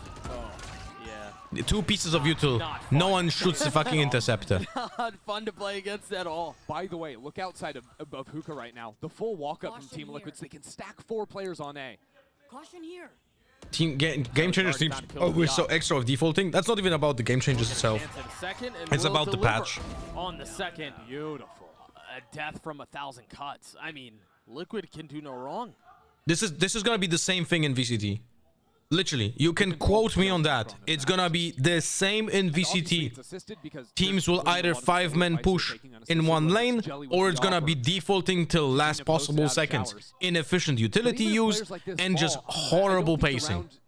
That's gonna be VCT in 2026 unless something new is gonna be completely swapping this 11.08 patch, or they will reverse it, which will never happen.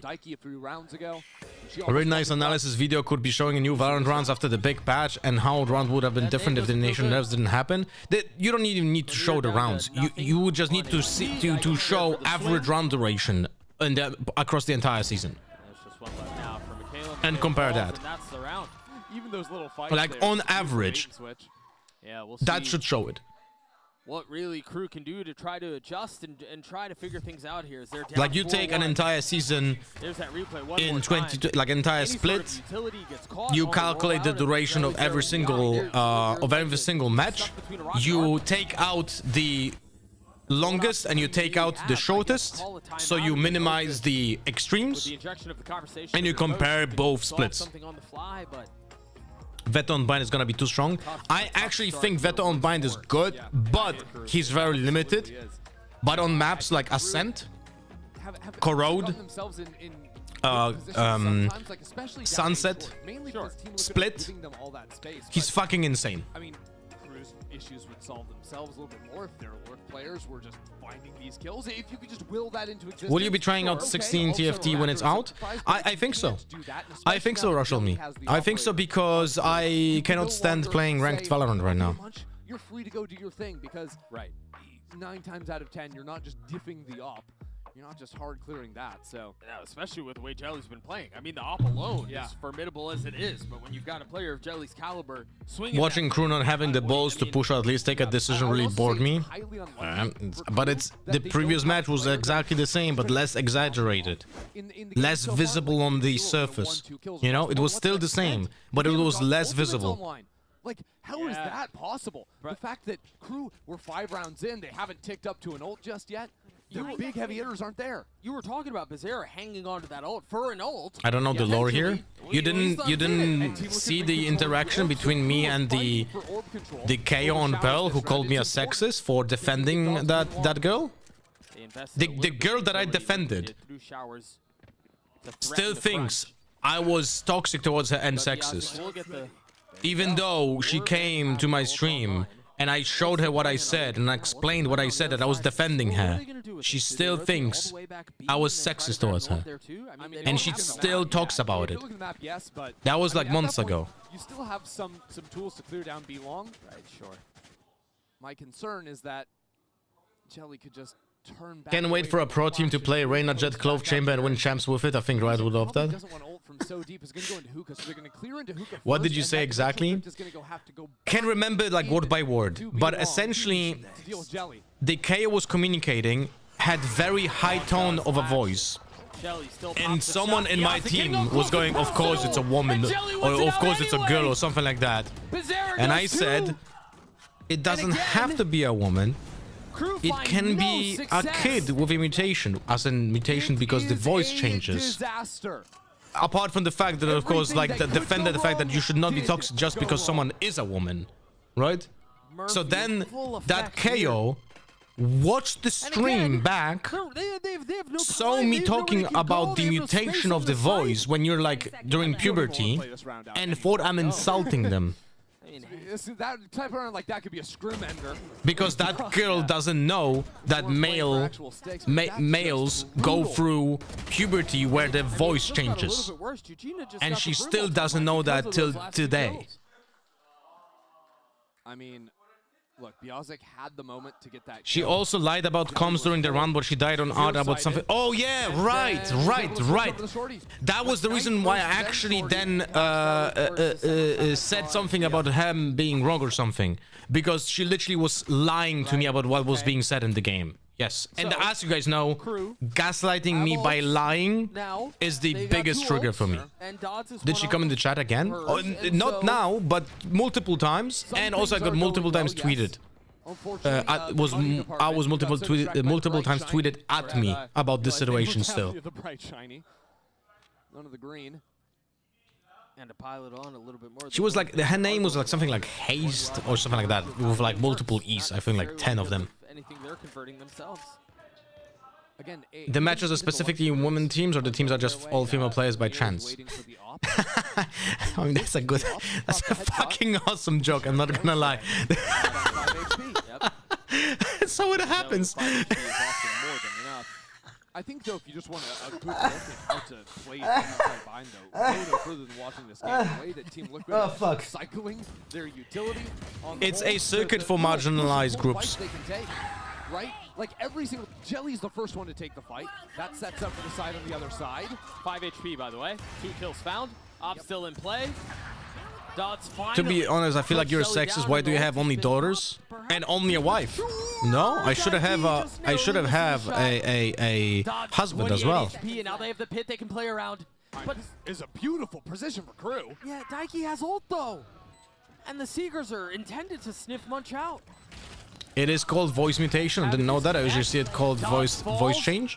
Wait, it's called actually voice mutation in English? Well, then I'm being justified even more. 85 HP. What the position given away as well. Fuck? just What the fuck did I just see with that stinger being done there? What? And Issa swings out behind it. Bro, That's another Goper, round you loss should be for KRU. whipped.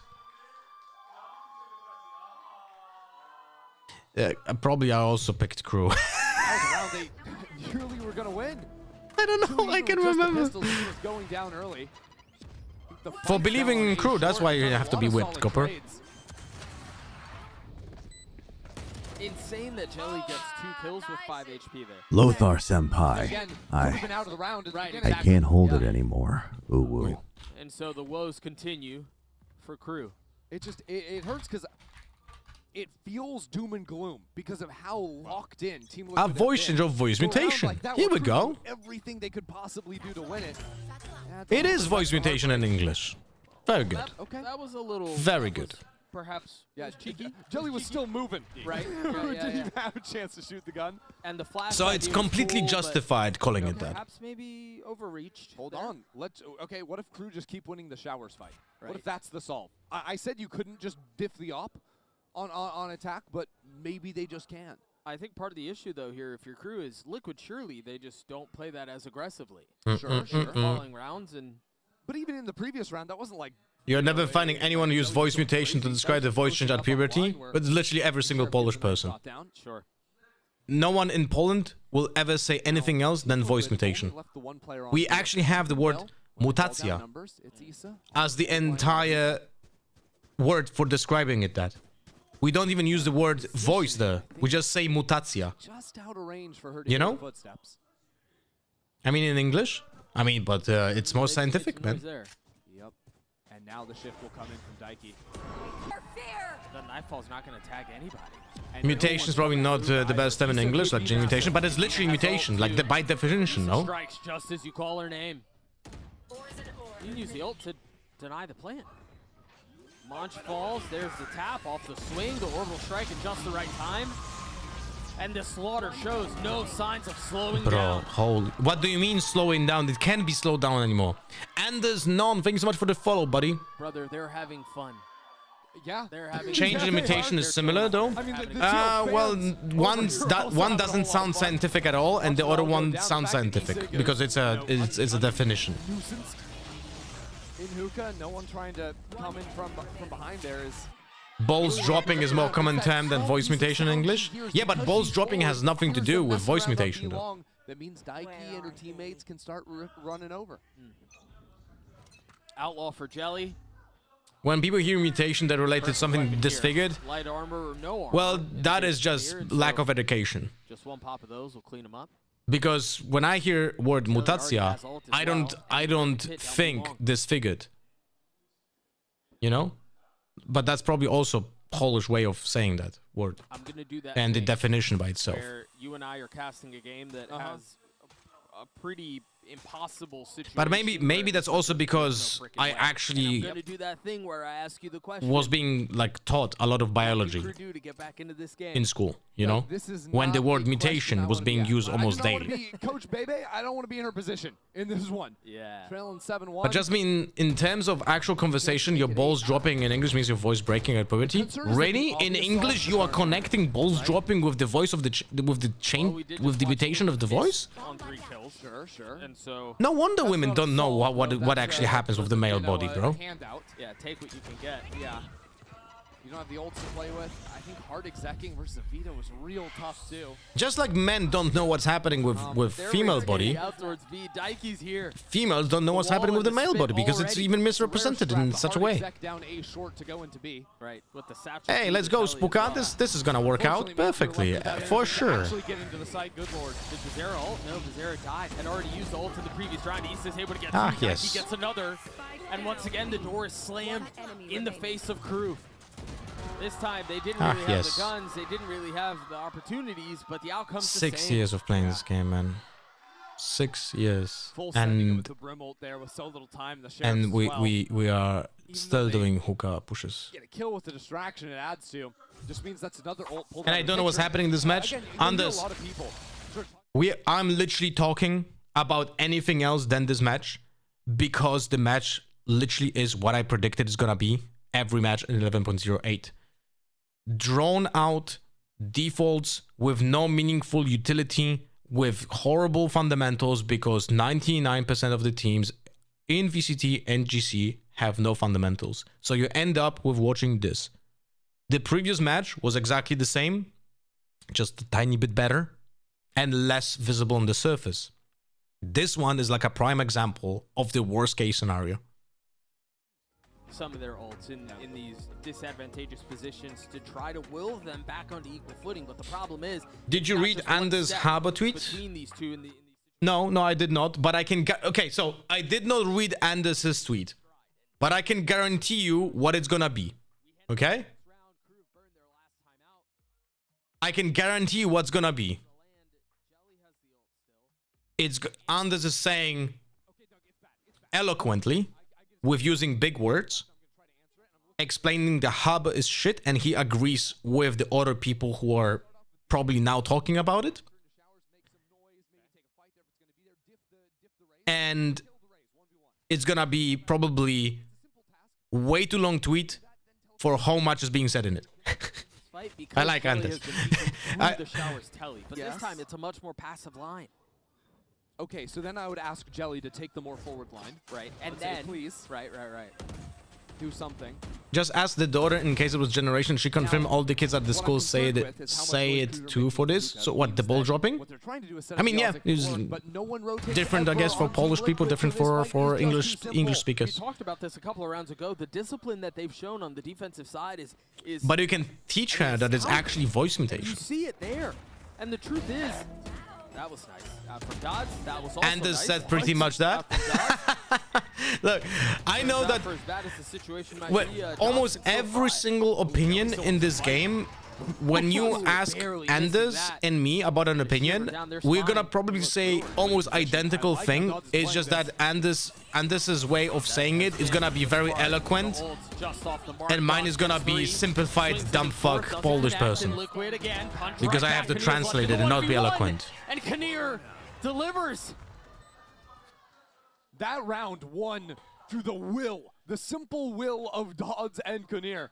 That entry onto the B side. I'm watching Yinsu's score stream on the side, and she was talking about shoes a bit ago.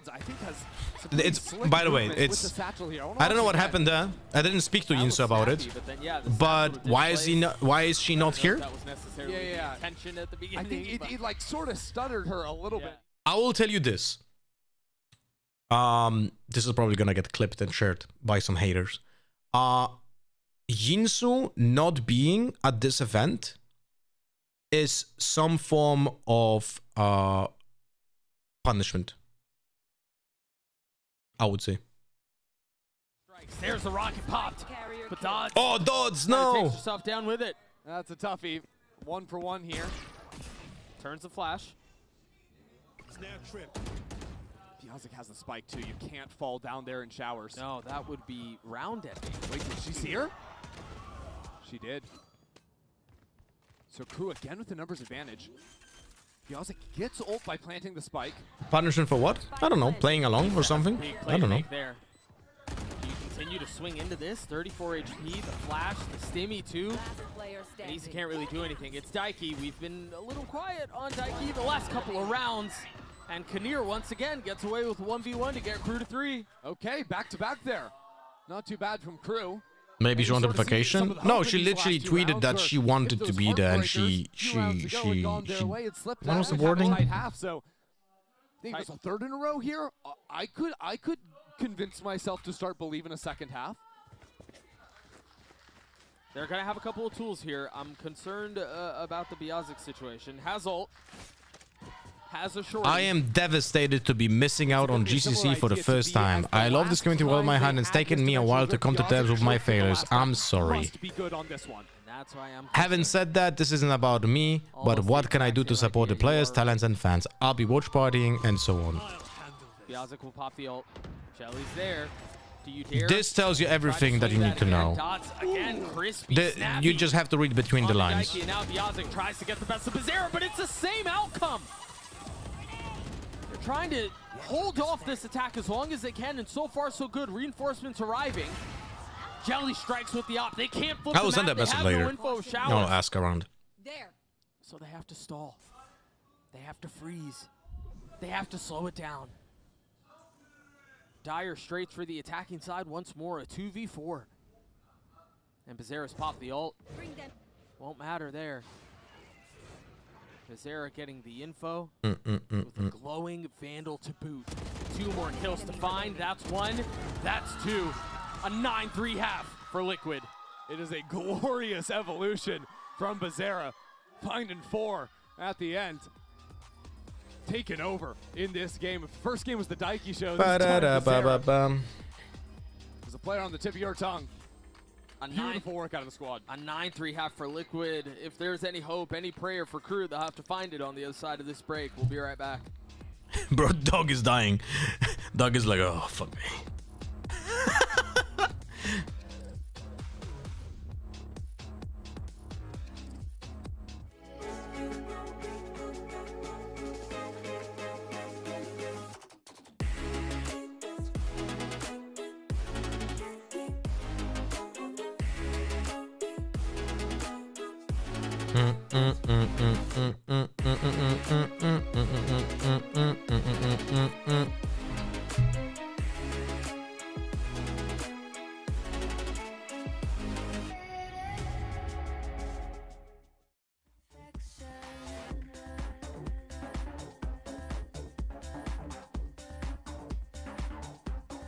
Can't blame him. He has to be hard to cast too. Yeah, those games are literally just so hard to cast because the pacing feels off. You cannot really focus on something that is important happening during the round.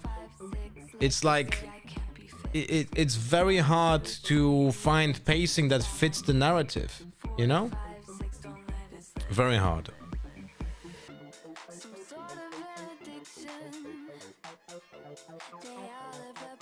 Like in games like this, you would have to, as a color caster, that's my perspective, right? In games like this, you would have to start pointing out the things that are not being done. Not as in what's wrong, but what is not being done. So for example, you see KRU being on attack and you point out that the default has gaps. Like for example, during this defaulting phase, it seems like the utility from the defender is not being drawn out. KRU is not doing enough pressure in specific lanes, or like they are don't have a protocol which lane during the default is actually doing the pressure to draw out utility from the defenders, so it also can draw out maybe a rotation. And you talk about that. And you have to you have to hammer that point till it gets across, because it has to be multiple examples of the same thing, you know? Has been a bright spot, but that's really been the only one. He was pissed around to the second half of last game. That was the Dodds ace. Don't ask what happened after that. Right. Don't ask what happened after that. You don't. Nothing happened after that. Nope. We just loaded up into the next game. Team Liquid got the win. Maybe we can channel some of that magic. Channel that touch the arcane. Take a look at the Yazik there. Gonna get some of that early challenge. Again, has struggled, to be honest. I mean, I hate to say it, but the truth is, all of KRU have. No, there will be, guys, I announced it on Discord. There will be no subscriber games today because I do have to finish the stream earlier to pick up my daughter from school because my wife is going away today. And she's going back on Sunday, so I'm alone with the kiddos. Yeah. Doesn't feel good. I mean, KRU have given up so much to the A site. For nothing, really. Yeah. Yeah, the it's kind of astounding to think about how Liquid the protocols from KRU are just as bad on defense as they are on attack. This is, I mean, for no cost. Fuck me, man. You also see what? How is this allowed? How do you not even have control of showers, man? Bizarra might actually have some serious impact this round. What the fuck is happening here? The timing on that will be everything. The flashback site, no fight. It's just stall. Yeah. Let this lurk come online. Jelly flush forward. That nade's not going to feel good. Down to 4 HP. Somehow we use the nade and lamps. Don't go lamps. Bizarra is here. Daiki playing on the other side of the smoke. Bizarra strides value. Daiki does two kills found. And Kinnear has been very good in the 1v1s, but not really going to get... How we don't even have a smoke on the spike, man? You know what, here I think is a great way of dissecting. two ways that the teams played similar on their defensive halves and how it's vastly different. What? Look at that at face value. It's like, well, what's wrong with how Crew played that? They played it passive. They gave a lot of space. You know, they're playing back behind their site, but they weren't even playing on site. The way that Team Liquid would play, even in a passive hold like that, they'd have utility going down on the spike. They'd be contesting over Lamp's territory pretty consistently. They'd be ready and always putting the pressure down. Whereas Crew, that is insanity, man. Pipes, they didn't have anyone contesting the spike plant, and that gave Team Liquid a calm lockdown, as they find again in this round. 10-3 half, or 10-3 score, and they don't invest here. They don't force. Really interesting out from Crew. And you know, I said a million words there. The simple one is be passive doesn't mean do nothing. And I think Crew did a little bit of nothing in the last round, whereas Team Liquid was doing so Yes, much. and like not taking showers control at all. I think that might have been a bit of an FPX buy. Assuming, This is the previous round from Crew legit looked like the two players on A, the Yoru and the Brimstone, were AFK for the first 20 seconds in spawn. That's how the round looked like. Spike planted. Are we gonna have an extra stream with your daughters? What's your preferred way to I mean, that's impossible to do. You're the Brimstone in 1-on-4? Maybe when my second daughter is gonna be a little bit older. The broadcast jump off the map and let us keep going. Like, for example, she's gonna be like in the 5 or 6, maybe. I think tickles in like the whole like melting and the explosion type sense of the word tickles, where you're just kind of getting disintegrated. Then yeah, tickles. But for a moment, it's like, oh, that's nice. Your office would be wrecked. We would play some video game. And they would be just sitting next to me, you know? Like, when we play a video game, they're glued to the screen, man. Disintegrated, and so I don't know. Okay, but my guess is doesn't tickle. Yeah. Now, a lot of people that played against Jelly have experienced being disintegrated before. Right. And doesn't tickle, I'm sure. It does not tickle that. That packs a punch. 17-6. What kind of game could we even play? Like all three at the same time. So now they're gonna buy. They have to play on one the rest of the PC. way, at least Crew do. And some kind of like point-and-click adventure game. Situation to be in when, I mean, even some of the 50-50 situations haven't been going your way. Heroes of Might and Magic, yeah, for sure. Play the veto on the attacking side, at least in this round. The interceptor right outside of showers. Yeah, stopping. You finally can stream from Nintendo like you promised. I do remember that. I do remember that. You're playing for the attack. Unless you're trying to Look what I even unpacked. See this? For a second. Yeah, Daiki's gonna get caught there. All good. Elgato capture card. For Crew. A remote one. 4v2.5. Oops, sorry. I am slowly preparing for it, okay? In the equation here. So Team Liquid, like you can call freestyle round. Everybody go your own way. I remember when I was that young, I was really interested in what my dad worked on. Trying to pick something, maybe we have a chance, but Crew seem to have done exactly what's required of them in this round. For sure. Here just with the jiggle here, see a body, drop a smoke down on site. And again, this is what I was saying, where playing passive doesn't mean do nothing. Put down the smoke in the middle of site. That's from the defense. Can we skip to 13-3 already? Well, look, I'll tell you one thing though, Anders. The fact that you're still here is a big compliment to me as a streamer, because that means that you're for something else than the gameplay over here. So thank you for staying around. Does that as well. They were thinking about it. 13 seconds left. Gonna play default instead. Kind of like the idea to play for backside, but nice spam. Honestly, buying the parts and building PC with my son for Christmas 1 year was amazing highlight. If I had the skill set to do that, I think that would be a great thing to do for myself as well. But I cannot be. I don't have the skill sets for that. They cannot stumble into a win right now. Oh, that was harsh, but I love it, Doug. I don't know that I've ever seen a team play things out the way Crew have been playing. Oh, no, don't backtrack now. They finally have an opportunity, and something happens to throw all of that to the wind. This is incredible. Just look at this. 3 versus 3. 3 versus 3. They should not have been able to get the spike down. Abazera's playing up really aggressively. Michaela on the other Why are you picking alone? Munch not far off. Bazera gets This is away with incredible stuff, man. Oh my. As well. This shot then turning back around. Incredible. How quickly are you ready for that? Biazic thinks there's no way she's going to be turning around and looking for it. Cacete. Bezerra. Casa comigo, Bezerra. What's she saying? I love that. Trap destroyed. My wife is calling. Oh no, please. No, no. Judge. Oh no, I'm anticipating some strategy. And a bulldog. Oh? And a 12-3 half. Biazic's now down. I think again, if we're talking about a team like Liquid that should be competing for a championship, this is what you want. This is what you need to see out from them. And yeah, they look just as good as people have said. 13-5. Possibility of a 13-3. Let's see how this goes. This retake. Chance for Crew to come up with a fight here. Showstop from Jelly. Oh, the flash setup was really nice, but no joy on the other side. Jujina trying to swing forward. That judge doesn't feel good. But Bazera is still in play, and now the ult, the TP out. Still a 3v3. With the spike ticking away. It hasn't been super long yet, but you still have the final boss on the other side. They have full short control. Bazera healed up. 1 for 1. Munch gets another. Okay, I'm back. Okay, no strategy. Wouldn't it? But not the case this time around. Munch gets 3, Dodds gets a defuse, and we're going to play at least one more.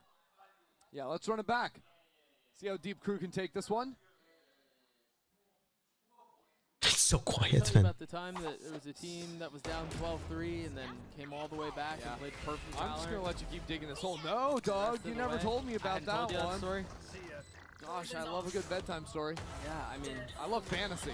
Give me what I love. give me a little bit and I'll tell you the whole story. I don't remember how it goes exactly, but I think it'll keep. And by the way, if you see a team play like this crew, right? And I'm not saying this to like bash them or something, but this is, you can identify very easily the problem. The problem is the IGL doesn't have enough confidence in the calls to actually call something, Nicely done. or the coach didn't implement any protocols.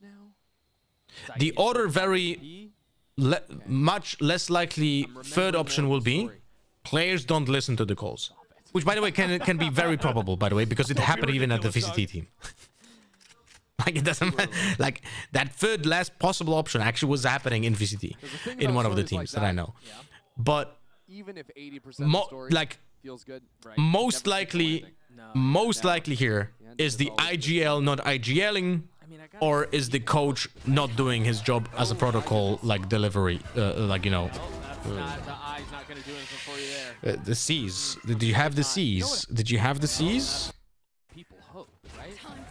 You had the C's. Oh, sorry. Yeah, that should have been the C's. That shouldn't be in the I. There's going to go exploring. Making a ton of noise, but the spike's headed the other way. The TP through. Monch, what can you do? Funny thing is, after that, nothing happened. For the majority of the round, is going to be the first out onto the site. Got to clear back. Cannot yet. 10 seconds left. The spike's still not down. Rotations and reinforcements arriving. Eugene is somehow. What the fuck was that aim for? You don't want to lose this in a 2v4. Oh my god. Oh my, they're gonna lose this. They're gonna fucking lose this 2v4. Biazic and Munch, the two that remain. And it's all Eugene. Oh my god, they're gonna lose this. They're gonna lose this. Just enough time to reload. That's a clone. Don't shoot it. Never that one. mind. Munch gets 3. Crew get 5. Yeah, you know, Munch there is able to play a great little anchor position with the cross-map smoke chucked in from Kunir. On the left side of default. Really like that coming out from Crew just to stay alive on backside. Keep that pressure down, makes it almost impossible to plant the spike. That's what I'm talking about. You see the smoke on the left side. So that's what Daiki's looking at. Is a player waiting inside that? Or are they going to pop through when you try to plant? Down and out. Munch would have plays against expectations there by just simply being TDM Gaming, the thing with the eye is that a player who has good muscle memory, because he plays his character a lot, will literally counter-react, right? Think about it this way. When a Jet is under pressure, the first thing that a Jet does is does a smoke bomb and disappears in the smoke. When a Neon is under pressure, she either walls up or she stuns. Right? It's like used as a counter spell. And when you're a Fate player, your counter spell is the Seize. Because that stops people from pushing you, because they're literally tethered. And even if they are able to go into your angle, you know that they're gonna be decayed and with no sound. So you have a little bit of an advantage. The eye doesn't give you any advantage when you're like close push. And just sort of running it that way, setting up very nicely in post plants, I thought was a big success point of theirs. So instead of playing 4 kills just nanoswarms, I think nanoswarms are just so fucking slow to do anything. It's crazy. Go back and keep things simple. Yeah, the classic slam a sight and see if you win. I think even a part of this one was talking about the money when you see Guardians and a lot of regen or light shields coming in, discussing whether or not just a full save is the name of the game. End up deciding to go for this one. And so if they lose this, there's a good chance that Crew will be able to put another. Oh my god! Will be on a busted buy. And we were talking so much about ults in the first half. The fact that Dodds has a showstopper here, went out on a swing around is big. Bro, Liquid. What are you gonna do with that judge there? Come, yeah, push with the spike. Come, show it to me. Show it to me. Easy now. Oh, unlucky. Yeah, they didn't like how that smelled. Little strange. In the background. I mean, stanky. Yeah, the pit's not going to be much better. Do you just do nothing? Nah, I mean, I still think you don't want to play towards the pit. Okay, no, so it's going to be a dog in from Daiki through the pit to put pressure and push the Viper back. Maybe force Crew to think about that space a little bit more. But with a Prowler going through the TP, not seeing anyone showers, all of a sudden the B is a little bit more obvious. Yeah, they're going to speed up onto this, aren't they? Michaela's going to drop a little bit. Where are you going? Where are you going? And Dodds is starting to rotate over. Going to arrive at the scene. There's a race coming in from CT. Good timing by the race. Intercept, of course, eat something. And now the Nightfall invested. The rocket connects. And they keep everyone back. He's still left in a 1v3. No shot. So, guys, literally Liquid is much better at protocols and planning, right, than Crew on attack. Right? Literally better. Like, there's no way of saying it otherwise. They're just straight up better at planning and protocols on attack. And yet, the rounds looks exactly the same. Last moment defaulting because the game is in this state. Because of patch 11.08. The 11.08 is gonna be our, like, national strategy, you know? They don't want to use a different numbered event because that would be just weird. Right now, a Bucky and a hero rifle for Bizarra. Alright, so this is an eco, so we lose to that, right? Here still has the judge, by the way. Oh no. Dodds falls. There's the judge, spotted by the Roomba, 70 HP. That shouldn't happen. A Bucky from that distance will clean it up. We'll get the kill. Interceptor eats another one. With an aid as well. It's a game of chicken. Who goes first? Who swings first? It's Jelly. Yeah, we're gonna lose against an eco. It's very poetic. It's incredible stuff. Flank too, Doug. That's being held by Jujina. It's incredible stuff. Presence of mind from Daiki to flash there, confirming there's a flank. A little bit of damage dealt, not quite enough to do much else. Anissa strikes. Biazik falls. 2 guns left for the defense. 2 guns left for Crew. And 2 final opportunities to extend this once more. It's just out now. 3 kills with 1 Bucky. Yeah, GG guys. Within an eco. Time is short. Time is incredibly short. And so are the hopes. Holy. 13-6. The way of Liquid. And a pretty complete showing, all things considered. Just like that, that story writes itself. Yeah. Team Liquid, they were the main characters taking that one after fumbling a couple of rounds there. I just want to see something. Take it right back. do it for the culture. Yeah. I mean, Oh, right. Gopher, you asked me on Discord. I completely forgot about this. Spike planted on red dot and defender Omen smoked off A-Link like in the first pick. Completely useless smoke. Now you should either smoke Spike or do close smoke like the second. If that was the actual case in the game, how we describe it, then yes. If the Spike is here and you smoke this is completely useless. It's completely useless. Because the only person affected would be if someone is already playing deep link. Exactly what you want to see. Why would you be playing like that deep in a link if the plant is here, right? Unless you're worried about the flank. Like, there's a little bit of context needed, but in most cases, this is gonna be useless. And you should be probably not doing exactly this. I would say that... let me think.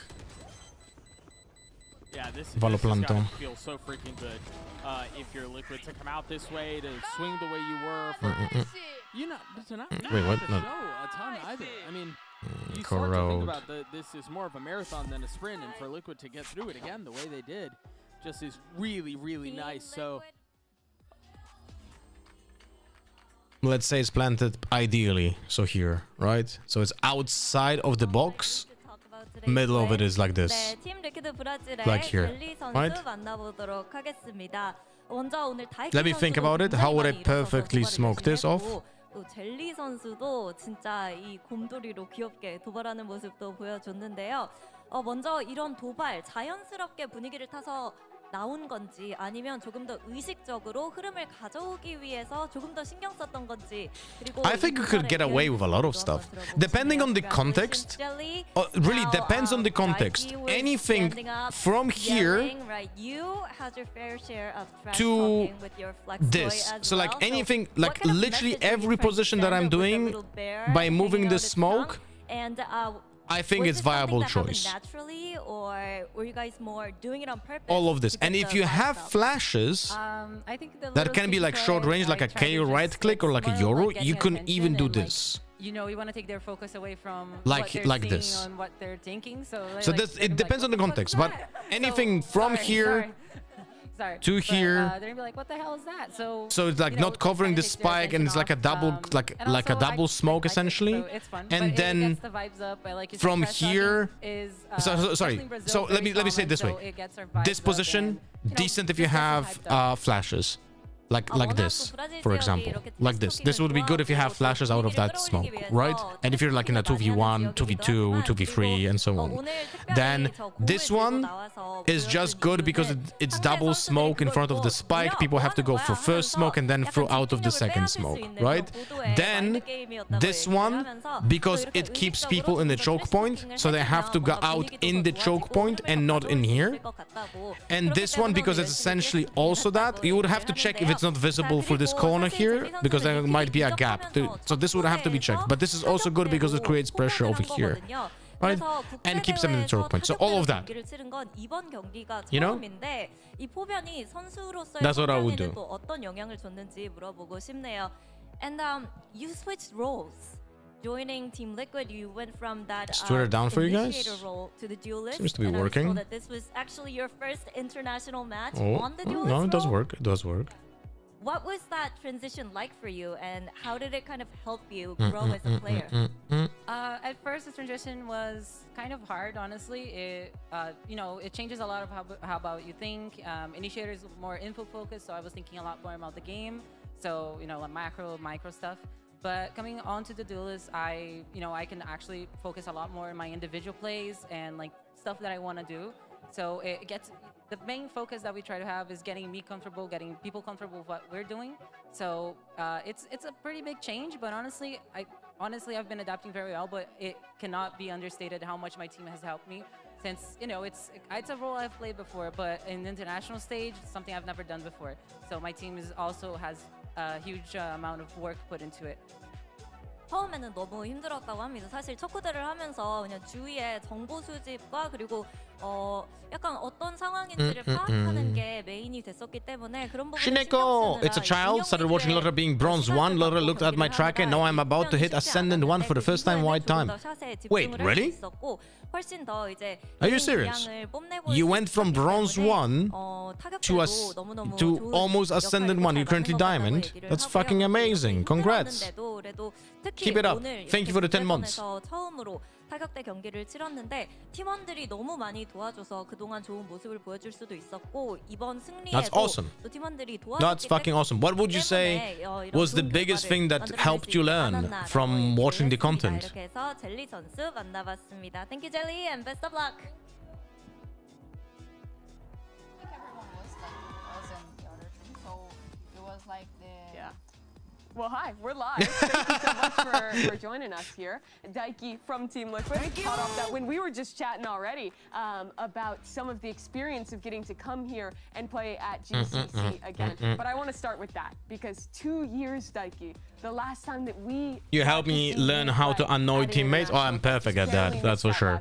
How does it feel to be back competing with this team internationally? I feel like it was meant to be here. Like it's glad to be here on the stage playing against those teams, so I'm happy. Yeah, it's so cool to see, and I think the first thing to talk about, I know you've been asked about it a ton playing in Brazil, but for an international audience, the big change is Bastarda now wearing an MIBR jersey and you guys competing with Jelly in the team. Can you talk a little bit about the decision to make that change and then what it's been like to have Jelly in the roster now? I think we needed to have some changes because in 2023 we lost, and it was almost... I'd say it was picking one specific agent and the smoke guides. And from then I was just watching you play and try to get consistent with it too. So which agent did you choose? Which was the agent that you focus on? We already exchanged... Lotta is opposite scale, rather be 0 the points than 5. Am I that bad? Am I that bad with the points and the pick'ems? Not change anything to... You think because you... I learned recently, thanks to your pros VODs, that it does not matter the rank, everyone plays bad. But it is the harsh reality. Top 2 of the championship, and we almost qualified to... First it was Yoru and Fade since Gold, and since Gold it was Raze and Fade. Fantastic, bro. Very happy to hear that. I'm happy to hear that I was able to help. You know, it's awesome. It gives me a lot of satisfaction. Satisfaction. Those two was two big mistakes. How has speaking of Jelly, how has the communications changed? Because I know Jelly was an initiator last year. Now she's a duelist. So I'm curious what the differences are like in the comms for that. Is she more talkative because she was an initiator, or is she like chilling because she's a duelist? No, she's clearly more talkative. Yeah, than you said. So she communicated more. She asked for more resources. So I think it's better, but it's not. Not everyone is garbage. I'm actually goated for real. For real, brother. Just different. Learning each other. Build different. I agree. Speaking of learning each other, I know you also have a new coach this year in Naps, and you guys have spoken a lot about the discipline that it brings to the table. Your pistol round win rates. Here we go. Your pistol round win rates is insane. These stats are crazy. Who's orchestrating the pistol rounds? How has it been working with your new coach? She know. He's very dedicated, and it changed a lot, like our situations, like 5v4, 5v3. It changed a lot because we used to lose these rounds. Okay. And so it changed it, and due to your streams, I got to know the maps. I haven't played it, so it was easier to move around. It's also cool. Yesterday, our Phoenix ulted after the round was already won, and I asked him misclick. He said no, and that he did it to be cool. Because sometimes do you remember my immortal Yoru from my game, like 2 days ago? That used the ultimate when the spike was exploding to survive, and then he died anyway? Adaptations for your team to make a new pistol your own and make everyone comfortable with that pistol. I think everyone can talk a little, like we have the freedom. If you think about it, majority of the players are doing an agent game every match. Yeah, it's a problem. Sees a gap in the map, she can call it, I saw that one. That was also cool. Yeah, right. Yeah, it's just slight aneurysm every single day. We just die little by little. You know, it's like death by 1,000 cuts. You were so young when you came to Berlin, and now 3 years on from that first tournament. I was watching a lot of the vlogs that your team puts out, and you were talking about how you felt like you needed to be more strict, you needed to step up and be more of a leader after losing in 2024. I want you to reflect on that now and talk to me about how you've changed and how you feel you've improved as an IGL, as a leader for your team. Happiness, I think it happened because I don't know, I'm more like more rude or something like that. Like stern, maybe? Yeah, no, I'm like, I think my team just feel comfortable with me and trust me every time. So I think that was the captain I wanted to be every time. So I think I could achieve. I enjoyed that Europlay, was fun to watch. Well, there was a lot of reaction in the chat for sure. Throughout that one, thank you so much for joining us, Daiki. Let's get ready to talk about what's happening. I'd love to see your ISO special. Is it shared in the clips or something? Secured yourselves a match that fans of GCC gonna be fairly familiar with. I'll check it out. You see Team Liquid moving up to the winner of Nova versus G2. I think a lot of people would expect G2 to win that match. I know that you've played them so many times in the past as well. Would you be excited to get another opportunity, or do you think there's a chance for Nova to come out? Nice. Nova surprised me. Nice. And now you get him. Now you get him because you know the direction he's coming from. Yeah, nice. Sweet. I don't know how lovely. it is. Proud of you. Proud of you. That's fucking awesome. Split, so that's fucking awesome. I don't know. Maybe G2, maybe Nova. I don't what know. is this one? Who you play? Is there a team you'd prefer? I am. And I maybe so G2 because I'm used to, but very happy I have no on problems site to being face Nova. Use it when we're gonna execute on site. That's the right mentality. Well, thank someone died mid, but we're not going there. Okay, so we're going main. What I'm gonna do? I'm gonna ult, and I ulted. But there's one thing I forgot. I forgot that they have a Yoru. And what Yoru did? I have Yoru. Oh, I killed him. Oh no, it was a clone. Oh no, what's gonna happen now? I'm ready. They're gonna push me for sure. And yeah, here he is. Yoru killed me. Bye. Brazen kind of sounds like that child from kindergarten when she's like explaining what happened a week ago, you know? The stars shining bright for KC in round number 3. Xipto, GX going hella aggressive. They know she's up close, but dealing with her. And you know, it's like I can literally see it happening. How that child is sitting, like standing in front of everyone and doing this. And then and then he and then he went there. And it was super. You know? And a dominant start to their story here in Seoul. It's Visa v Visa in this South American showdown. And you're waiting on the other side. She's gonna stick it. She stuck it the whole way. It's a stolen round. Unbelievable. That is very close. I will channel that energy next time. I love when like my children are very good at this, you know.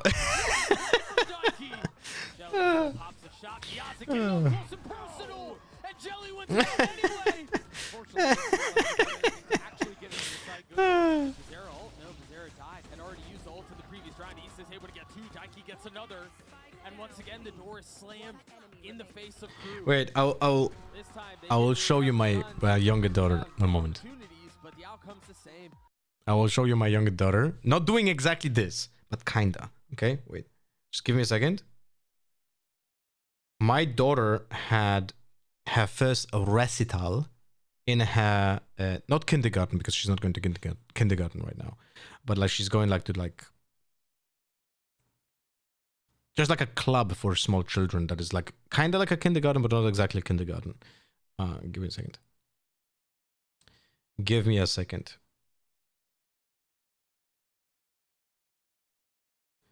One moment, guys.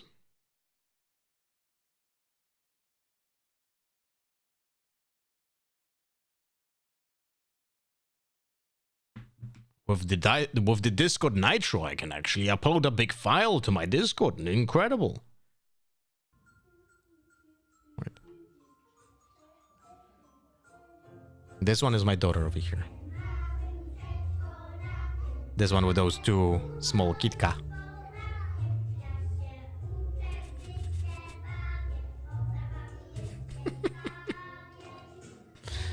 That's Gaia. That's the Vandal.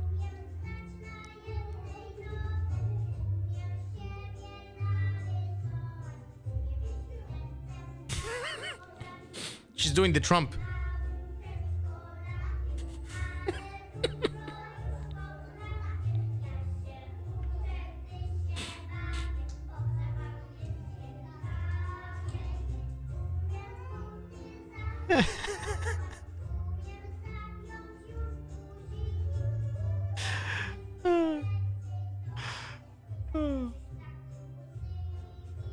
But she's nailing this one here, no?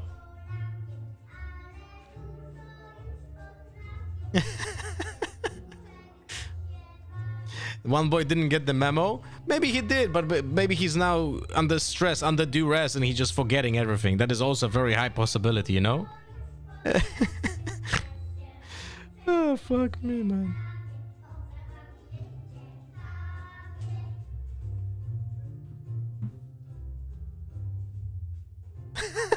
And this is random. Okay. All right, guys. I'm gonna finish for today. I'm gonna go pick up my older daughter, the older one now from school. I'm sorry that we're not doing the subscriber games today. We're gonna do them next week as an additional day. I mean, not an additional day, just like a compensation for the lack of subscriber games today. I'm gonna make a vote on Discord which day we'll choose between Monday to Thursday. You know, so we'll see how that goes. We're not gonna have a stream during the weekend, so you can enjoy the slow-paced GCC games without me. And we're gonna see each other on Monday. Now, I'm gonna be honest with you. Wait, let me actually plan it out. One moment. VLR.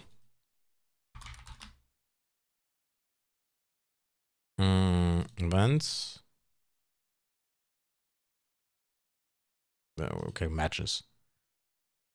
So, unfortunately, I'm not going to be watching the G2 Gozen game, which is tomorrow. That kind of sucks. So, how does it work exactly? Matches. So, tomorrow is G2 versus Nova. Then we have Shopify Rebellion versus MIBR. And then Sunday is the elimination matches. And then on Monday... Okay, so on Monday, we're going to be watching G2 and Shopify Rebellion. So that's going to be the Monday. Right? Am I correct? Overview. Shopify Rebellion is here. So we should be watching essentially... Okay, so on Monday... Yeah, right? 26th? No, wait, what? Oh my... Never mind. This match is happening on 26th. That's Wednesday. Holy.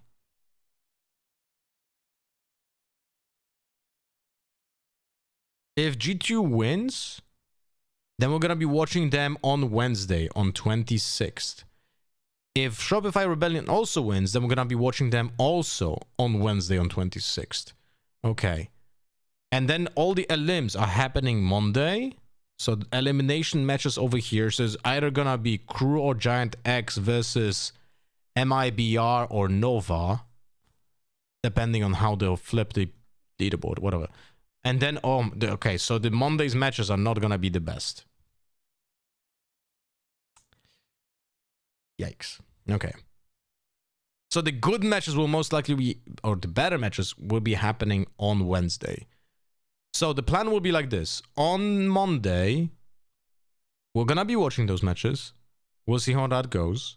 And then after those matches end, I'm gonna be playing Riftbound. So we're gonna start the stream. We're gonna watch GC.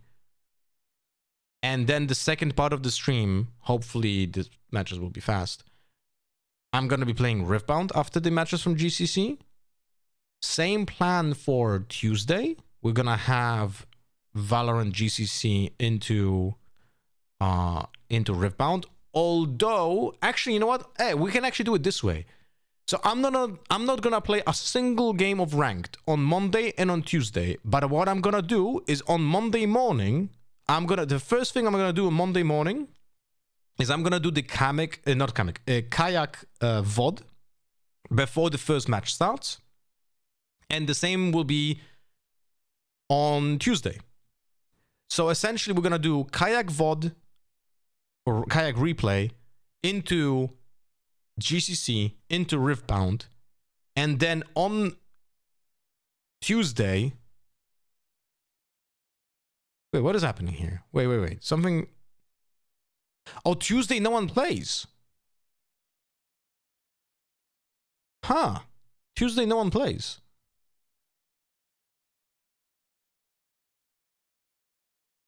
Okay. So Tuesday we might actually play a little bit of ranked for like the first half of the stream and then swap to. So we're gonna do kayak Monday, kayak Tuesday, then play a little bit of ranked, tilt, and swap to Riftbound. And then Wednesday is gonna be good matches from GCC. First match is at 9. Yeah, we can definitely squeeze a half or maybe even entire VOD from kayak before the matches start, I would say. You know? I had a bug on Valorant the other day where I could see the enemy guns for walls. It was super weird. I posted it on the Discord Valorant channel if you wanted to see.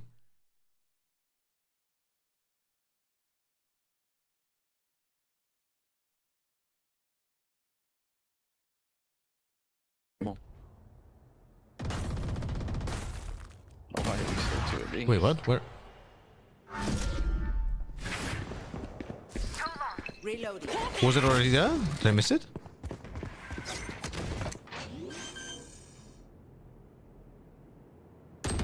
Oh, close.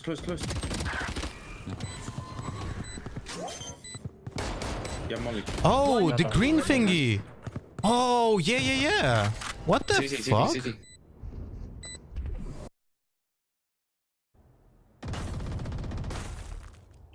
But it only happened through the Radianite box. Yeah, Molly. This is a legit wall hack. Did you maybe crash during loading to the map, or you had to like relog during loading to the map or something like that? Oh yeah, I can see. Yeah, I can see it too. Yeah, you can see the weapon over here through the wall. Yeah, that's crazy bug. That is crazy bug. Do you have GPU from AMD or from Nvidia?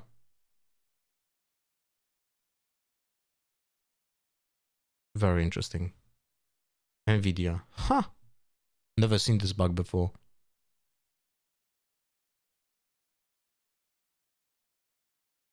Interesting. Very interesting. Brazen, I'm gonna upload that VOD review from Kayak anyway to my YouTube, so you don't have to like super watch early 8 AM, you know. Anyway, guys, all right. Yeah, you should definitely report this to the devs. We're gonna see each other on Monday.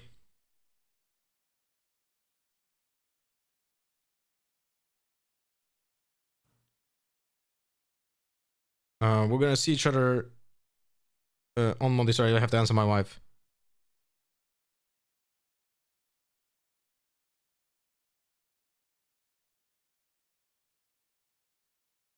Okay.